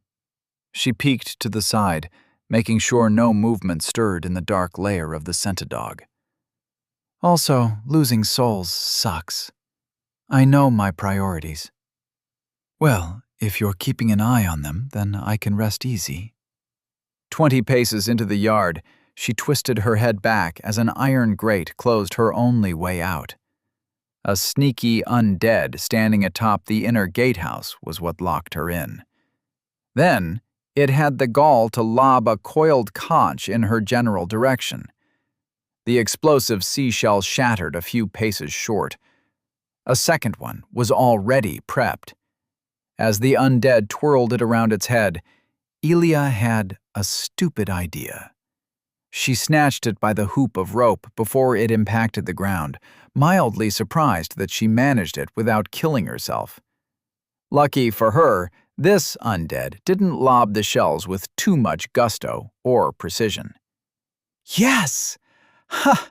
Thanks for the conch, sucker! It readied out another shell. Ack! Wait! I only have 2 hands! Elia promptly retreated back out of range. You are playing with fire. They call it dramatic fire for a reason, you know. Because it explodes quite dramatically? That earned her a snort. No, that would be silly. There's only one place in the whole civilized world that knows the secrets of this alchemical fire. Drama. The great city of poet warriors? Ever heard of it? No? Elia liked her explanation better. What a weird name for a city. True, but they do make good theater. Have you seen The Tragedy of Queen Nue or The Moryad? I saw Avengers Endgame once. The comics were cooler, the good ones at least. But we're not here for a culture exchange. Vita, the great dripping dog, emerged from his gate. Elia made sure her extra conch was secure, double-checking her dagger, throwing daggers, and, most importantly, quibbles. Ribbit. Her focus returned to the dog. It entered in perfect mirror fashion to the first time, the dramatic horror replaced with a steady undercurrent of wariness and determination. It roared, and though she was loath to admit it, her heart already beat an unsteady tune. It charged, and Elia ran in a semicircle around it. Heavy, slow to turn. A first observation as its snapping jaws followed but failed to catch her. She kept her distance, eyes in rapt attention on its limbs. Despite energetic movements, it was dragging much of its weight instead of running on all fours. The nest of limbs and maws in its belly helped it stand, but otherwise got in the way of its hind legs more often than not. Around the back, then? She got closer, and immediately it surged backwards, frighteningly quick for its bulk. The tail bisected and nearly cleft her in two as she dodged to the side. It continued its reverse charge, but the dog missed by a foot and slammed into a wall. That was close. It was quick in bursts then, but the problems with turning and maneuvering remained. Still, those 2 big maws were an issue. Front or back, one bite meant instant death. Similarly, being hit by the vomit meant debilitating pain, followed by less instant death. The hands and smaller heads? If she let herself be caught, broken bones, broken spine, and then death. More reasons to get a long, pokey stick instead of trying to get close. Though in this loop, she had no other options if she wished to preserve her consumables. A possible gain of 2 to 3 free conches a loop was nice, but that was presuming she caught them each time, and that she died enough to take advantage of them. With a sigh, she closed into melee range, approaching the dog from the side where the first 2 threats of instant death had a harder time reaching her. In the meantime, Elia could wail on the dog's side almost entirely unmolested, as the hands were too busy holding up its considerable bulk. A few still attempted to grab for her, but they were evaded, then punished in turn. Exposed bone broke, ghostly pale hands and arms shattered in between the methodical back and forth. During a near brush with its flowing, goopy skin, she saw it. A thick spear tip was sticking out from its sides, a few links of heavy chain dangling where monstrous strength had pulled them apart. Many smaller ones from past failed heroes were hidden as well, coated by the tar. Likely, this was her possible key out. One of Elia's smacks got near the wound. The dog very much so didn't like it, snapping with its front and rear. As Elia dodged, an arm near immediately uncoiled itself from its knot and tore away a pouch with a heart-wrenching squeal. "Quibbles!" Elia jumped into the bundle of arms, ripping and tearing as they closed around her. Her hand closed around the missing pouch containing her froggy friend, and the arms ejected her unceremoniously, launching her to the side, where she skidded to a halt against a dead ogre. The Fane Eater pounced and ripped her to shreds within seconds. You have died. Undead curse overflowing. Further deaths will lead to erosion of self. Sacrifice a boon to gain absolution. You have lost. Soul times 8201. You have lost. Bone shards, common, times 3. You have lost. Bone shards, uncommon, times 3. Elia stared at the checkpoint in front of her, kneading quibbles like a ball of dough. Moments like these were still plenty stressful, no matter how many boons she lost. It was a common lie she told herself, that holding onto them like prized possessions was long a thing of the past. Please not my boon, please not my boon again. Take the useless weather boon, please. You have offered a boon. Blessing of Dentus, common. Undead curse, quelled. A breath she didn't notice she was holding escaped her lips. A look towards the stronghold filled her heart with contempt and a little sense of ease. Things were all right now. For a time. Something cracked, and she pulled a steel tooth from her mouth. Then the rest followed, and she cursed the world anew. Another attempt. Another grisly death.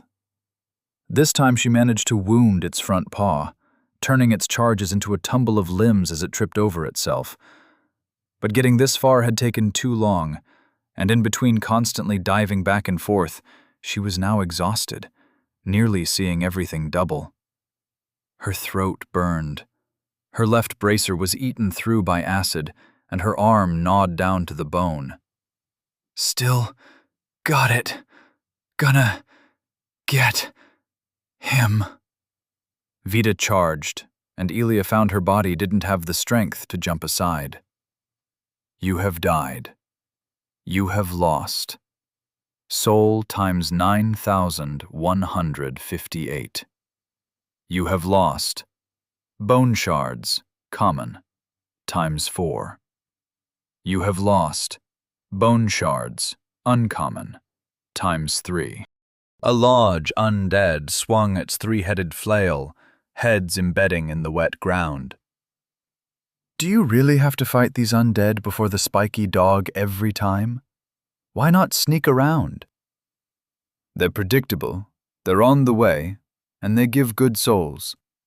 She dodged another strike and followed up with one of her own. Time until lost items and souls dissipate.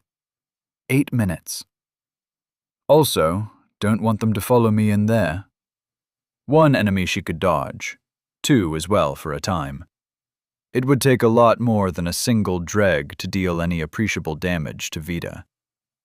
This goes against every law of the conservation of souls imaginable. Sure, but I'm not one to... An ungentlemanly kick to her stomach sent her keeling over.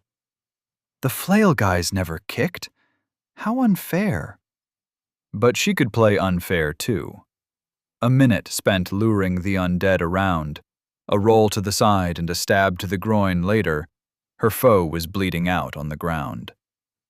You have gained. Souls times 400. You have gained. Bone shards, common, times 1. I think I'm ready to puke again. See? Easy. Her stomach convulsed, and she dry heaved once more. I told you this was risky. You don't have armor, and now you're hurt. What next? Next? Next, we get our souls, and then we fight the dog. You really mean it? You think you can win? In your condition? Watch me, Ran a mile with a bolt in my back. Didn't notice until I fell over. Dead. That inspires the opposite of confidence. Just ask for help. I'm sure Sextus would be willing to assist. I don't need help. She stood a bit straighter before carrying on. The grate fell closed behind her, carnage greeting her once again. I don't. We'll be fine on our own. Like you told your father in your dream? The small door by the front gate opened from this side, the metal screech grating against her ears as much as Rise proselytizing. Oh, the doors shall remain closed. Oh, you are already gone. The talking door's voice petered out into the distance as she walked back. I think you should listen to his advice. He's your father, and above that, he had a point. You're not exactly swimming in friends, and I can see why. Aren't you going to ask the soldiers for help? They sure do have a lot of helpful boons. She slammed the door with her hand. Look, lecturing me is not making you seem as smart as you'd think, Prima. The mute soldier is dead, and he had the two very useful offensive boons among the three of them. You think they'll leave him behind just to help us? You think I like seeing those guys die for nothing? No, Then shut the fuck up! She caught a conch, then another. Focus. Do your magic. The third one landed in her hands as well, and she marched on towards the looming dark doorway, picking up her souls without so much as a glance. The gates shook. The beast roared. Elia set her jaw. Bolt! The creature charged, the long distance between them shrinking into nothing within seconds. Seconds sufficed for a single bolt, and right after lobbing it at the Fane-Eater, Elia dodged around the large metal corpse of a fish ogre. Bolt! The hound circled. Yet another projectile slammed into its underside, breaking the largest of the small baying hound heads. Vito roared before exploding into a furious leap. Dodge. Weave. Bolt! A hit to the snout, denting it to the side. Dodge. Bolt! Another hit, sinking uselessly into the thick tar on its back. A gush of acid escaped its maw, but Elia was already out of its range. Bolt! The creature convulsed, turning just in time to evade the last bolt. Elia clicked her tongue. It still didn't look as hurt as she'd liked. No broken leg this time, just ribs and redundant hands. Time for Plan B.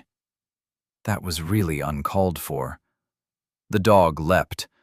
Elia avoided it narrowly, scampering over a toppled prison cart as she lured it towards the wall. Not now.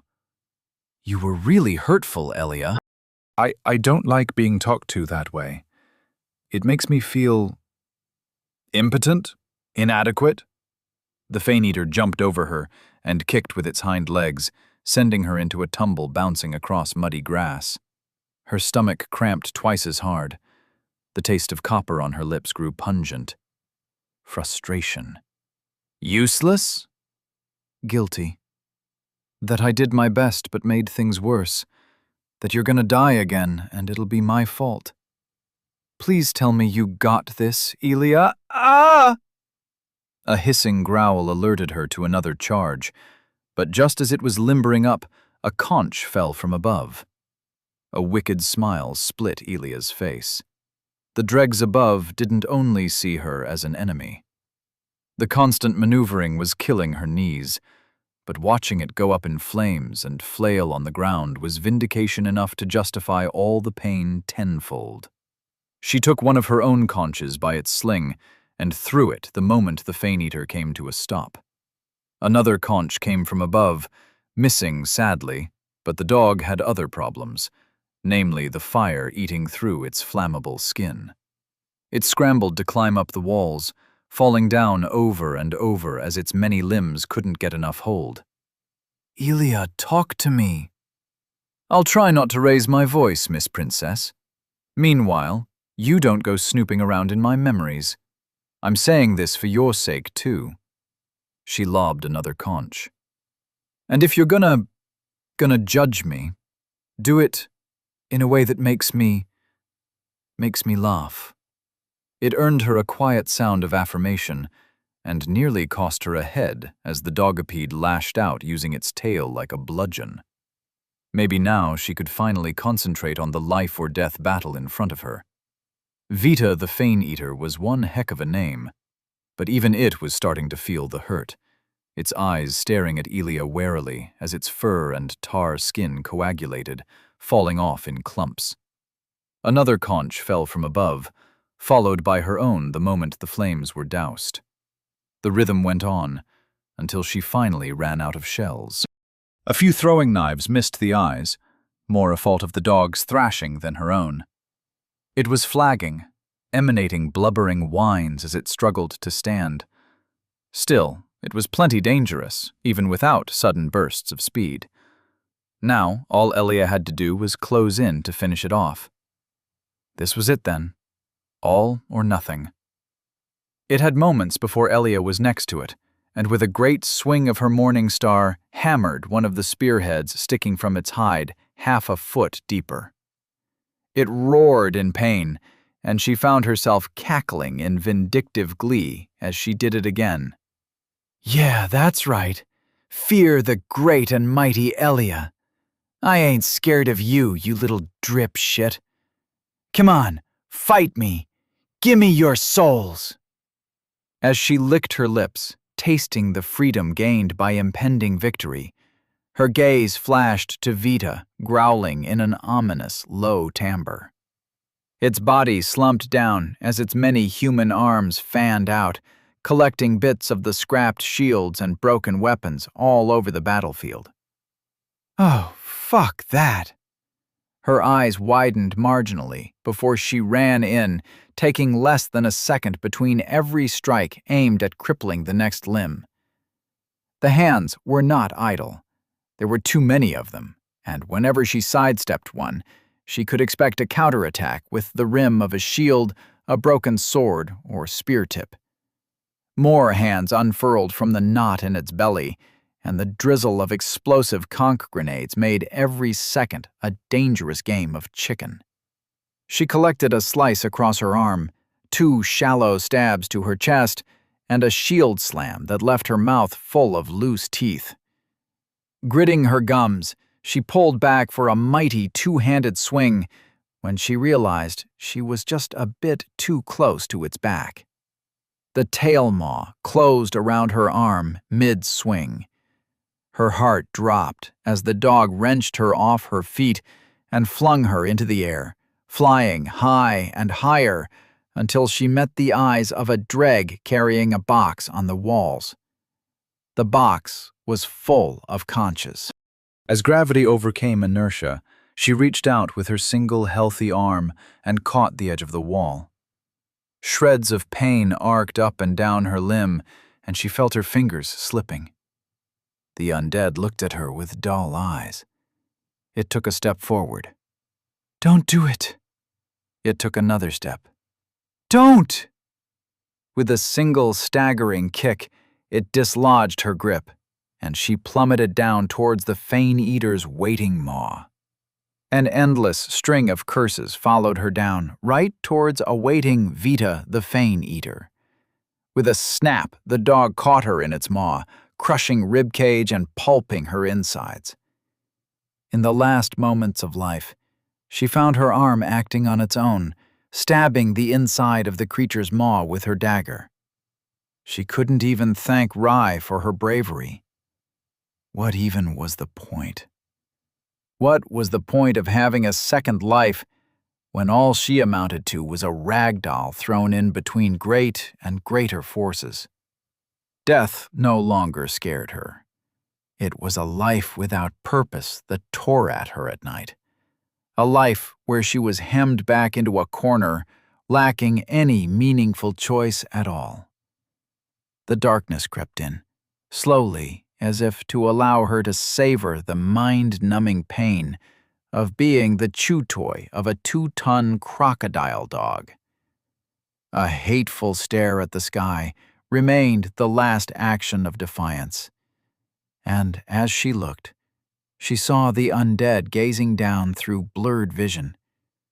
She saw it pick up a thing and throw that thing down towards her.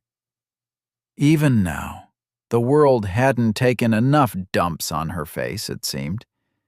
The object fell, and she closed her eyes, her vision shaken by a crack of red-white, followed by darkness. Taint purged. You have gained soul times 8,000. You have gained bone shard, common, times 8. You have gained bone shard, uncommon, times 8. You have gained soul of the Fane Eater. You have died. You have lost soul times 18,180. You have lost bone shard, common, times 12. You have lost bone shard, uncommon, times 11. Chapter 25. Mildly Terrifying. There was an odd rhythm to standing right back up after dying. It wasn't something Elia particularly had to think about. Like getting out of bed after a nightmare, a brief moment of bottomless unease came and went, leaving space for a more calculating evaluation of last loop's events. The problems then persisted, even now. She was not good enough, not strong enough, fast enough, clever enough. Sure, the odds were skewed. Sure, she was trying to prove to herself that she could, more than anyone else, try and succeed alone. She did not succeed. And regrettably, the only constant over innumerable lifetimes remained herself. People came and went, but she and her demons remained. Despite practice, training, learning, she had to helplessly watch herself degrade, chipped away so slowly that when one day she couldn't ascend a flight of stairs without taking a break, it didn't even come as a surprise. The transition from old life to the new one hadn't changed much. It was only slowly, belayed by untold years, that she realized she truly had let her second chance run through her hands. It was hard calling it a second life. There was hardly a single memory of the last decade she could actively summon, instead of only seeing it in flashes of shock and nightmarish daydreams. Even then she improved in parts, slowly but surely. Now she stood in the courtyard again, not even having bothered with the undead on the way. She didn't even know why she was here. With no body armor, no coiled conches, and being pretty much the same person as before, the sea of dead hulks stood as a monument to her own chances at overcoming this final obstacle. It was better than the bird, but still fairly awful. Here I go dying again. As she walked past the portal and the iron grate closed behind her, there was nothing much she could do but sigh. The dog was weak to fire, and blows driving the spear tips littering its side deeper into its hide. She caught and stowed 2 of the 3 incoming shells, adjusted her torn tunic, and waited. And waited. And waited. Is it being shy for a reason? Elia grunted. No Vita the Fane Eater showed itself. No eldritch road bump out to bully a girl more on the underside of half dead. In its place, a puddle of black tar clung to the wall, evaporating before her eyes until not even a hint of residue remained among the pile of bleached bone. Her souls were there too, floating innocuously within the wall's shadow. Elia blinked. Once, then twice. Nothing stepped from the distant dark gate, not when she walked halfway up to it, not when she was within arm's reach of her souls. The bones really did belong to it, but the stewing joy only made her check her back twice as much. You have regained soul times 18,180. You have regained bone shard, common, times 12. You have regained bone shard, uncommon, times 11. There was no catch. There was only relief and an upset stomach. Elia, what's going on? Her hands searched for something shining in the mud. A small translucent pearl plucked from its bed among the remains of the dog, 2 interlinked yellow rings of a warm golden color caught within. Essence of loyalty. An essence of loyalty caught within a glossy shell of a pearl-like substance. Swallow to imbue a boon with essence. Elia, talk to me. We lost. Time turned backwards, but the dog's dead. How? Why? I don't think we lost. It was a draw, one that they won by default of coming back. It had sour aftertaste. She pocketed the ball and eyed the gate that led back out, Dorothy leaning wide open just like she left it last loop. And just like that, another eccentricity bored holes into every theory she had as to what was actually going on. Time loop? Selective amnesia? Multiverse jumping? Maybe talking doors didn't revert. Maybe they remembered, self-correcting after every failed loop. At least the bosses didn't respawn. Once again, Elia found herself describing the world with video game jargon. It had to be a video game. No other way could Elia explain the incongruities, human error in its construction, a likely cause for illogical twists and turns in the fabric of the world. The world had loot, had bosses to boot, and either way, the irony of this divine joke was contorted to stretch towards some invisible goal rather than follow any line of apparent sense. I guess good things can happen to me. But experiencing it herself filled her with a sense that she was trespassing. Good things didn't just happen to her. They had to be earned. So, we won, right? Uh-huh. Not all skill, all me, though. Okay. I am going to celebrate our victory now, she sighed. A win was a win. She'd take it and grump over it later. Party hard, girl. Just remember, no alcohol, no boys, and lights out at 11. Woohoo! We won! We protected the castle from that filthy, filthy monster dog. 10 hips and 1 hooray! Woohoo! Woohoo indeed, my fellow Simlish speaker. Now, where was the next checkpoint? Was it under an ogre corpse? No, the gate the dog came from was more likely, obvious even. What else would it have been guarding? Don't take this the wrong way, but I am glad I don't ever have to watch you fight that thing again. The way it moved, its arms, ugh. Now that it's done, I want to scrub myself down for days. Elia scrunched her nose. Didn't smell great either, like 1,000-year-old sweat paved over by fresh roadwork. Ew! Seriously, ew! I don't even want to know more about it. Well, besides the tang, it had bite that really got up in the sinuses. Reminds me of dead rat. La la la, I'm not listening. The rusted metal gate greeted them with much the same energy as a rock by the wayside, which is to say, it didn't say much at all, or even seem alive. The space behind this lesser cousin of Dorothy yawned with an endless darkness, shapes within growing more defined as her eyes adjusted to the low level of light. What started as a thoroughfare for the road to Lofton flowed directly through a room for prayer and mass. Much more than a room, it was an entire cathedral, built with thick walls, elaborate stone columns, and high Gothic windows, the colored glass allowing a modicum of light to creep inside in rays of yellows, oranges, and blues.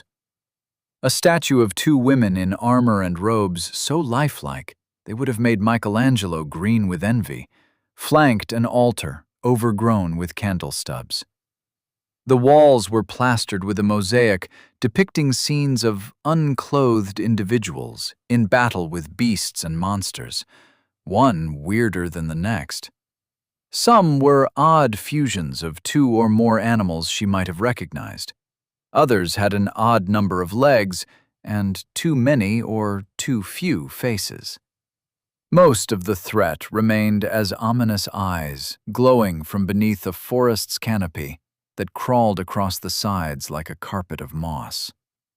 Among the skies, Elia recognized dragons, both Asian and European types, sowing havoc among all that lived below. Wow. The ceiling was too high to make out the full scenery, as it lost itself in darker shades. But what she did see was enough for her to stop a moment and stare in mild appreciation. Not too much, of course. She wouldn't want to make it seem like she respected the gods. Or architects. All that suffering was worth it, just to behold this momentous vista. What glory! What artistic beauty! Yes, beauty. That was a word. I see naked men and women. What was that? Nothing. I sneezed. Sure. Oh, look, it's one of the checkpoint bowls. It sure was, though Elia had to climb over a nest of shredded pews that probably once belonged to Vita, given the amount of sludge and tufts of fur. Another set of knightly armor lay half-eaten beside it. Yet as she got close, Elia spotted a white feather clasped within its twiggy fingers. Nuptial offering. A gift of curved feather is a rarity in the civilized lands, and said to form an eternal bond. Place in a bowl of respite to connect its waters with one you have previously traveled to. A feather? Were birds real or not? Wow, I never thought I'd get to see a real one. Most of those used for arrows are just made of thin metal, transmuted copies, fakes, and replacements. This is a real feather, grown on a back or a tail. Those are quite ludicrously rare, you know. Whack! She held it up against the faint light. Not made of rocks. I assume this isn't a rock feather, then? No, I'd think that would be a bit unusual. It's probably from a mountain lion, or an ichtyfish. See, there's one on the mural. No, not there, to the right. Other right! There was, indeed, a small fish with wings like a dragonfly and violent, sharp teeth. It was in the process of being stabbed with a lance, though the stabber in question was unaware of the lion shape prowling at its back. The lion, too, had feathers instead of a mane of fur. Not a single bird was to be found anywhere on the entire canvas, aside a few white shapes depicting the marble rocks. Huh. I guess birds really don't exist in your world. That's what I've been saying! They're just part of myth and story, bound to books and fairy tales. But dragons are totally real, yeah? Yes? At least, I think so. They're so big, I can hardly imagine how much it must cost to feed them. I never saw one myself, of course. It would have been quite an ominous omen if I did. The gods don't let them loose lightly. Sure am glad my shit talk doesn't warrant that level of reaction yet. She scanned the mosaic for any other useful information, but eventually turned her mind to the bowl. If the inside of the castle is as dark as the outside, we'll have to come back with a torch. The checkpoint, which now went by the official and much fancier name of Bowl of Respite, was the same as every other one. Water completely clear despite the oily residue sticking to every surface inside the cathedral. That was only one of the reasons she didn't feel welcome here, and the other was that she once borrowed a Bible and never gave it back, even after years had passed. It would have been too awkward after so much time. Gong. She touched the bowl. It gonged in that distant way, and once again, all progress was saved. Hooray for checkpoints. Now, if she didn't misread this, the feather would allow her to quickly travel back to Crossroad Temple if she placed it in the... Wait, before you use it, can I see what it feels like? What, never touched a feather before? No. She was about to open her mouth when a second, more distant gong sounded out. The water in the bowl rippled, and Rye nearly dropped the feather as first a gauntlet, then a winged helmet emerged from the mirror-like surface.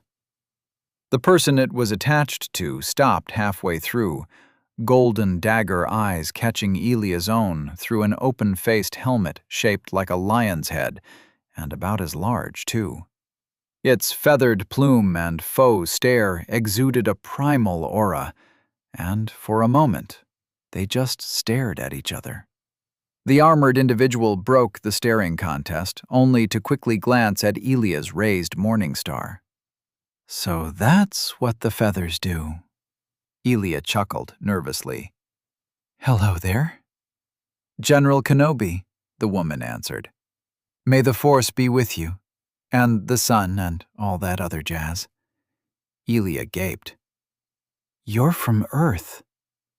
No shit I am. Wait, you're from Earth too. She slapped the bowl's rim, laughing in a way Elia could feel in her chest. You shouldn't be here, but after all this time, what are the odds? I'm Runa the Great, Knight of Lofton, etc.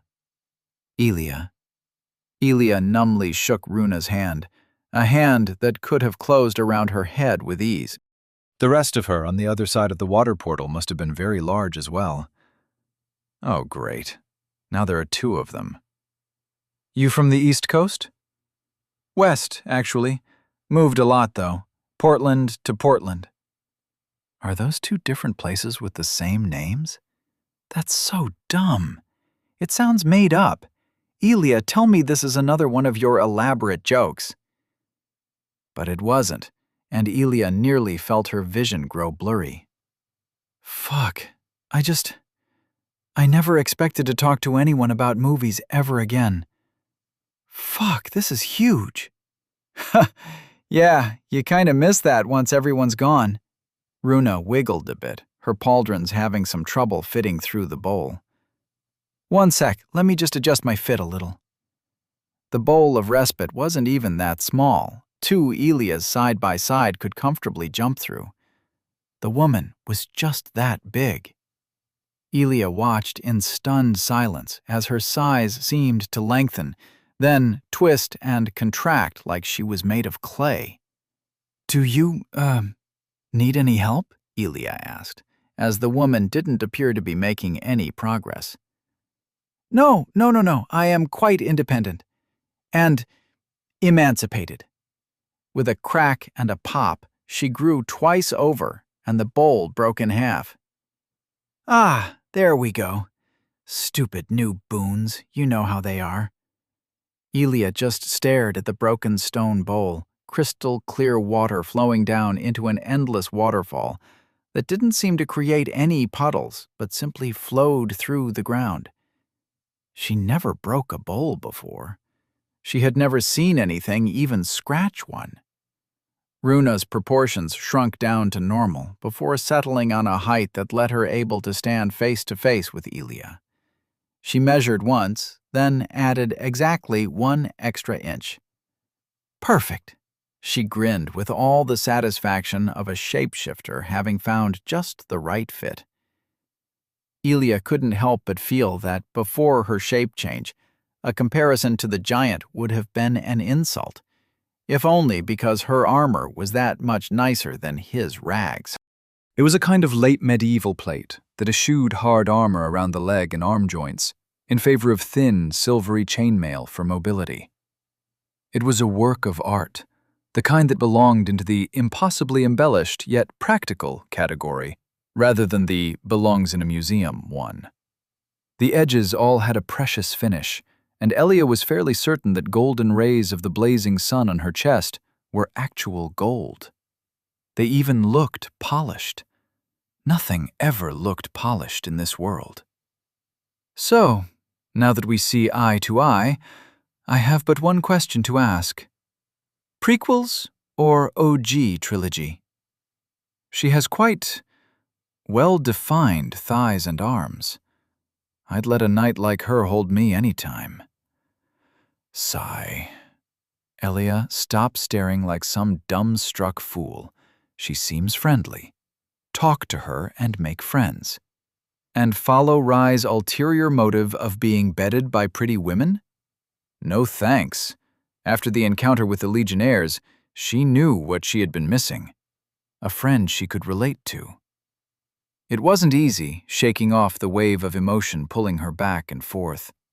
On the one hand, she left that part of her life behind, mostly losing it to the fog of time. She was a different person now, in a different body, and she had lived in this world for longer than in her old one. On the other hand, the simple mention of experiences she could relate to brought tears to her eyes. Nearly. She squeezed the life out of them before her tear ducts could betray her. I'm a sucker for the prequel clone design. The politics, too.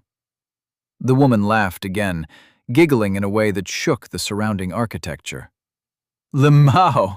I thought only kids liked those. Elia shrugged, finding a bit of her old groove. It helped that Quibbles was there, and Rai to an extent. Hey, 8-year-old me loved watching clones and droids dunking on each other. We had a DVD player and… Wait, DVD? She laughed again in that gruff and snooty way. How old are you? Like a bajillion? Honestly, listening to the both of you is giving me a headache. Elia chuckled. Honestly, who knows? Mood. Yeah, big mood. So she was also older than she looked. Older than, say, 30, 29. She had the same thing that concealed the attendant's undeath going for her, which made gauging her age extra hard, especially considering she still talked like a high schooler. Say, do you by any chance know how you got here? Walking. She held up her hands placatingly. Chill, Grandma, I don't know either. One day I was in my bed, on my phone. Then I get all dizzy and wham! Instant reincarnation. She's lying. People aren't reincarnated that fast. They have to go through an audit and live a life in either hell or the sun. More importantly, they have to die first. However, the woman wasn't lying. It happened much the same for Elia. At least, she thought it did. That part of her memory was long gone, but the memory of memory remained like a poor copy. So you're new here, Runa said, while she gave Elia a cursory inspection, no doubt finding her wanting. Nice souls, newbie. I prefer the rarer ones myself. Ever wrestled a scale-feathered serpent before? Can't say I have. Did that imply that the serpent had scales and feathers? That its scales were feathered, or its feathers were scaled? I wandered around in the maze forever, got stuck there. My second life kinda sucked. Wasn't that the understatement of the decade? After this much time, Elia would have loved nothing more than movie gossip, but she had just as much relevant info to soak up. Like a sponge out of water, she was ready to take whatever the giant reincarnator would give her, be that tips on how to progress, routes and maps, or simply news from wherever she was from. Information was still her greatest weapon, but she wouldn't mind wielding the kinds of guns that Runa was, or having shape-shifting powers. Currently, all Runa was giving were arched eyebrows and a slightly diminished, although still very easygoing smile. The maze, huh? Neato, Runa said, while pretending to take in the mural on the church's walls. Elia gathered that her recollection wasn't neato at all. Runa, at least, didn't sound all that enthused. I GTFO'd out of there first thing I got here. Can't imagine you'd find anything besides dreg trash and common shards in there. Yeah, that, and spiders, bugs, a few crazy people, and, yeah. She managed half a smile. That's what my life was like up until recently. Yeah, whatevs. The woman stretched in a way that her muscles played underneath parts of her armor. Elia could feel Rye's gaze intensify again. I'm gonna be completely honest with you. I've been looking for someone out there. Big villain energy, a real mucho evil person, escaped convict with superpowers kind of style. Did you happen to come across someone like me? Except smaller, weaker, and way uncooler? Oh, and before you get all preachy with me, they're officially a traitor to the gods. I've got a warrant. Traitor? No traitors here.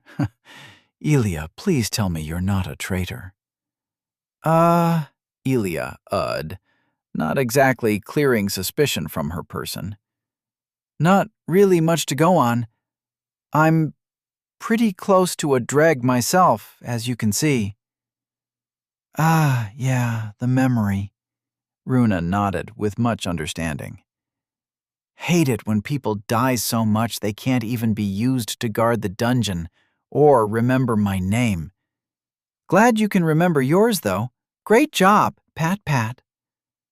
The woman's pats were uncomfortable, not just because she made her arm large enough to squeeze her like a grapefruit, but also because she didn't seem to realize how flimsy Elia was when standing beside her. In her larger form, assuming that was her standard one, a single thigh had the same diameter as her torso. Elia was absolutely buying the strength increase next.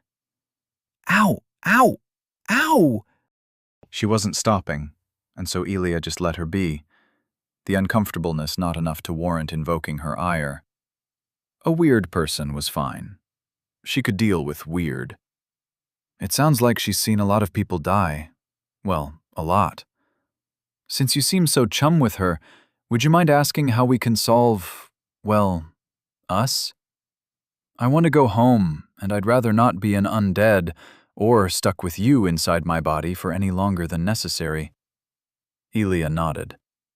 All right, if that's all, I'd like to continue on. Maybe we can talk some more next time. Does this world have cell phones? She tried extricating herself from her grasp, but Runa's hand was like a vice. I think I might not have asked nicely enough, so let be clear. Have you seen the backstabbing, shard-stealing whore? Her voice boomed like thunder that subsided just as quickly, making Elia almost think she had imagined it. The hand on her shoulder was very real. Come on, you should really tell me now, 'cause believe you me, if there is one thing I can't stand more than a thief, it's an NPC that lies. Elia? Please don't lie. Can't say I've had the pleasure. She blinked, twice. The maze is a pretty big place. True. But you should not be here, Runa said, and Elia saw the world sideways. You have died. She woke up next to the bowl, still gushing water in an endless stream clipping through the ground. She rubbed her neck, finding it uncomfortably whole. That wasn't very nice. Wasn't nice? Wasn't nice? She killed you! I knew you come from a land of uncivilized brutes. Oh, woe is I, she killed you and you don't even bat an eye. Yeah. Elia cracked her neck until it popped, eliciting another gag from her cranial companion. It was probably an accident. It had to be. But I killed myself plenty too. Maybe I'm not too mad, since we basically restarted right next to where we died. See? Our souls are right there. You have regained... That's entirely horrible, and also not the point. We found a vicious murderer, someone who lies about being a knight of our great capital and apparently isn't beneath turning our insides into outsides to get whatever it is she thinks we know. Psh, please. She was a poor interrogator. How was she expecting to get any information out of me when I'm dead? She pulled out a feather, 17,000 emotions conflicting for attention with the simple question of where she was supposed to put it now that the bowl was totaled. Let's scoot before she comes back. The image of her reflection turned into one of Gothic halls and spires. A familiar face rose from the depths. Shit. Always happens at the most annoying times. Ah, there you are. The woman clambered through the portal with ease this time, hitting the ground with much less restraint as she peered down to Elia, who was shaken off her feet. You might not remember me, but we were in the middle of talking about a traitor, I believe? Sorry about killing you, by the by, but you understand. I'm sure you do. Now, for the sake of the Empire and the Sun as much as our continuing friendship, where is the traitor knight? Elia had a feeling like being caught out naked on the freeway, like looking at the sky and seeing it stare back, like finding out you had cancer at the age of 5. The dread crept outward, slowly spiraling from her chest until it muted every other thought in her head. She remembers. There was one person who might fit the bill of a thief and a traitor. Only one. Right then and there, she vowed to herself not to ever utter a word in front of the knight known as the Great Runa. More than anything before, this woman reminded her of the time when she first arrived in this world, when she was filled with nothing but a deep-seated dread. Chapter 26. Day 2. End. Sextus and Tertius were having a grand old time. The small warrior had thrown their timetable for the march to Lofton out of whack in a good way, though her timely appearance was quite suspicious. Luckily, if she was a spy, she was either the worst one north of the Im, or she was on their side after all. Tertius assumed they were far enough north to at least be past that river. He was at least 80% certain. "Hey, look who's waking back up again," Tertius said, as Alexander's body showed signs of motus mortis, movement in death. Sextus flicked the prone man's helmet, and with a start, Alexander shook awake. "Welcome back to the land of living dead, brother. No worries, we have your souls safe and secured." Blearily, the mute looked around as if he'd been folded like a towel and hung up to dry.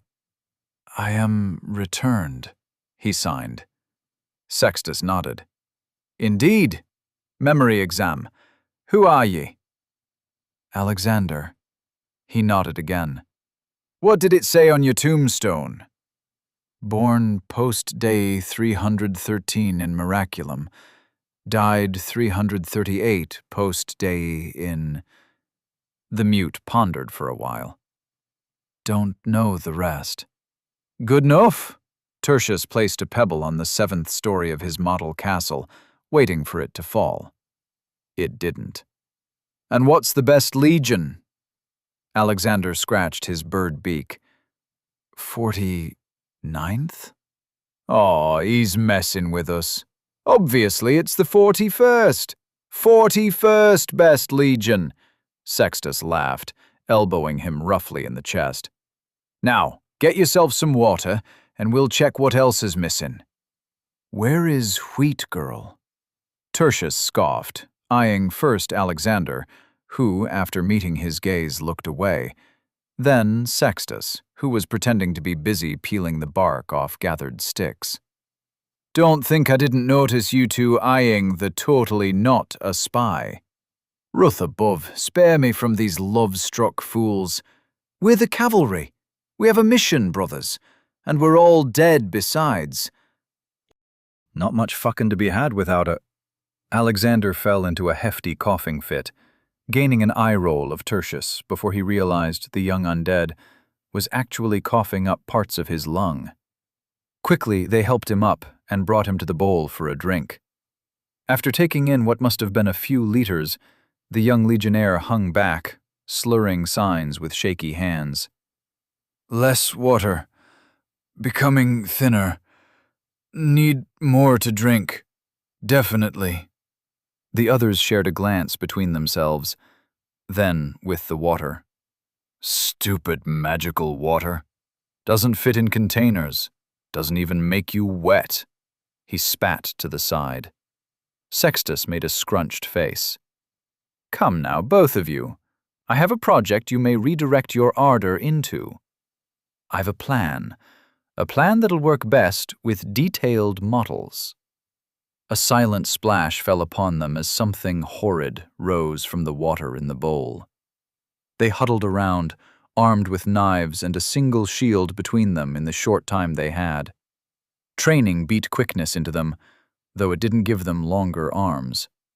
It had wings like a roc, a head like a lion, eyes like the forest, and was armored in steel and a gods-damned telluric chestplate, the gold-red gleam of the metal unmistakable.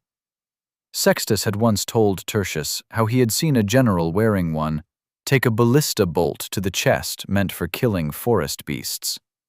When they pried his mangled corpse from the armor, the only thing that remained whole was his chestplate, nary a dent in place.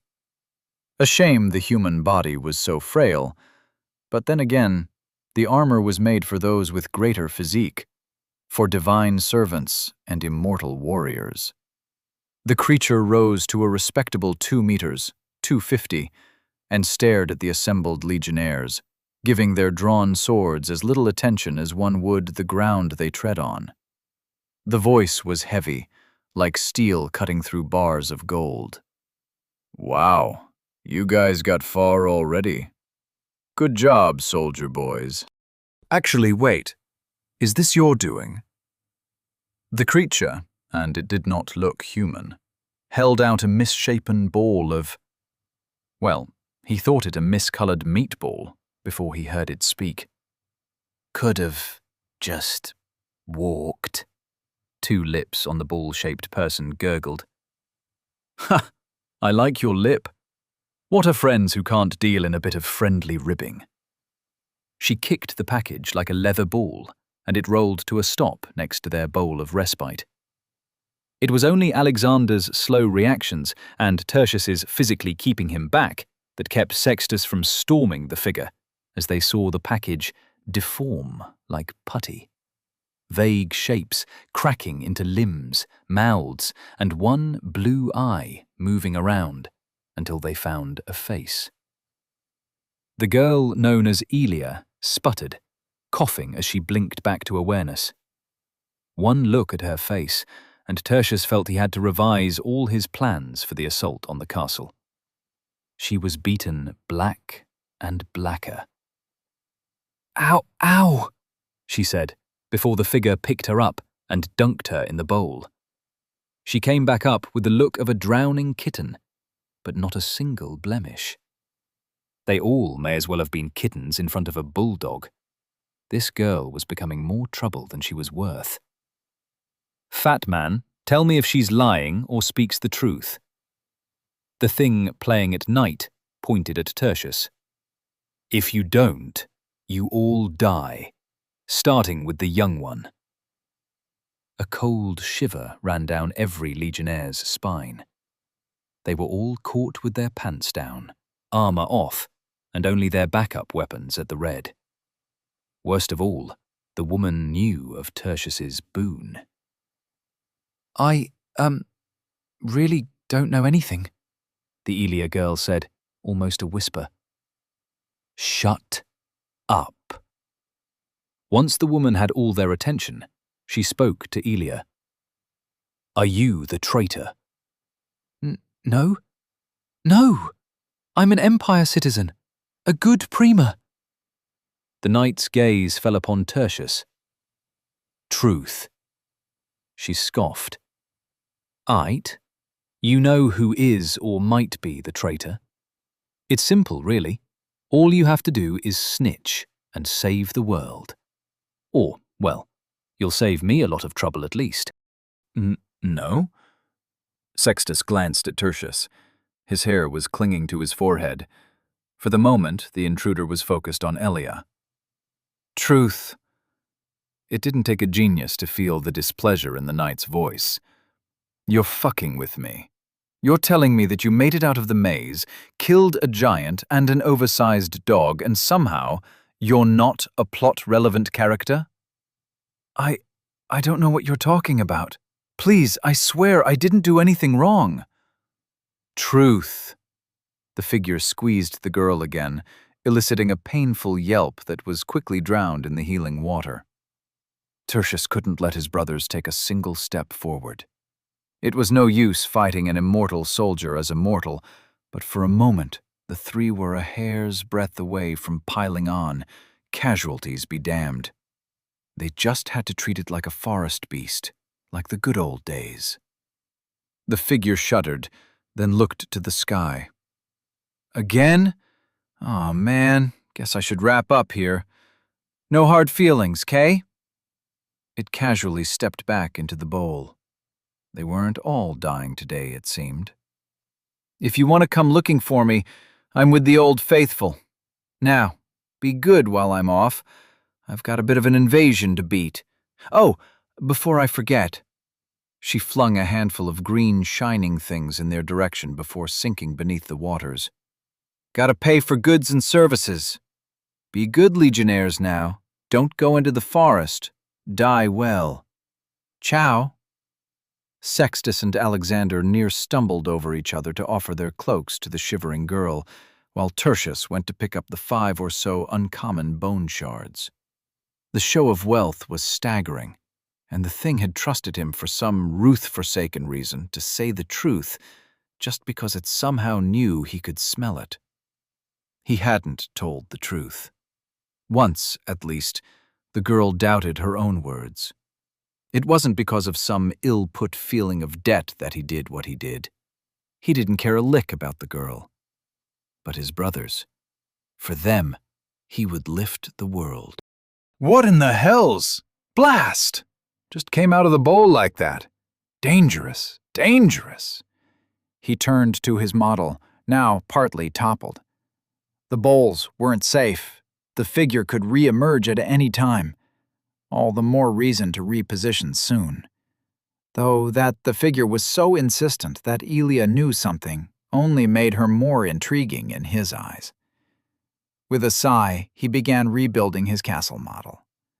Let Sextus and Alexander deal with the wandering trouble magnet. He was going to pave their path to the rest of their brothers. To Lofton. I said I'm fine. No, I don't need any wick-wax. The bowl is literally right there. I don't care if it's contaminated now, and hey, stop, no touchy. Don't fucking baby over me or I will take your kneecaps and use them to play hockey. Elia shooed the soldiers away, before staggering towards the bowl of respite outside the walls.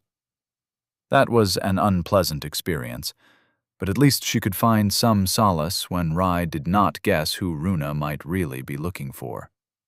The old maiden was safe as a dreg could be, probably wandering the maze again. So, Rai, do you still believe we can solve our problems diplomatically?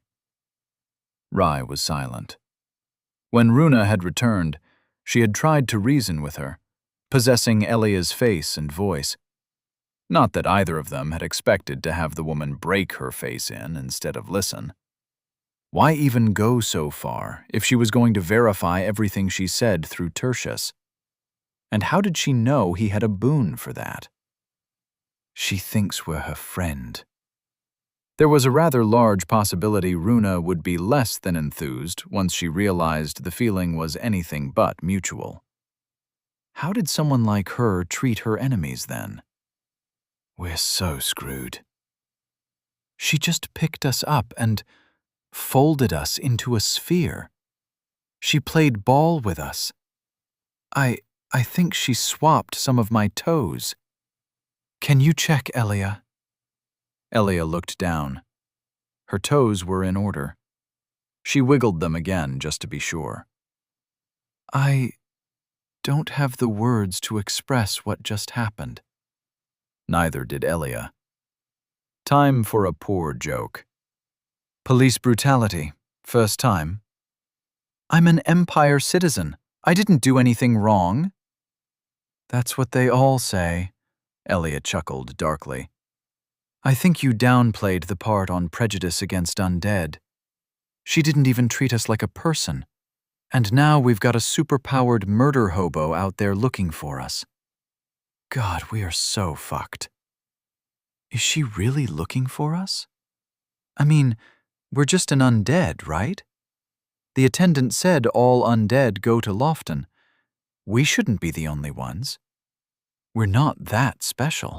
Rye, between that bitch not only remembering past loops but also talking like global resets are a common occurrence, how can you believe we are not the problem? We were lucky she was so self-absorbed, or she would have done much worse the moment she realized our deaths reset the world.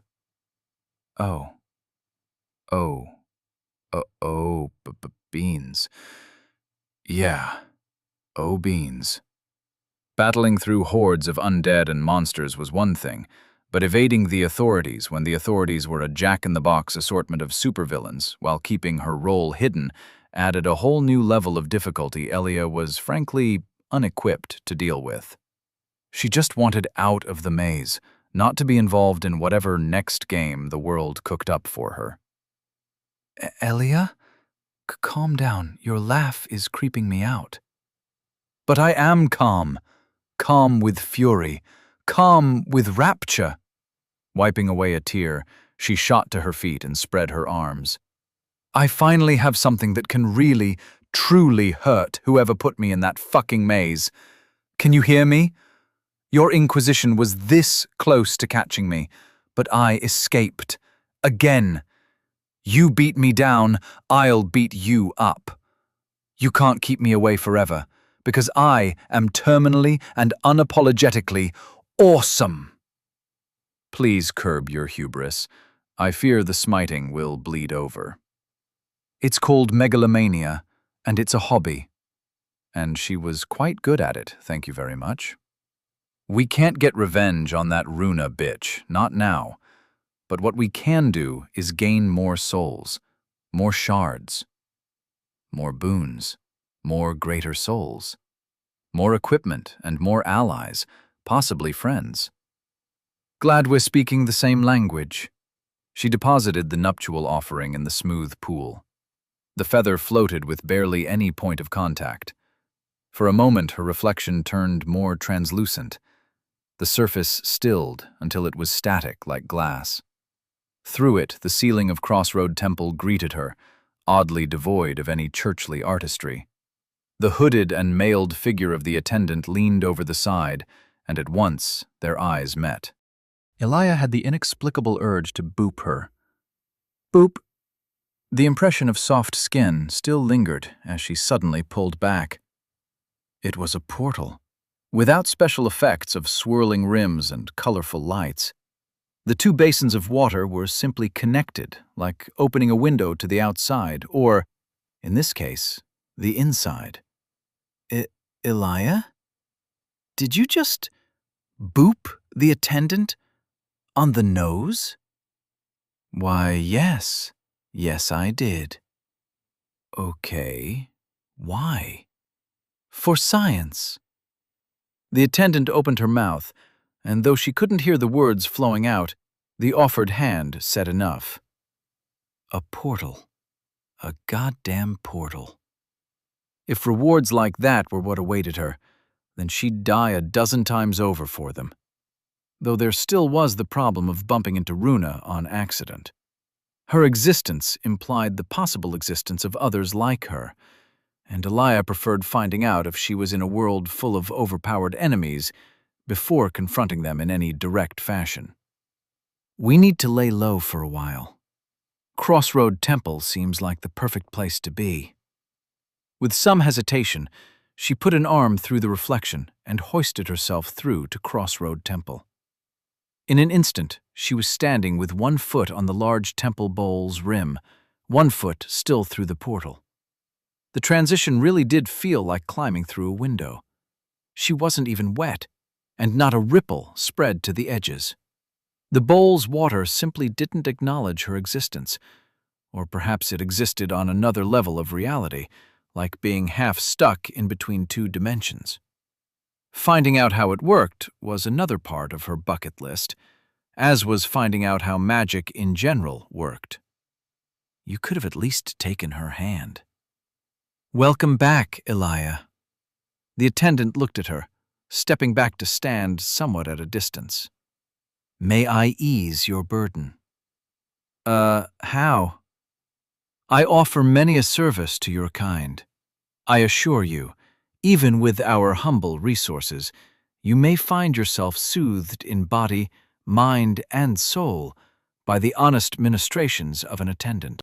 So like massages, acupuncture, that kind of stuff? Elia eyed her up and down again. She really was making an effort not to intrude on her personal space. That was nice. Pleasant. "Also, what happened to your these and thous?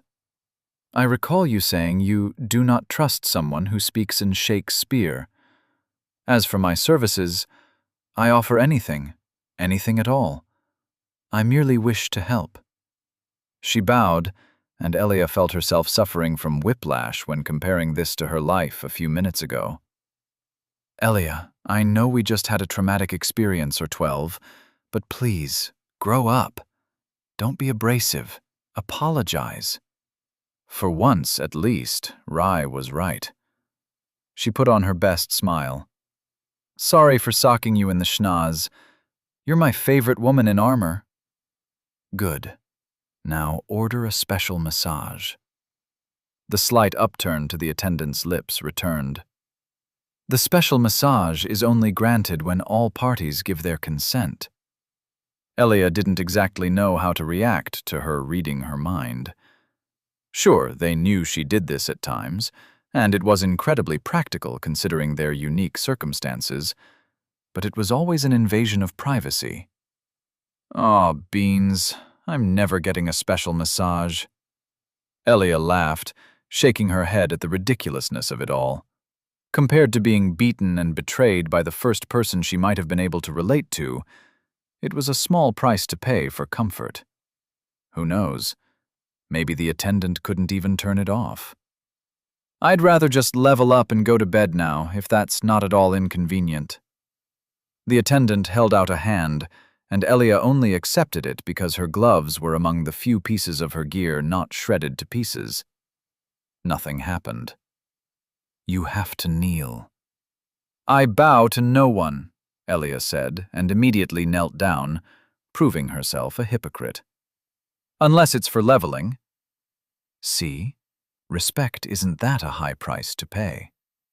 The hand started glowing, and the breath flowed out of her, forming neat rows of happy little words and numbers. Name, Elia. Age, stop! "Stop, stop, stop!" She shot up. After a moment of back and forth, she whispered something in the attendant's ear. "Is this your truest wish, undead?" "Uh-huh." Age 21, allegedly. Wow. Now you're making me curious. How old are you, Elia? She knelt back down. "Not saying." "Not even to your friend? I am your brain bud, aren't I?" "Over my dead body."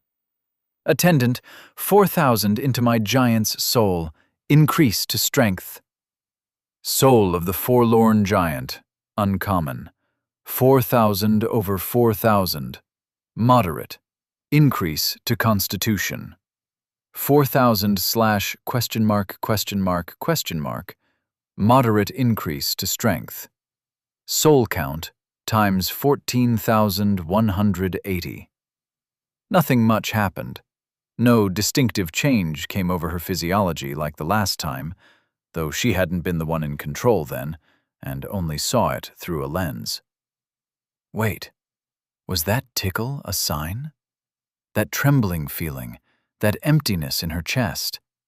A sneeze echoed inside the chambers. "Not enough?" she asked, wiping her nose. "Your vessel hungers still. For every step, the demands become greater yet. One might call potential a burden. Are you still willing to bear the costs? Yeah, Elia grumbled. She took one look at her remaining souls. Stupid scaling costs. All right, another 1,000. Soul count times 13,180. Another.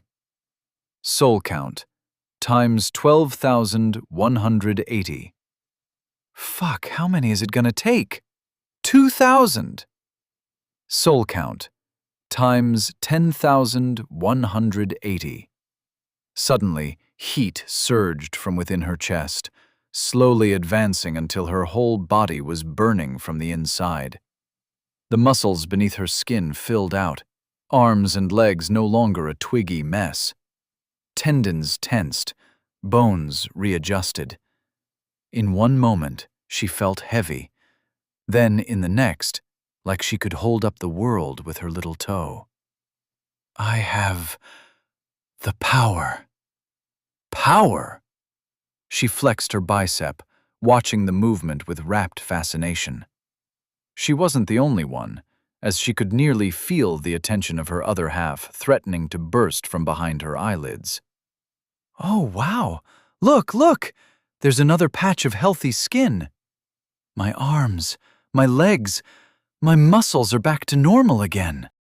Bless Ruth, Warga, and their children. Bless you, Elia. Elia was much too busy jumping in place and not being disappointed in herself. She was quite hopped up on that feeling of instant gains. She could get addicted to this. Woohoo! She punched a wall and immediately broke her wrist. Gah! Elia, my poor body. Ew, stop wiggling it. Ew. A few gulps of magical healing water later, she wiped a tear out of her eye, only half theatrical. Damn, it feels good to be a bit human again. But wait, there's more. She took out Quibbles and squished him gently. He got the message, depositing a small locket and chain in her hands. Oh, is this a memento of sorts? Mm-hmm. I entrust small things with sentimental value to Quibbles. He's my treasurer, isn't that right? She looked the frog in the eye, slowly pushing the locket back into his mouth. The other thing, Quibbles. You know the one. Quibbles, of course, did know. The locket just tasted awful, and this was his kind of idea of a joke. Evidently, Rye didn't get it, and Elia was not much in a joking mood. She could still feel the clobbering Runa had so graciously distributed across her body. The sludge dog's greater soul found its way into her hands. It was an odd thing, a ball of yellow water polluted with swirls of dark. Soul of the Fane Eater. Soul of Vita the Fane Eater. Once a loyal guardhound, she was locked away in the northern church after she ate a meal inundated with corrupt tar. Can be crushed in hand for a large number of souls. Ew! It looks like pee mixed with tar. Like an oil spill. Even for a greater soul, it was unusually rancid. Say, attendant, are there any unwanted side effects to using souls like this? The attendant inclined her head ever so slightly.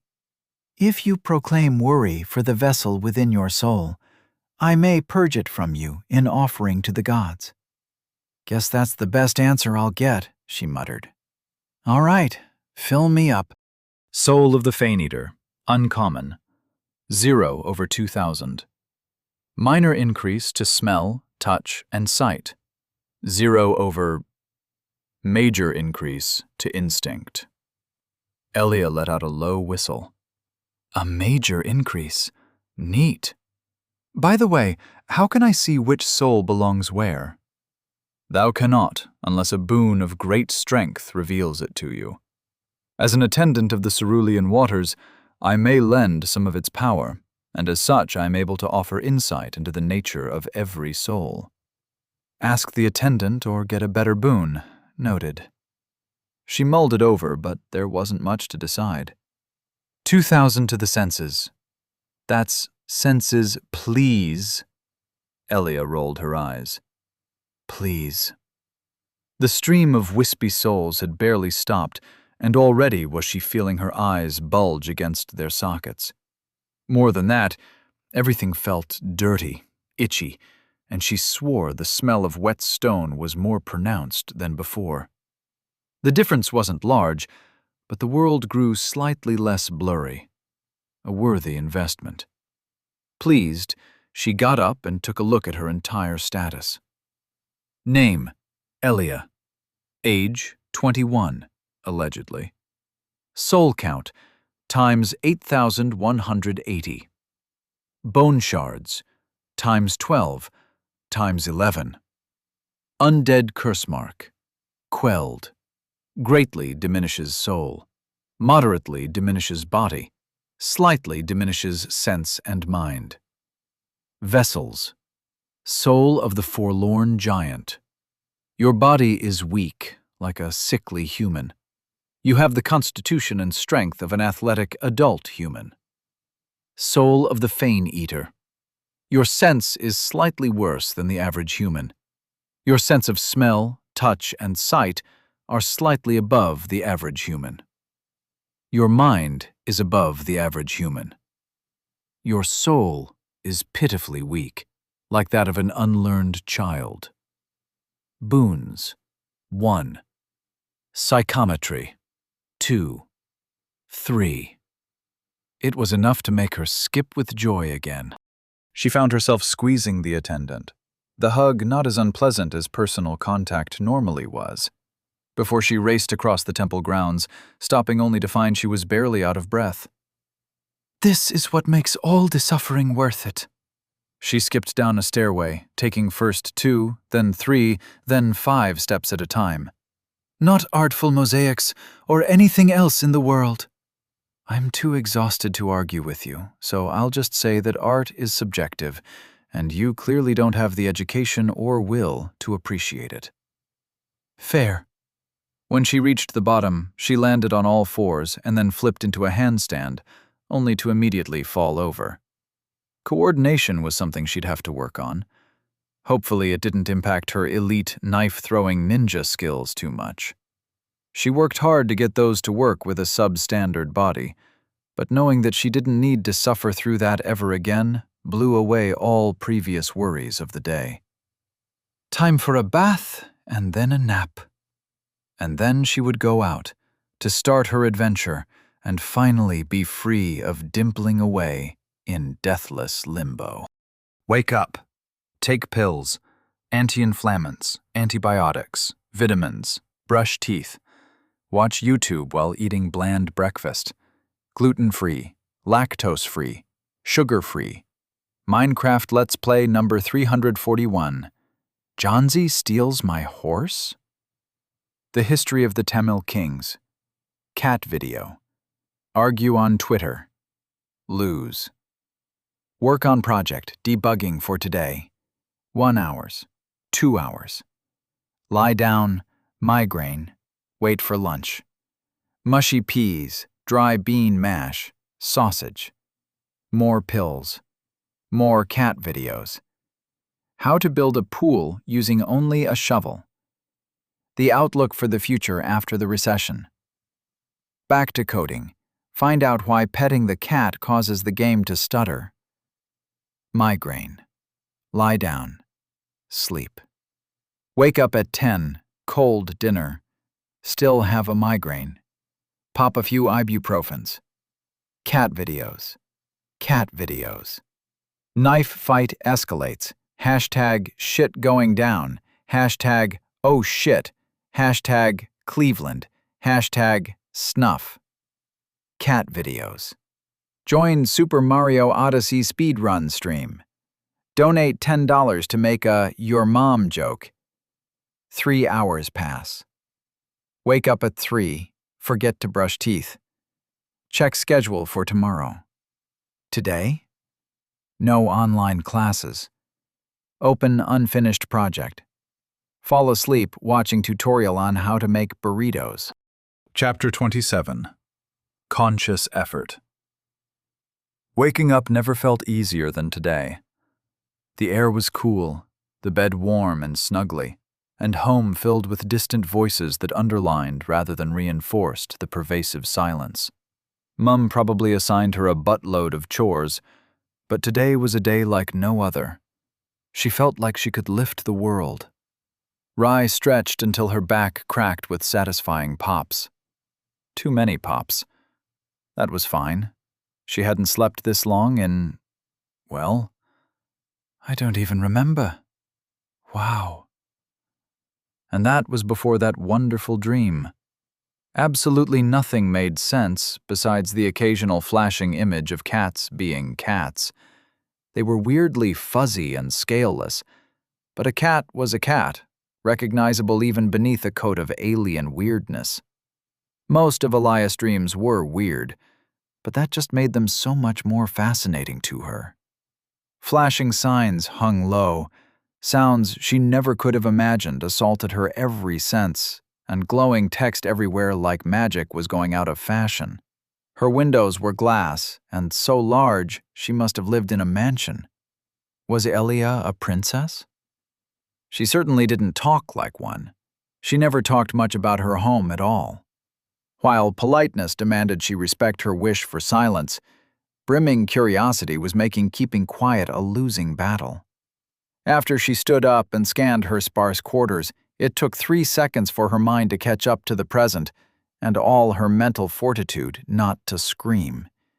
Pictures of arrows whizzing by, toothy jaws snarling, bone cracking, and the legionnaires screaming and dying mixed with a never-ending string of way too close calls, and the laughing face of Runa. The Runa. Runa the Terrible. And then there were the deaths. Quick deaths, long deaths, painful deaths, muted deaths. Focus, focus. Find the good, the nice, the pleasant. The Legion soldiers were nice, Sextus especially. Elia was warming up to her. She even apologized once. They beat the giant dog. The distant voices grew quiet as the sentence dug circles in her head. They killed the dog. That horrible thing, Vita the Fane-Eater, was dead. The path to the keep was clear. They did it. She fell back into the happy thoughts from before. A monster dead by her hands alone. Mostly Elia's, actually. Not even her father could boast of that much. Not that he ever was one for boasting. It was a heroic feat, a tribulation worthy of a soul shard, if anything. Maybe even 2, if the gods were feeling generous. Stories abounded of young shepherd boys or weaver girls who, armed with nothing but a sling or needle, defeated Thalian mountain lions or Biclopses and had their efforts acknowledged by the gods.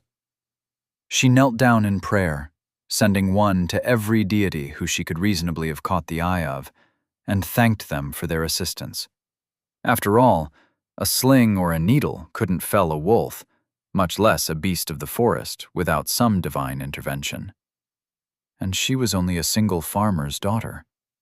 One of them had to have mingled with her fate. For watching over and seeing me through the darkest times, I give thanks to thee, Ruthie, Warga, Roti, Aurana, Valti. Predictably, there was no answer. She sent another round of belated prayers, this time asking for protection. The whole encounter with the false knight Runa yesterday still rung like a knife across metal.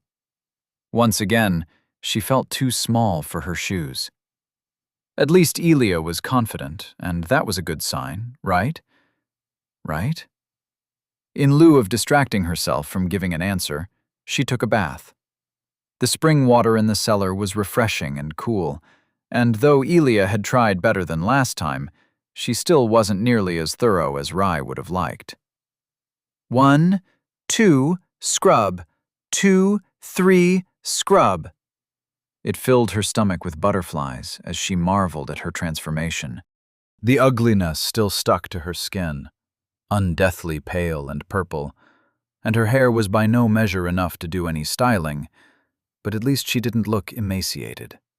She closed her eyes and listened to peaceful pitter-patter of the flowing water for a while. Only after the coolness had crept into her bone did she wrap it up, turning to her clothes. The brown tunic wasn't half as pretty as the red one.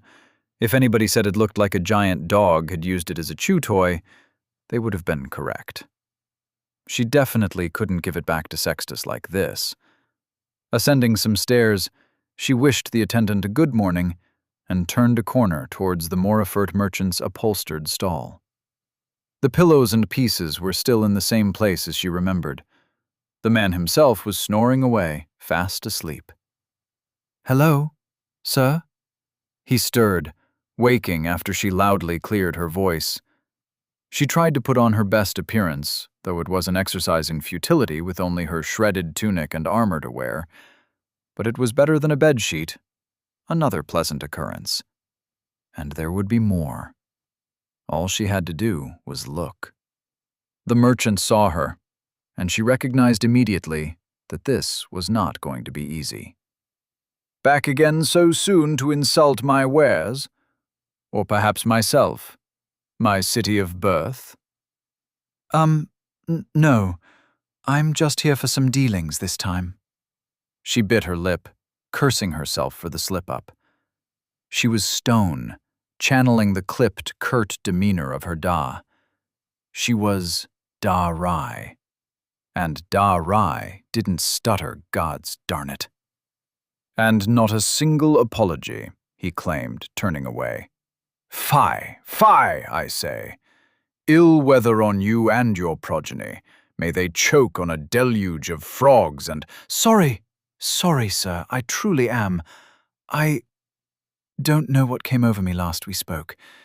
It was like I was possessed by an ill spirit." Though technically not a lie, dragging Elia through the mud didn't make her feel better, even if this was all her fault. Not everyone brushed away her brutish and crude language away like it was nothing. In fact, many would call her out as a witless split-tongue, and rightfully so. It was dangerous being a witless split-tongue. Thoughts better kept to herself.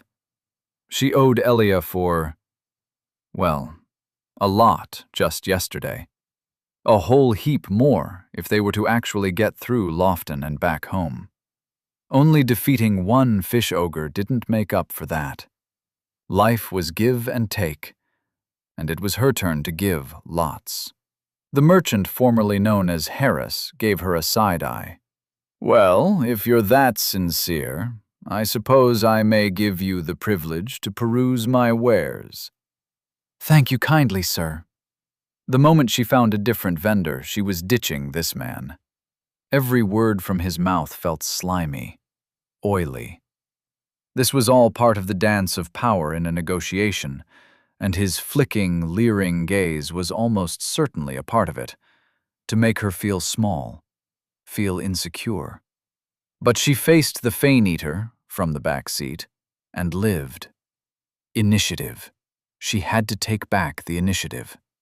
"Merchant, these boots. They were once exactly my size, yet I have recently gone through a spurt of growth." She crossed her arms in front of her chest, both blocking sight while standing tall and imperious. "They will be adjusted, of course, free of charge." He smiled and Rai cursed. Generosity need be met with generosity, as was polite. "Very well. I intend to splurge, merchant. Tell me." She pointed at 3 round objects sat atop a most expensive pillow embroidered in reds and golds. "Are those real pearls?" He smiled. "Ah, of course an esteemed undead would find their interest taken by these treasures. Pearls they are, yet locked within is essence of purest form, thought and emotion. Some say they were plucked from hidden corners in the world, others from our very minds. Curios, curious. Are you interested?" Only 10,000 per pearl. Not turning and leaving on the spot was Rye's win for the day. She could gawk at jewelry and pretty clothing well out of her reach later. For now, necessities were on the list. Basically groceries, except instead of spades and rakes, she was buying swords and mailed plates. Her budget? Soul count, 8,180. It was little more than last time, but she knew it to be that much more. She had her staff, morning star, and a dagger. All she required was armor, preferably an entire set and as protective as could be. 5 sets sat in the back, ranging from mostly mail to thick gambeson and some incorporating plates of dirtied armor. Being stabbed by spears and daggers through mail was not a nice experience. Her choice sunk from 5 to the 2 that protected her chest bits more rigidly. On the one hand, she spied a thick scale set that covered nearly her entire body. On the other, there was a scavenged set of metal chestplate, chain hauberk, helmet, and pauldrons, still depicting a dog with the yellow colors washed and chipped away. She smelled a deal, and more importantly, a chance for style. I will take the blue tunic and 2 uncolored brown tunics, a set of needle and colored thread, boots, and the set of plate and mail in the back, and a cape, the azure one. Harris followed her as she pointed at each item in turn. I see. I would never be so presumptuous as to assume, but you were here not a day ago, young lady. Do you truly have the means? I do. Then that makes 13,500 souls. Rats. Having someone who could figure out the quality with a single finger touch would be really helpful right now, but that half of her was still asleep. And she didn't need Elia for everything. 7,000 at most. I don't need the helmet on that set, and the armor still reeks of dead man. Everything reeks of dead men and women. 12,500. I don't. The merchant scrunched his nose. A point for her. 8.5. 11. She gave him her best baleful stare of disapproval, and he held up his hands placatingly. I won't argue further with one who can collate as many souls in such little time. 9,500, my last offer. Going down by that much was basically an admission that he had been trying to fleece her, but even now it was slightly above her budget. What to do? What to do? Would she have to sell one of her weapons? The dagger, maybe? Her hands wandered through her pocket and touched upon a thing of warmth. It glowed even through the leather.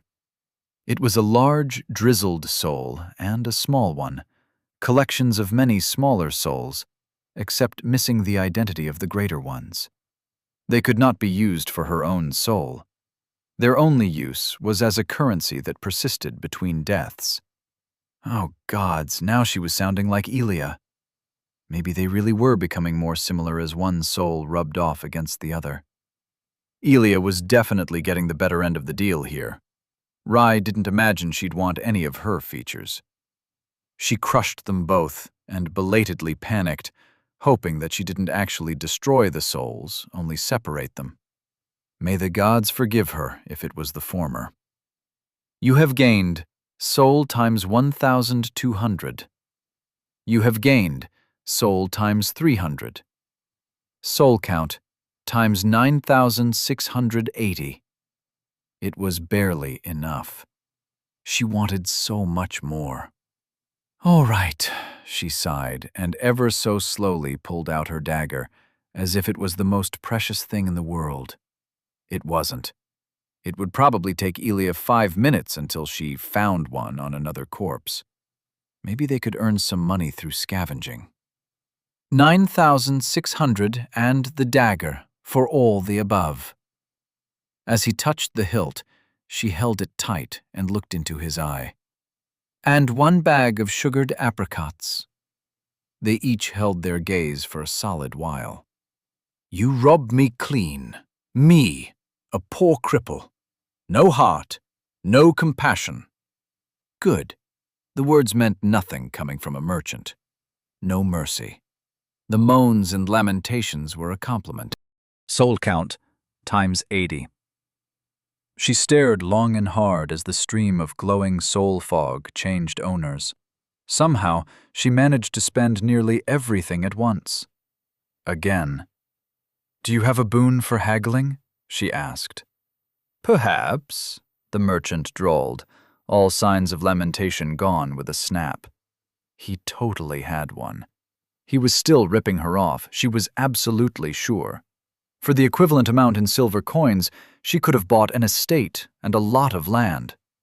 As the merchant handed her the armor and boots, she watched with rapt attention as they shook, twisted, and shrunk down until they fit as if tailor-made. It was great. Besides showing how much larger the average person was to her, that part was mildly insulting. Did everyone have giant ancestry here and only eat red meats? What did undead even eat? Soul soup? Her confidence dwindled as she put on her purchases one by one and made way for worry as her mind drifted back home. Hopefully her family was doing okay. Hopefully she wasn't making them wait too long. An ethereal yawn shook her while she was in the middle of sewing an ear of wheat onto her newly acquired cape. "Elia! Welcome back, sleepyhead. Can you touch my breastplate, please?" Ugh. Twin Peak chestplate.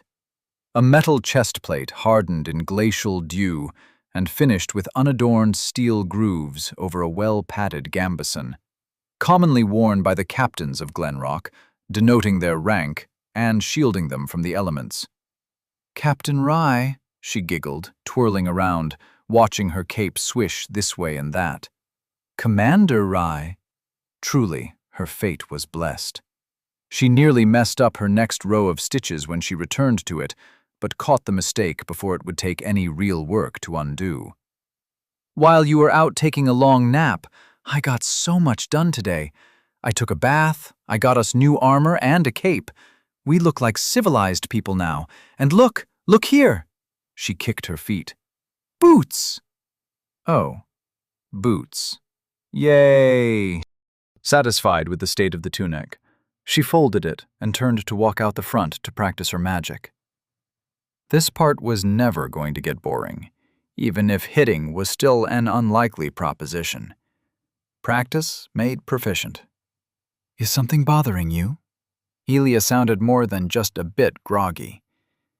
"You can tell me if you'd like, or not, whichever you prefer." Elia took the choice of silence as Rye went set after set of 5 heavy hailstone bolts each. Only once did Elia intervene, only to throw 10 knives at the gnarled tree Rye was using for target practice. All of them hit dead center. 2 even hit the hilts of the previous ones. Meanwhile, her own bolt veered drunkenly off to the right. She winced as it obliterated a washed-out nub of a tombstone. "Show off," she muttered, repeating her sets of 5 without lessening her enthusiasm. "I sure do hope I'm getting better by just practicing daily. I'd prefer having a teacher, or any instructions at all, but I figure I can gain some proficiency like this. 1 in 5 at 15 feet is pretty good, right?" Of course, I still need a long time to focus. I assume it would be a lot easier if my soul were stronger. I wonder what metric they use. Do you know?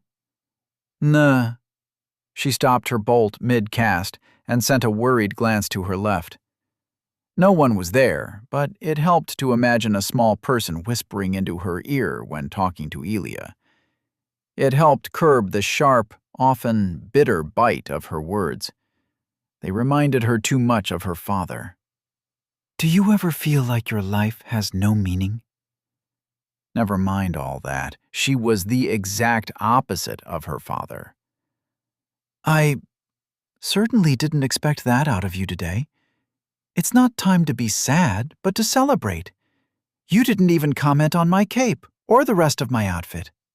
Look, blue and yellow, a dog and a symbol that's an ear of rye. Get it? You know what? Forget I said anything. Okay, something was clearly not all right with her. No! No, please. Tell me what's weighing on your soul. There was a pause, then a sigh. I'm a ginger, Rye. By popular consensus, I don't have a soul. Uh-huh. Silence spread again. Some days I get up. I attempt to do a single thing, just one. I fail. I go to bed and feel like shit because I couldn't achieve even that much.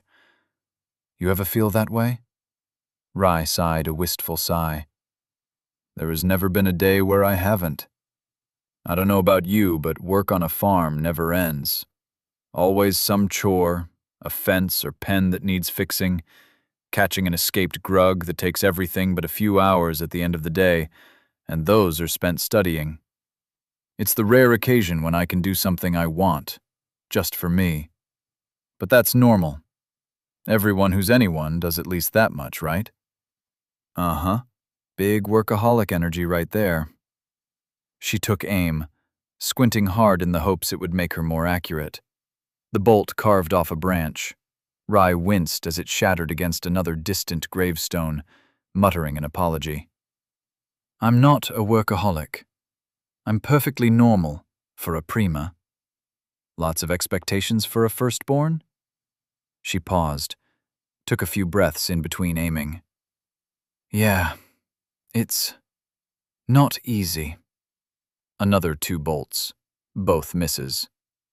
When the Fane-Eater died, I didn't feel like I deserved the victory. Then that Runa, big night woman, whatever, I thought she was like me. I was wrong. She was just another messenger of my bad luck, sent to build up hopes and crush them. What did the senti doggo matter, when someone like her could just show up and ruin my day? It's like God is taking my victories too now. It wasn't all me, not all skill that we got out of that with our souls and shards intact. Just luck. If this went on any longer, Rye would need some cheering up herself. Elia, I'm going to tell you something you told me. You did well. It was mostly you. And isn't mostly enough? That earned her an ethereal snort and the equivalent of a cold shoulder. Cheer up. We only need to overcome one final hurdle, the keep itself. Where's your adventurous side? The Elia that always talks nonsense and makes jokes, I think. There was a laugh, some mirth hidden in between a sadder tone. What, you can't even tell? I'm not that unfunny, am I? Your constant humor sure doesn't make realizing when you're serious easy. Fuck it. My 20-minute mope break is over. I'll feel a lot better after killing some shit with our new and improved kick-ass body. I wonder, can I do a standing backflip now? What's our lethal fall height? Can I bench a cow?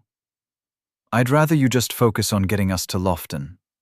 Rye returned inside the temple, taking a few gulps of healing water against the magic fatigue. Who knows? Maybe the people inside the keep are not all mindless undead. Maybe they're nice. A grasping pair of hands clutched the hem of her cape. Pearl, a scholarly undead moaned. Ack! Pearl! Ack! Elia! He's got me by the cape! Do something! Relax. Look at this dude, Rye. You think he can keep you back? Just kick him across the room. Her foot tingled and wound up for the mother of all clobberings. She tried to fight it, but found that Elia's hold over a single part was as strong as hers over the rest of her body. Elia, stop. To her credit, she did. The undead was still clasping the tip of her new accessory in its hands. A quick tug, and it slipped from his grasp with surprising ease. Pearl, the undead moaned dejectedly, before sinking down, prostrate before her. It was enough to make her feel like she kicked a puppy. He wanted a pearl? The only round things in her possession were Quibbles the toad and the essence of loyalty. She pulled the essence from her pockets, kneeling down to see how he would react. "Here, you want this?" The undead peered up. He had the looks of a dreg, sunken eyes and bony cheeks, shriveled skin and twiggy limbs. But there, at the back of his eyes, shone a spark of intelligence. "Pearl." He extended a finger to touch the marble-sized pearl. It slid off, to no effect. When she next looked into his eyes, they were as dim as all the others. "Rye, don't just go around and present our hard-earned spoils to the nearest dreg. They might have rabies." "I feel bad for him." She stood up, staring at the pearl. "What even are these?" "They can make certain boons stronger. Never seen one in your past life?" No, because boons were rare. Even common ones were, well, common in some circles, but I never... This was not part of my education, and maybe I'd known if I grew up in a bigger city. Don't worry, it's probably just a thing used to widen the power gap between rich and poor, like air fryers or fiscal responsibility. What a silly idea. "Can I just eat this now? Will my heavy hailstone bolt work with this?" "Does it have an empty socket?" She gave it a quick check. "Yes? Oh, can I use it, please?" "Knock yourself out." She popped the essence in her mouth. It tasted pleasant, like warm citrus with a sharp tingle at the back of her gums.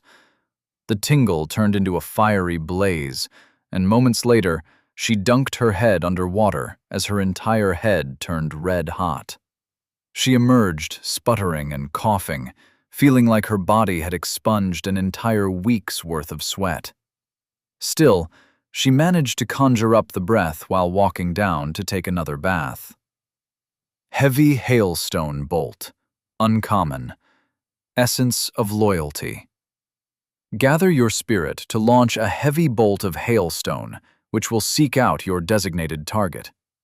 A cumbersome pattern of conjuration, this projectile submits to the laws of gravity in exchange for greater potential.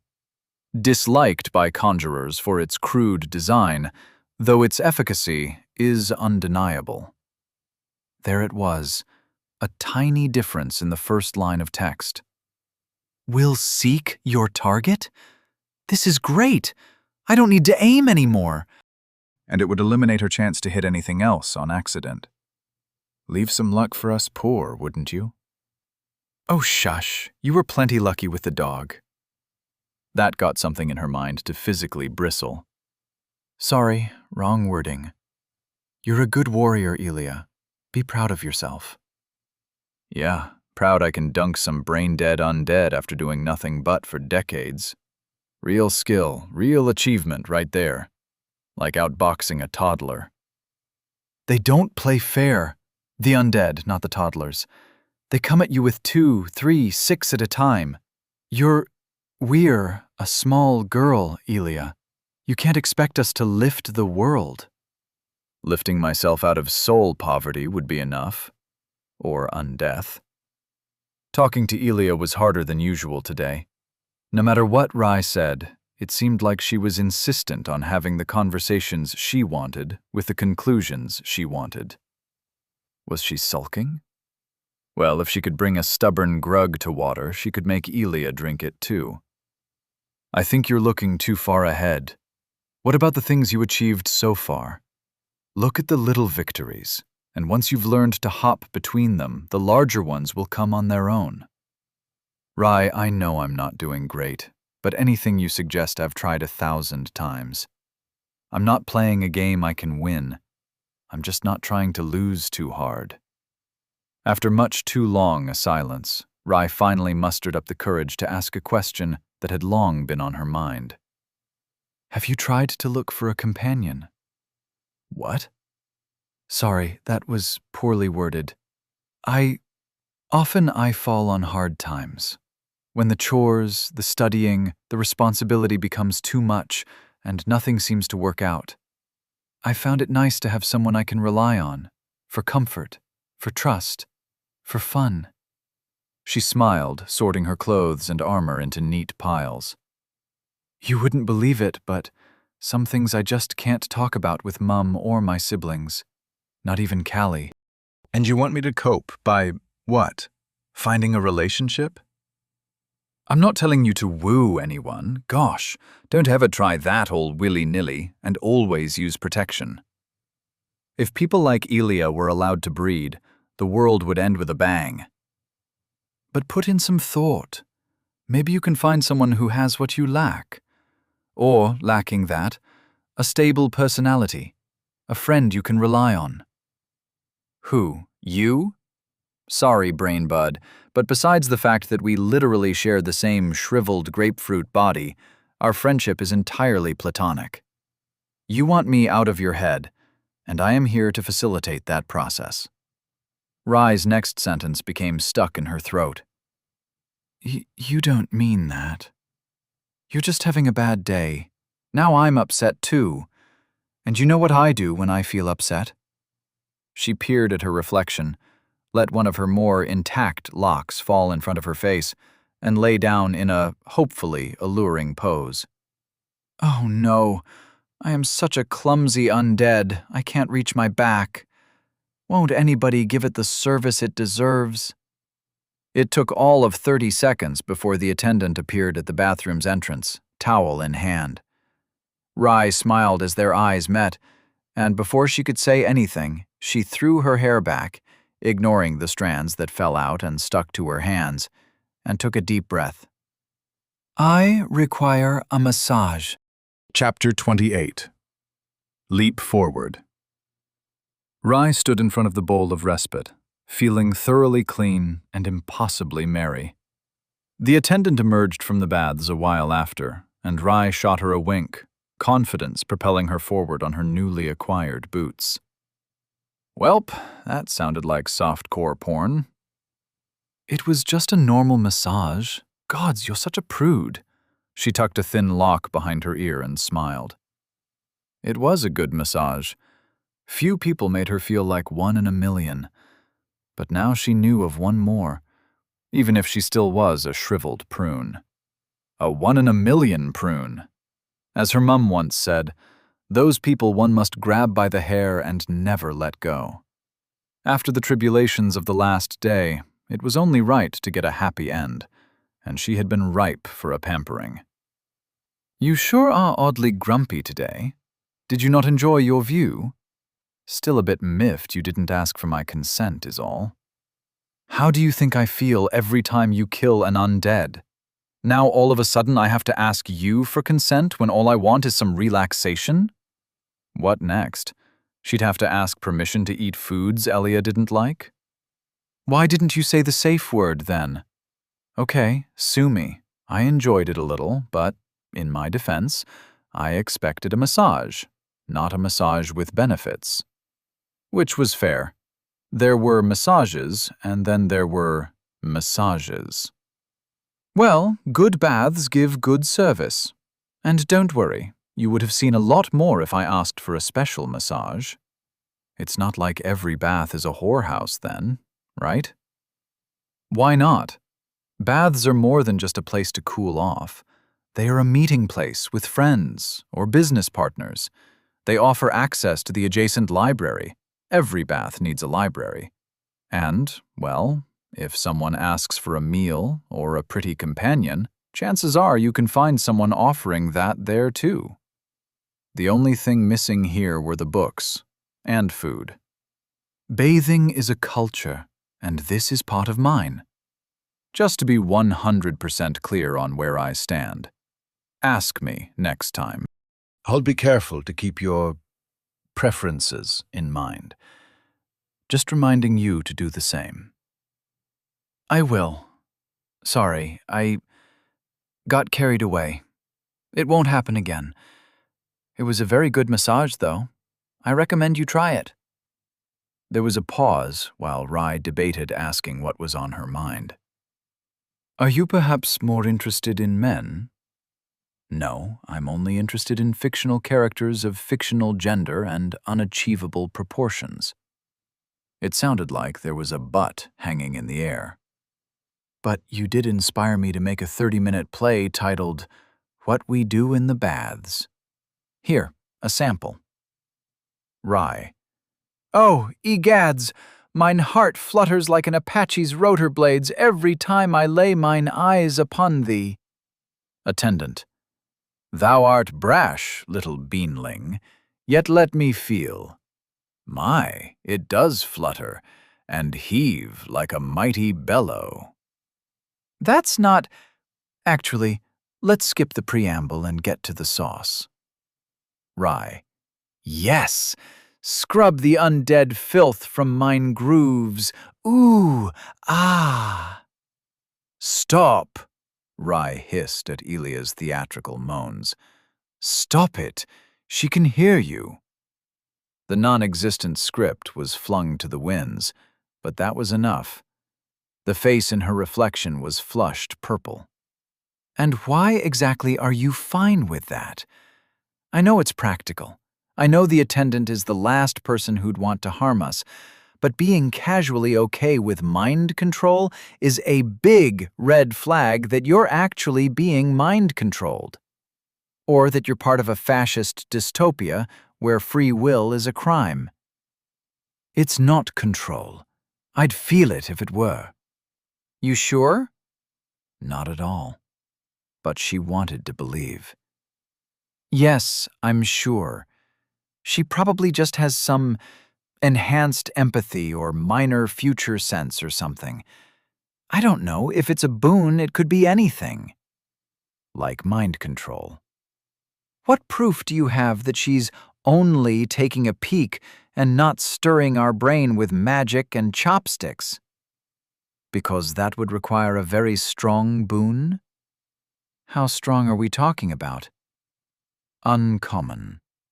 Rai winced, buffeted by an ethereal sigh.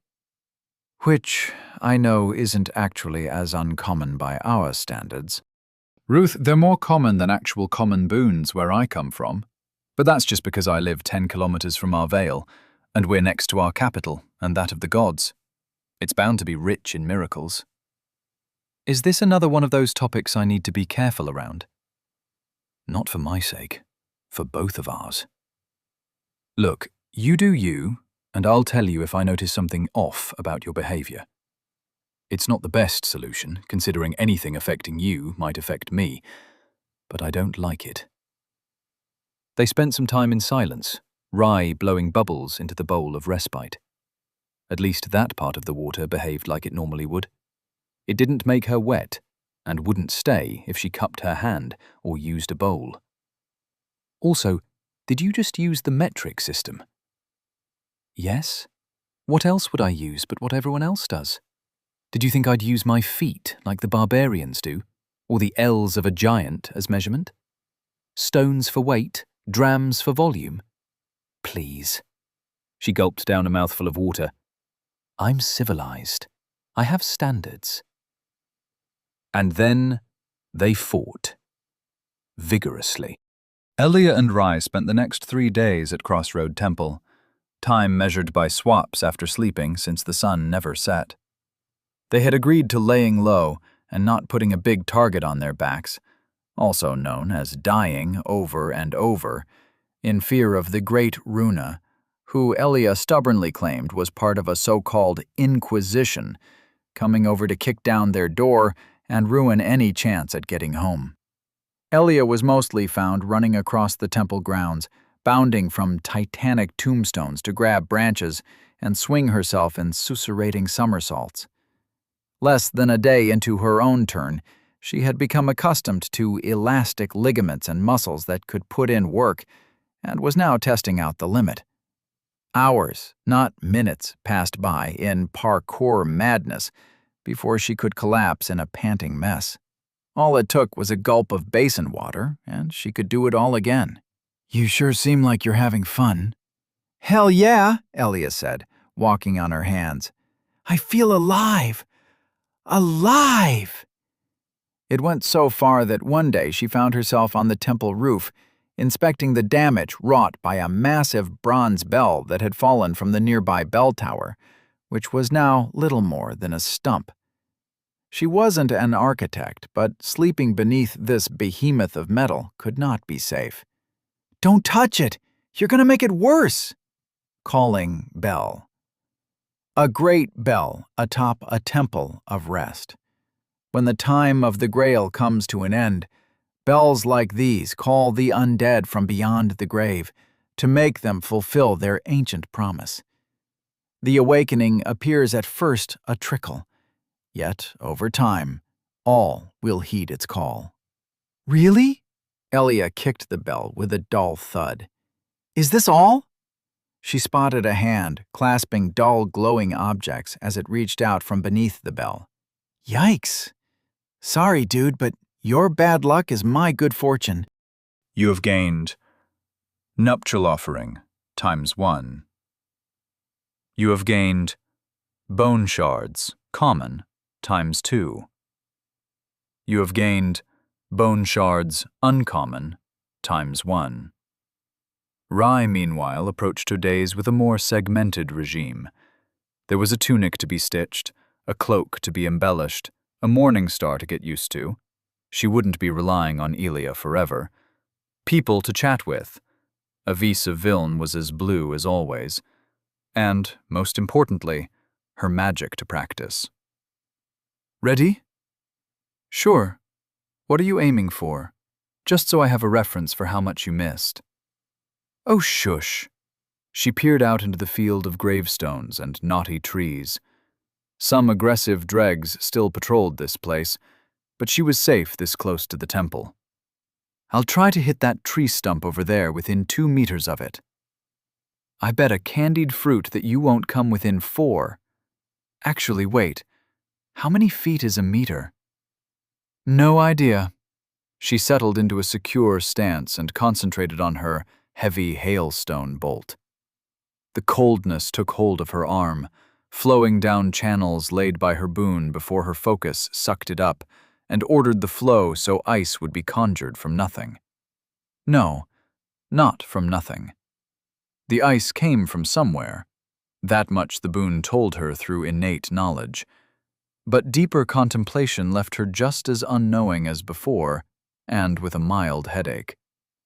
She completed her cast as the projectile materialized, and instantly tugged at a string deep inside her spirit, a dog wanting to be let loose.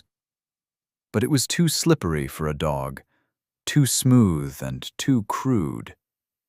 Ugly. This was not how the spell was meant to feel. Is that a bomb? Tentatively, Rai opened her eyes and beheld a transformed bolt. Its back portion narrowed much earlier, only to fan out in 2 rough triangles pointing up and down respectively. "Fins," she gulped, renewed awe inspiring her to pull the spell dangerously close. "Like a fish. A fish nugget. Kind of fat if you ask me." "Shush! It's beautiful." And it was all hers. And then the spell leapt loose. Rai near stumbled as it floated dutifully at her side in one moment, then flung in a clear arc towards her goal in the next. It was going to miss.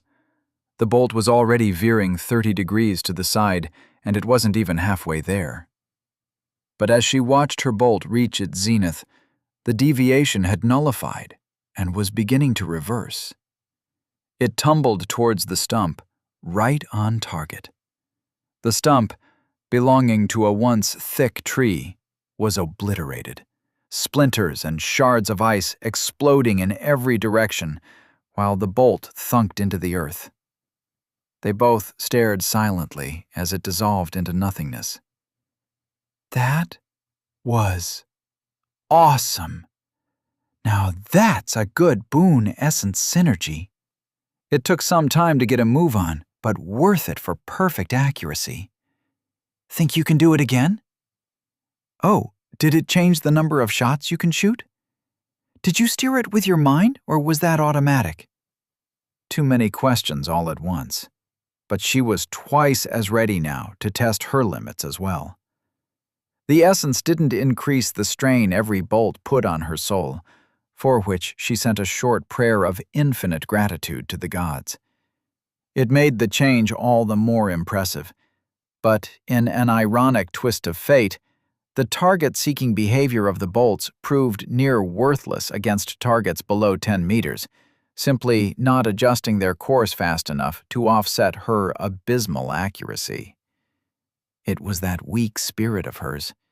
If it weren't for that, her accuracy would be 100% up close, too, and her bolt wouldn't look like an obese trout.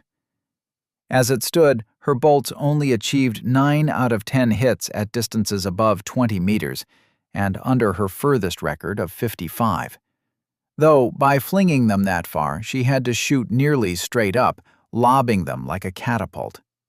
"I must have practiced 1,000 shots," she said, gasping in between her migraine and shivering arm. "Why am I not getting better?" "I don't know. Maybe it's a mindset thing instead of a gains thing. Or maybe your spirit is undead as well." Hard to break down and build up spirit muscles if they're not alive. One bout of externalized frustration and existential crisis later, she decided to stop for the day and head to the baths. It wasn't much, besides a small spring burbling in a small room beneath the temple, but the service was exquisite. "Every day should end in a bath," she said, stretching her foot while the attendant massaged it with soap, the odor of cinnamon. "Baths provide a most bolstering effect to body, mind, and soul, for humans and undead," the attendant said. There was a hint of pride in between her professional courtesy. I can feel that. Oh yes, right there." Toes curled, mind blank. The woman was a god at kneading feet. An impulsive thought surfaced in her mind, and she found with delight that the attendant didn't go as far, but shifted her ministrations far up enough to loosen the stiffness in her ankle. Eventually, all good things had to come to an end. The attendant gave a curt bow and left with her sparse utensils. Even though she'd had all the time in the world to ogle her, Rye snuck a peek at her receding form. Nice butt. How the heck did she manage to retain such dignity while wearing nothing but bathwear? Aw, I was hoping to get some material for What We Do in the Baths 4. What happened to numbers 2 and 3? An ethereal click echoed in her head. Click, click, clack. Sorry, bud, you're gonna have to pay for those. Artists gotta eat as well. Rye stretched, eliciting a contented sigh. We share our souls, Elia. This is not a sustainable business model. I was more thinking favors, tit for tat. She giggled. You're already doing me a huge favor by fronting during all the bad stuff. I feel quite generous giving you so much time with my body. And all it took was to bribe you with daily baths. It was totally worth the price. But now, letting matters pleasant make way for matters significant, it was time to plan. The portal opened by their first nuptial offering had closed after a minute, and since Elia didn't want to waste their only remaining one, they were left with a return by foot to Glenrock Castle. The 3 legionnaires didn't leave their previous model of the road and castle ahead lying around, sadly, and though Harris sold maps and nuptial feathers, both were well out of their price range. I still can't believe he wants 4,000 for a single feather. We could always steal some. No, Elia, bad! She went over her belongings one more time, fastening belts and armor to her body. Besides, he's never absent from his pile of loot and pillows because he doesn't have feet to walk away. Do you think he has a piss jar? Ew! Elia! That is the single most disgusting thing I've heard all day. With the certainty that all was in order, she plopped herself down on the stairway and closed her eyes shut. If anything, he has a pot. A chamber pot. See, now we're both disgusted. That's because you're weird. Rai yawned, nestling further into her cape. It was a nice cape. It would keep her warm and hide most of her undeath-stricken body. It's perfectly normal. One eternity and an aborted dream later, eyes fluttered open, and Elia was in control. She flexed her arms and cracked her neck, reveling in the energy, the sheer power bound within her coiled muscle. Feels like I'm finally stepping out of limbo, like I've finally run out of bad luck. You have fused Bone Shard, common, times 12, into Bones of Boons, common, times 1. The die with 1,000,000 sides leapt from her fingers, did half a pirouette on a smooth cobblestone, and then teetered towards a green symbol. With a single nudge of fate, it fell the other way, on a symbol of a familiar animal's mane curling down in fanciful twirls. You have gained a divine boon. Noble Equines, common, sense, mind. Noble Equines, common, empty socket, 2. A steed in need is a steed indeed. You have dedicated your life to the care and upbringing of horses, and have attained an instinctual understanding of their needs and how to satisfy them. 2 sockets on a useless boon? Never mind, she was still cursed.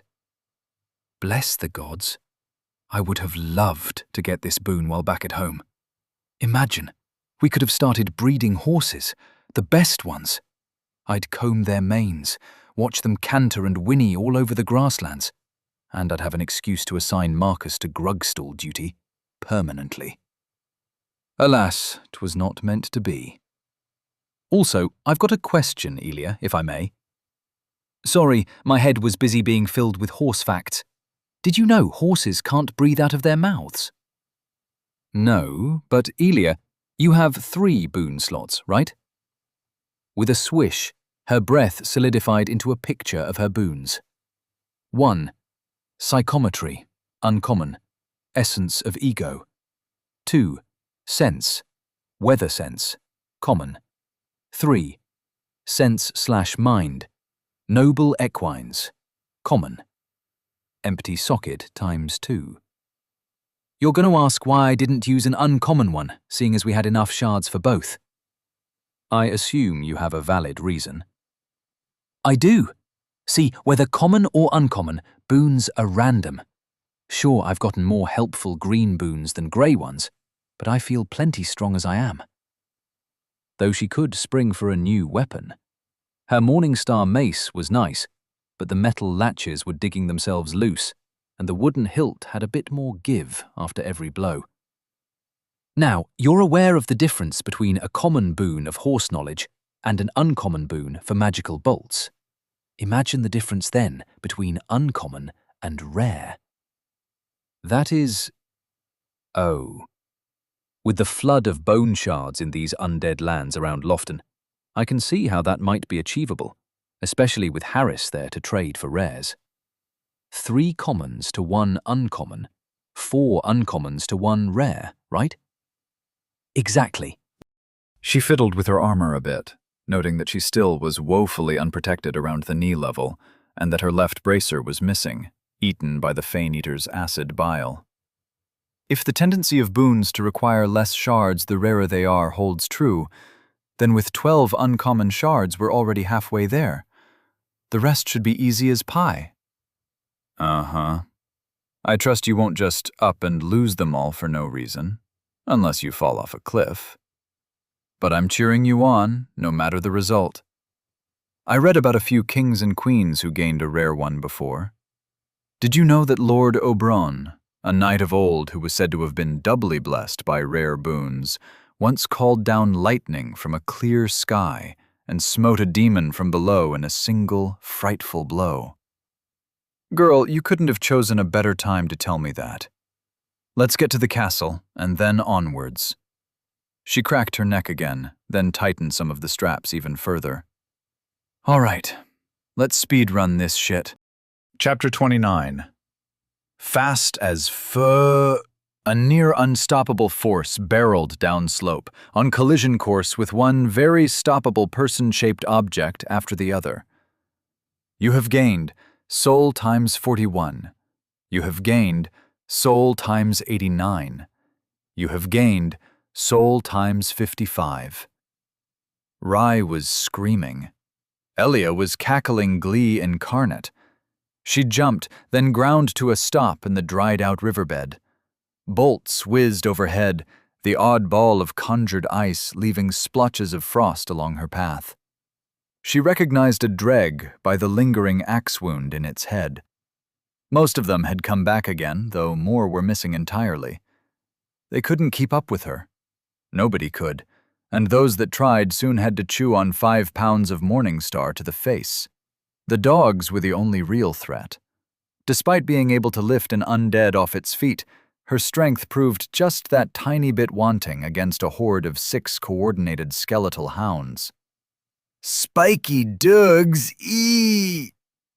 She fled, arriving just as quickly at the first checkpoint bowl, turned around, and conked 3 undead laying in ambush across the head. She leapt into the sinking chapel just as an arrow embedded itself into a tree beside. "Not this time! Not today!" You have gained soul times 104. You have gained bone shards, common, times 1. You have gained wickwax times 1. Can we take a small break? 5 minutes? My legs are wobbly. I can't stand. You're a mental manifestation, a mopey moralizer. You don't have legs. But yes, 5 minutes.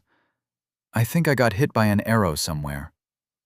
After a short refresh, next was the road. It wasn't much different than the travel downhill, except that now that she wasn't pressed for time, she got a better look of the area all around. The swampy forest still loomed to her right, and though she should have spent some more time looting the remnants of past skirmishes, Elia was distracted when she saw a deer frolicking in the forest. It was on fire. Specifically its head, though it didn't seem in pain. It turned its skull head towards her. As she reached for a knife, an undead wielding nothing but a dagger surprised her with a throwing knife of its own that dinked off her new armor. It died, though she took her time, waiting until she memorized every step of how it moved. Its hefty knife was a trophy and reward she was all too happy to yoink. Petal knife. This hefty short sword has one edge and a wide, curved blade. Kindred of the swamp favor these for gutting giant catfish, though against an unarmored foe they prove just as effective. Well, damn. That's pretty lit. I think it looks crude and wicked. Swords and knives ought to be straight. Girl, as the foremost expert on knives in the world, I can tell you that this is one level below a machete, and that much more dangerous in the right hands. Namely, mine. She pocketed the knife and looked ahead, where the ruins of the first wall sunk into the forest. Now for the gauntlet run. Troubles started the moment she entered the field in front of the castle keep. She had died here enough times to know the positions of all the dregs that could prove a threat to her, knowledge which was immediately knocked out of the water when an arrow hit her roughly against the side. Ow! Luckily, plate armor was made for blocking arrows, and her chest plate held firm. Ducking, she ran ahead, 3 more arrows, leaving her without a scratch before she had to jump into a ditch and hide. She looked down, found that a 4th had done a bit more than scratch her lower thigh, right below where the chainmail ended. A great shot by all means. If only she wasn't the target. Now, how to dig herself out of this ditch? The protective trench ended a few dozen feet ahead. She'd need more protection to guarantee her sprint for the gates. A shield would be nice, though most of the gear worn by the dead and undead was absolutely sodden with muck, if they even had gear at all. I'm starting to get an odd impression that most of these people were peasants. Elia gasped as she broke the arrow's shaft. They do have a lot of forks, flails, and other improvised tools. Not that they could ever hope to take down the walls. I don't know. They had a lot of siege towers, and something has to have taken down the previous 4 or 5. Rye snorted dismissively. Probably the fault of creatures like the Fane Eater, or something equally horrifying. Yeah, probably. Except all the corpses were either human or of the fish ogre variety. Elia crept through the muck, ever forward until she found a shield. The only thing it had going for itself was size, as it was little more than a smattering of wooden boards held together by nails and prayers. Elia lifted it, groaning as it smacked away from the muck. Heavy, slippery, waterlogged. It would do. Whoever is shooting those arrows, I'll kill them once I have a better shield, she muttered before setting into a weighed-down jog. Arrows whizzed and thunked into her shield. Some punched as far as a foot through. None made it past her remaining armor. With a leap, Elia flung herself into the fortified camp and rolled to a stop next to the bowl of respite. "Hooray! You did it!" "Urk!" She spat out a hefty helping of bloody mud. That couldn't be healthy. "Hey, don't wipe your mouth with our cape. It's not a napkin. I spent so long on that and... Oh, it's all dirty now. Elia, why?" "Sorry," she said, and actually meant it. It was a nice cape, faded blue embroidered with a yellow string Rye had bartered for at the temple. An ear of rye grain was embroidered into its corner, and Elia was certain she picked the color specifically so it would mesh with the yellow dog on her coat of arms. She liked it, perhaps more than she ought to. Gong. Elia took a sip from the bowl of respite. The soldiers weren't here anymore. Only a few discarded bandages and wooden balls empty of wick-wax revealed that anyone had ever been present. And a loose tooth. Probably one of hers. Fucking bullshit-ass Inquisition. She kicked an unhappy-looking weed. Stupid Runa. Suck my non-existent schnutz. One relaxed jog later, she had said hi to Dorothy of the Door, run past the field of dead ogres and the former domain of Vita the Fane Eater, and into the small cathedral where Elia half expected the Runa woman to pop out of and ruin her day again. Luckily, it was a Sunday. The Inquisition took God's day of rest very seriously, as was commonly known. Elia breathed a sigh of relief. Soul count, 2,805. Shard count. Shard count, times 4. Bone shards, times 12. Whew, that was something. Took us what, 30 minutes? Damn, I can't wait to see which undead thinks it's hotter than this jalapeno. How about you start with me? A tinny voice drawled. One of the statues next to the altar moved, and Elia threw a knife at it. It sailed right past, or through. She was only certain it didn't hit. You made it to the keep after all. Still mostly in one piece. Color me a shade of impressed.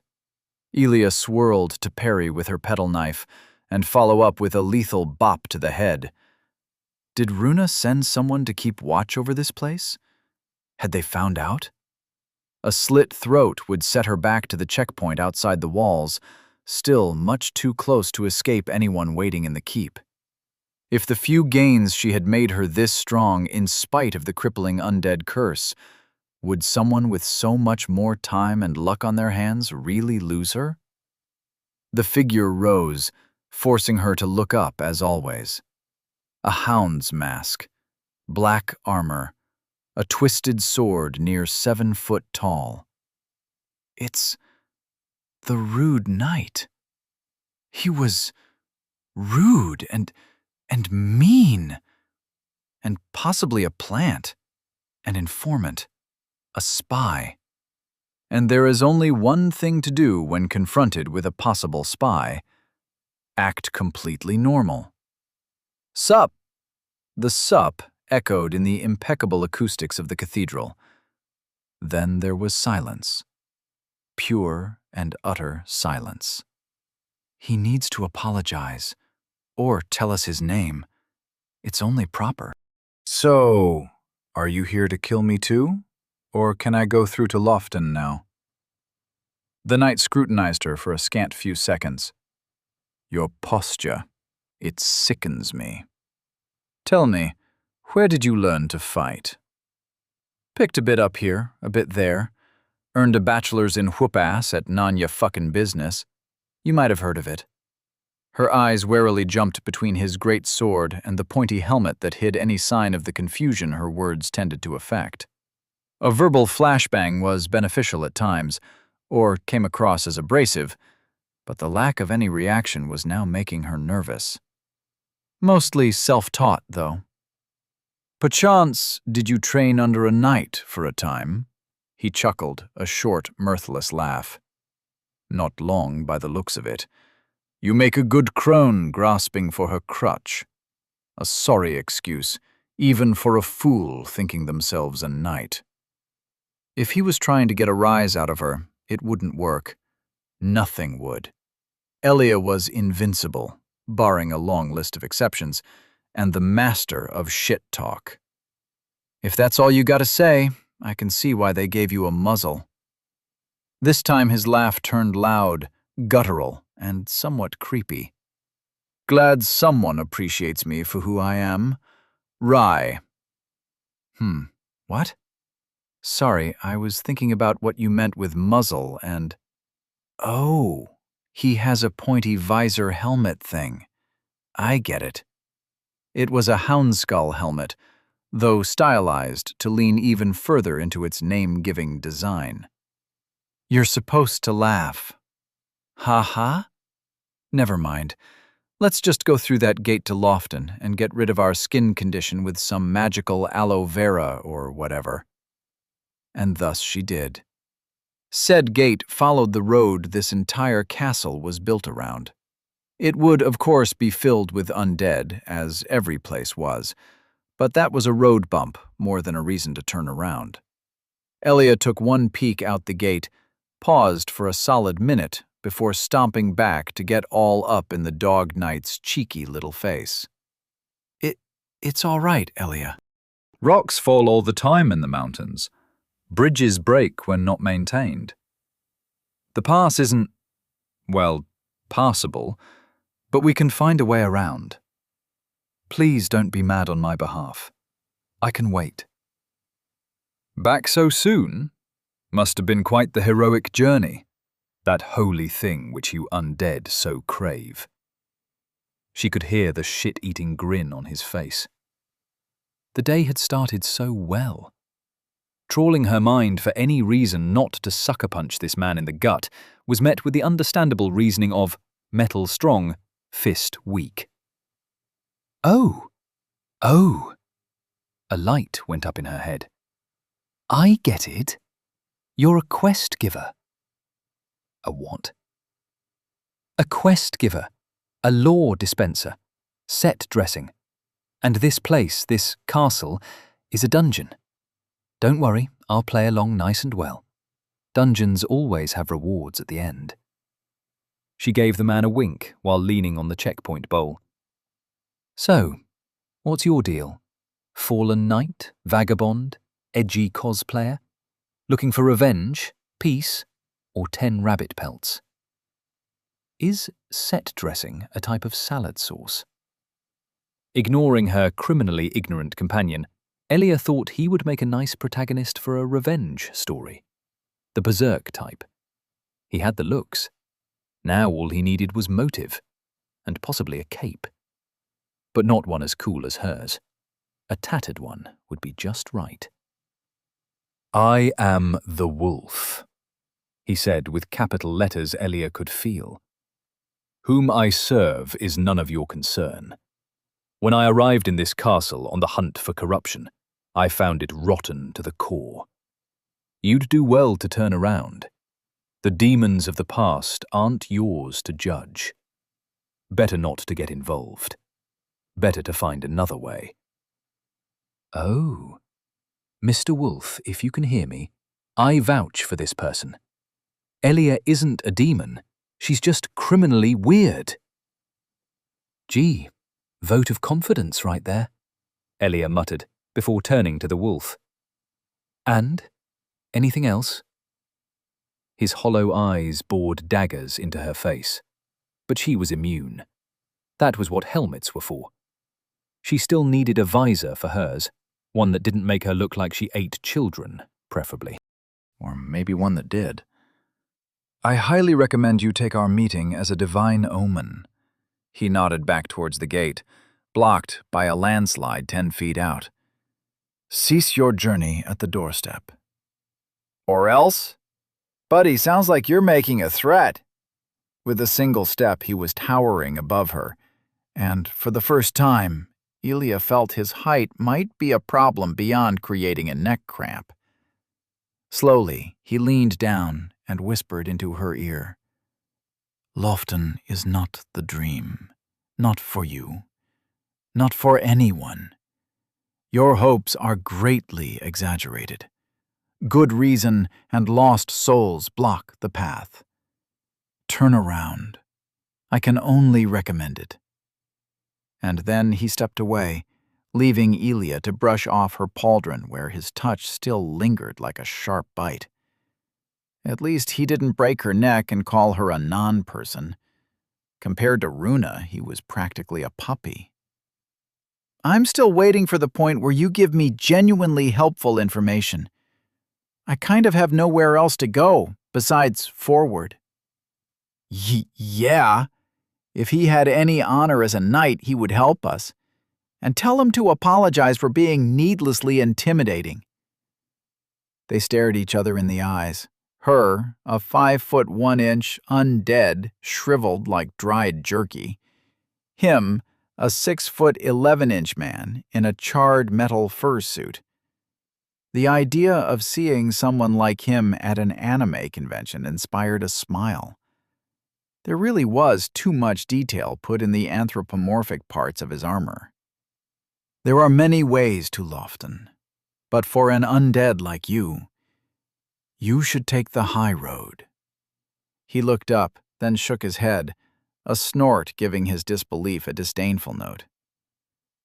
Maybe the traitor lord won't notice you sneak on by. That is, if you make it past his knights. Psh! What's a knight compared to these? Elia flexed an arm. I can take 5 knights, in a fight if I have to. He shook, a deep laughter rising to rattle his armor like a concert on tin cans in E minor. Rye was giggling like a madwoman too. Oh, Elia, sometimes you really show your ignorance of the world. The Knights of Lofton are more than simple soldiers in armor. They are the best of the best, and direct subordinates of immortal servants to boot, 2 steps removed from actual gods. Every one has at least one boon elevating them to the first line of defense for our holy capital. The old maiden had magic herself, see? No, Elia did not see. The maiden was special, and this place was clearly not. It was just another step on the slog ahead. Since continued laughter didn't allow for any reasonable interjection, she threw up her arms and walked towards one of the doors leading further into the castle. Fine, I'll prove it. I'll show you all how awesome I am. Training weights are off. Off, I say. This is real shit. This is happening, and it's happening now. You hear me? She peeked through the door, saw a gaggle of undead littering the hallway, then power-walked back to kick the bowl of respite before she forgot. Gong Shi turned, back towards the dregs ahead, all the while flipping off the rude man in wolf plate. Fuck you! On the upside, the knights were undead as well. It was becoming increasingly obvious, even to someone as obstinate as Rye, that whatever plague or curse made people return after death didn't care about fanciful walls, honor, or stalwart defenders.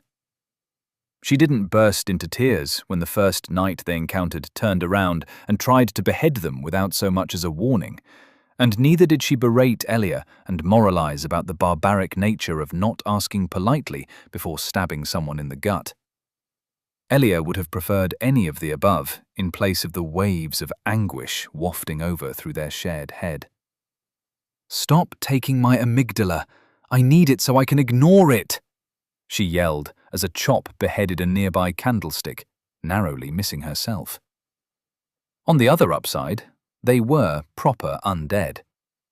Dregs, a shadow of their former selves, infinitely more hungry for souls, and thereby infinitely more predictable. Somehow, Elia was still losing. She staggered backwards, stumbled over the corpse of another dreg before throwing a side table over and booking it. If she could gain some distance, Rai could work her magic. Maybe. If not, pacifism might gain another victim.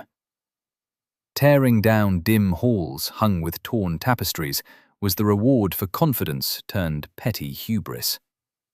She only had a moment to regret running all too straight before a side table plus heavy vase shattered against her back. Within seconds, she tumbled and rolled to a stand before staring down the close helm, dripping some unknown oily substance as she met the knight's sword and board with her knife and morning star. The substance wasn't really unknown. It was the same damned film that crept out of every crevice, clung to every surface, and suffocated the blankets of ivy growing in through windows and murder holes wherever the two met. "Get off!" In a twist, Elia pushed the sword to the side, only for the knight to nearly take her head off, the second time in the past minute, with the sharp edge of his shield. It was basically a shield and an axe in one, and all Elia had was a piddly buckler, setting a trend that this knight could do everything she could, but better. More armor, more weight, ergo more hitting strength, more reach, and worst of all, sense enough to never leave itself overextended. Doesn't even have a boon like Rai claimed it would, Elia thought in between parrying blows while searching for improvised projectiles. A vase, a prayer book, an armor rack, very noisy, some knives, a pot, a cauldron, apparently they were in a kitchen now, an assortment of candles and candlesticks, and the no doubt priceless portrait of one Lord Jacobius III, all found themselves thrown, lobbed, or toppled towards the restless knight.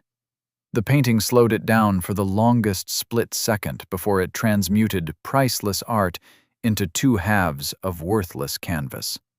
They want to kill us. Everyone does. The giant, the soldiers, the knights, the great Runa. Gods, did we do something wrong? Did I? Are we crazy, Elia? Or did the world go off the wrong end? This is because of our sins, isn't it? Don't gimme philosophy. I need something more applicable. Physics! Elia got a solid hit, cracking her mace against the knight's hip as she redirected her velocity right in front of a flight of stairs, but it felt like hitting a rubber ball filled with water. Mass times acceleration equals... shit! One step too far and she was tumbling down the stairway. The long stairway. Floor, ceiling, floor, wall, ivy, floor, carpet, ceiling, floor, floor. Definitely took one right too early, she thought, head swimming as she reached the bottom. The knight was taking his time, one rattling step after another. He knew she was starting to flag, that he could reach her in 3 leaps. God, she hated smart dregs. Or maybe just a stupid undead.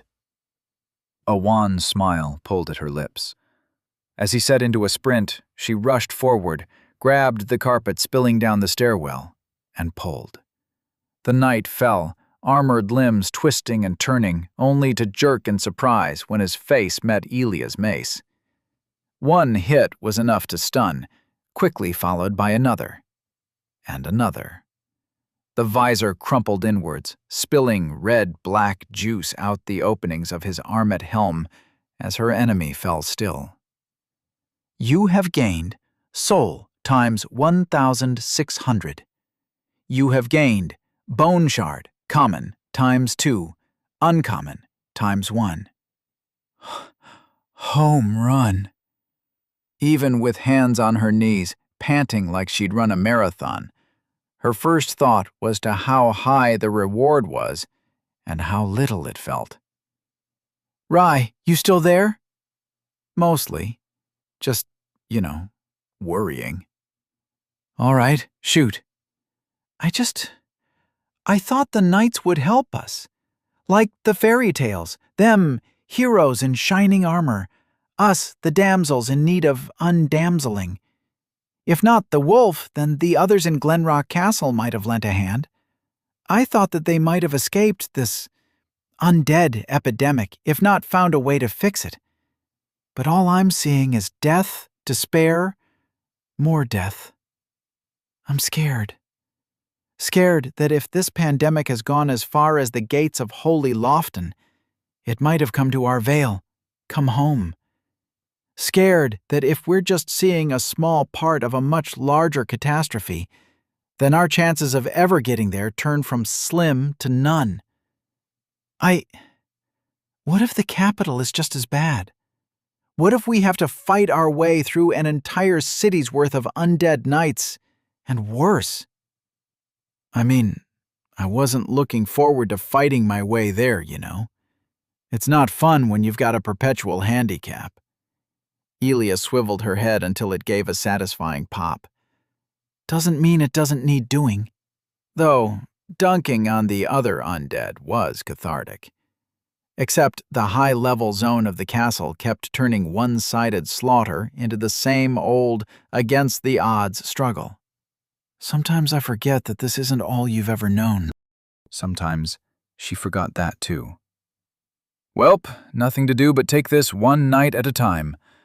On the plus side, it's a lot of good loot, Elia said, taking one look at her mace head dangling from its mounting, before swapping it for her newly acquired longsword. It was long and heavy, enough weight for a good chop and cut, exceptional for stabbing. Twin Peak Longsword, a balanced straight sword made of tempered steel. When the call to man the walls arose, swords like these were wielded by the Knights of the Northern Watch, though they only helped against threats from the outside.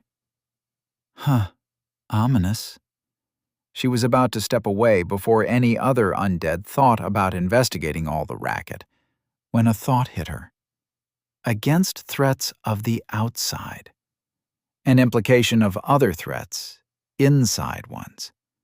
Assassins, thieves, traitors? The lion-armored woman was looking for a traitor, but didn't waste a second breath at the state of the castle, and the castle itself was supposedly held by a traitor lord, though the walls under him were still defended. Would the shield reveal more? Tar-sodden Knight Shield. A long, leaf-shaped shield made of hardened steel, enough to protect the common knight from bolt and lance. Steeped in primordial tar, it possesses enhanced durability against physical damage and rust, highly vulnerable to fire and ice. Elia would have jumped with joy at the description if she wasn't sure that the oily sheen covering every part was starting to seep through her leather gloves. She threw it away, making sure to wipe them thoroughly on the carpet. She played D&D. She knew what a cursed item looked like. One last thing rested in the knight's pouch, and Elia quickly snatched it before the blackened blood could seep into that, too. Mending Wedgeling. A marble wedge imbued with the rune of mending in copper ink. Ruth was the first to pioneer the art of imbuement, wringing wonders from the grasp of dead stone. Trace the rune and touch to any object to undo effect until whole again. To undo effect. The wording stuck her as odd, but the issue of the oily tar wouldn't leave her mind. Rye, listen up. Do you remember the wording for the Fane Eater's soul? Yeah? Do you want it word for word? Preferably.